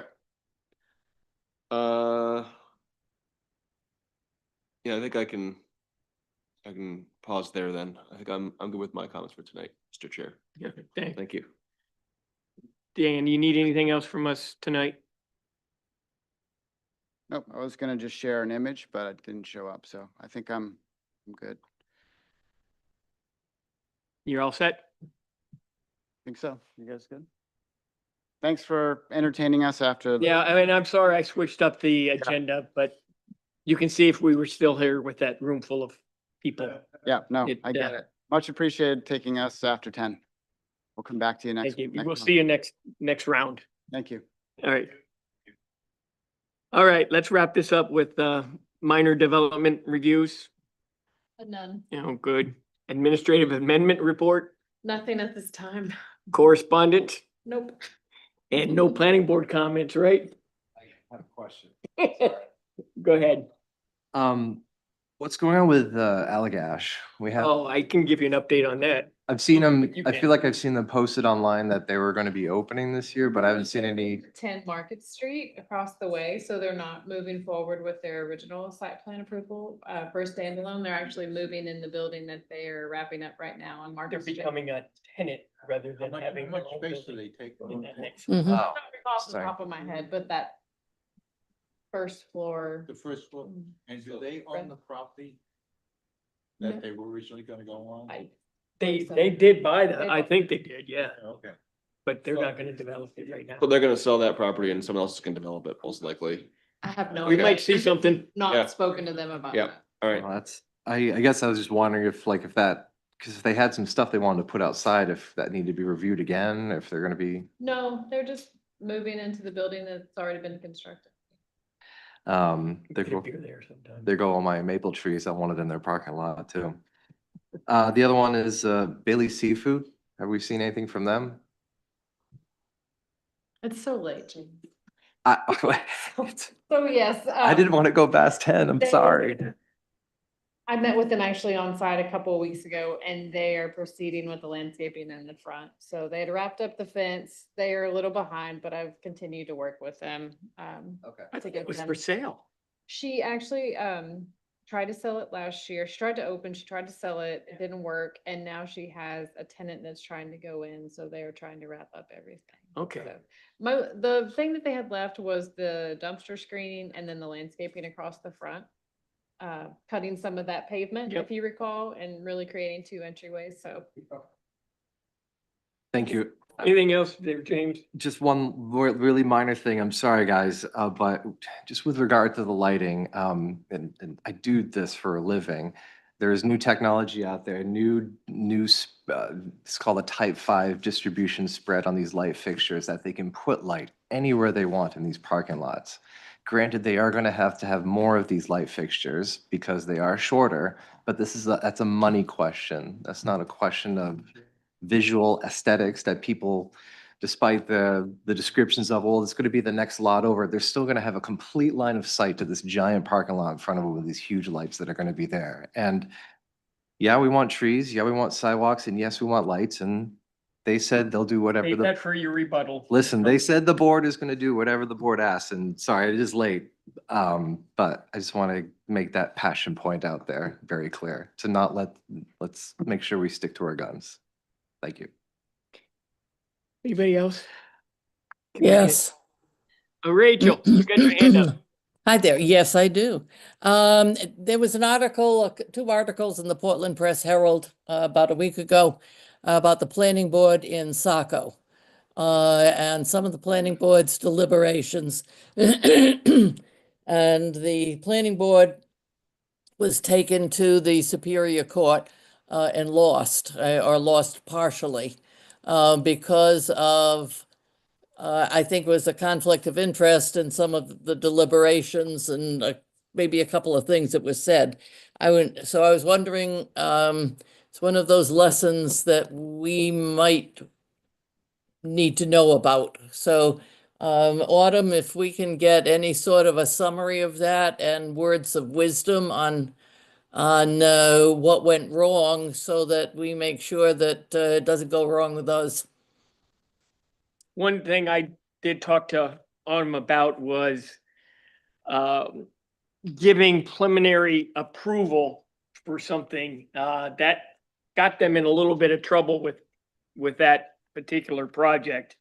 So I kind of mentioned to Autumn that I was uncomfortable if a developer or their representative came in front of us saying that we're here tonight seeking preliminary approval. I just assume say we don't give preliminary approvals. You ready to go and get an approval? Let's get your full package. Let's make it compliant and not do these interim approvals. So that was something I took out from that lesson in Saco. Yeah, But it would, it would be, I like it your would be point, helpful to Rachel. make sure that we're covered. The other thing that came through was there was a concept, there was a problem in effect of a tail wagging the dog. It was just one or two people who were violently against, and managed to, sway, the couple of members of the planning board. So, it would be, again, and if there's anything that we need to learn from that, Phil Saucier can help us with, I would feel more comfortable because usually the planning board doesn't lose at the court level. But this is a case where it did, so, it's a cautionary tale. Yep, good point. Any other planning board comments? Sorry. Sure, we're ready for breakfast? Since we're all gonna stay all night anyway, one really brief comment. I was a little uneasy about the two things earlier tonight where we were granting kind of growth permits prior to growth permits being available. It's just telling you. Okay, well, we weren't granting them, but I mean, we were saying that they were being authorized to build this stuff and they don't have a growth permit available. Is that a problem for us? No, I don't actually give building permits through our office if you don't have rate of growth permits, so you have to get in line. That's the way the ordinance is written. I just wanted to put that out there for. So they have to get in line behind anybody else. So we can issue, or we can approve buildings You for don't. 500 that would need 500 growth permits, even if there's only gonna be 100 available next year, and they ought to sit in line for You 5 could years till they catch up. You That's could what you're approve saying. a site plan with 500 units and they would have to wait to do them, yes. Okay, so I guess that's not work, so anymore then. Yeah, it's just for more information. We're getting closer to the first 3-year cycle, so it re-ups July 1st next year for Area 2 and the CPD. So it's good just to see where we are. All right. I'm done. Anybody else? Seeing none, let's go home, huh? Thank you all for powering through this. We got it. See y'all.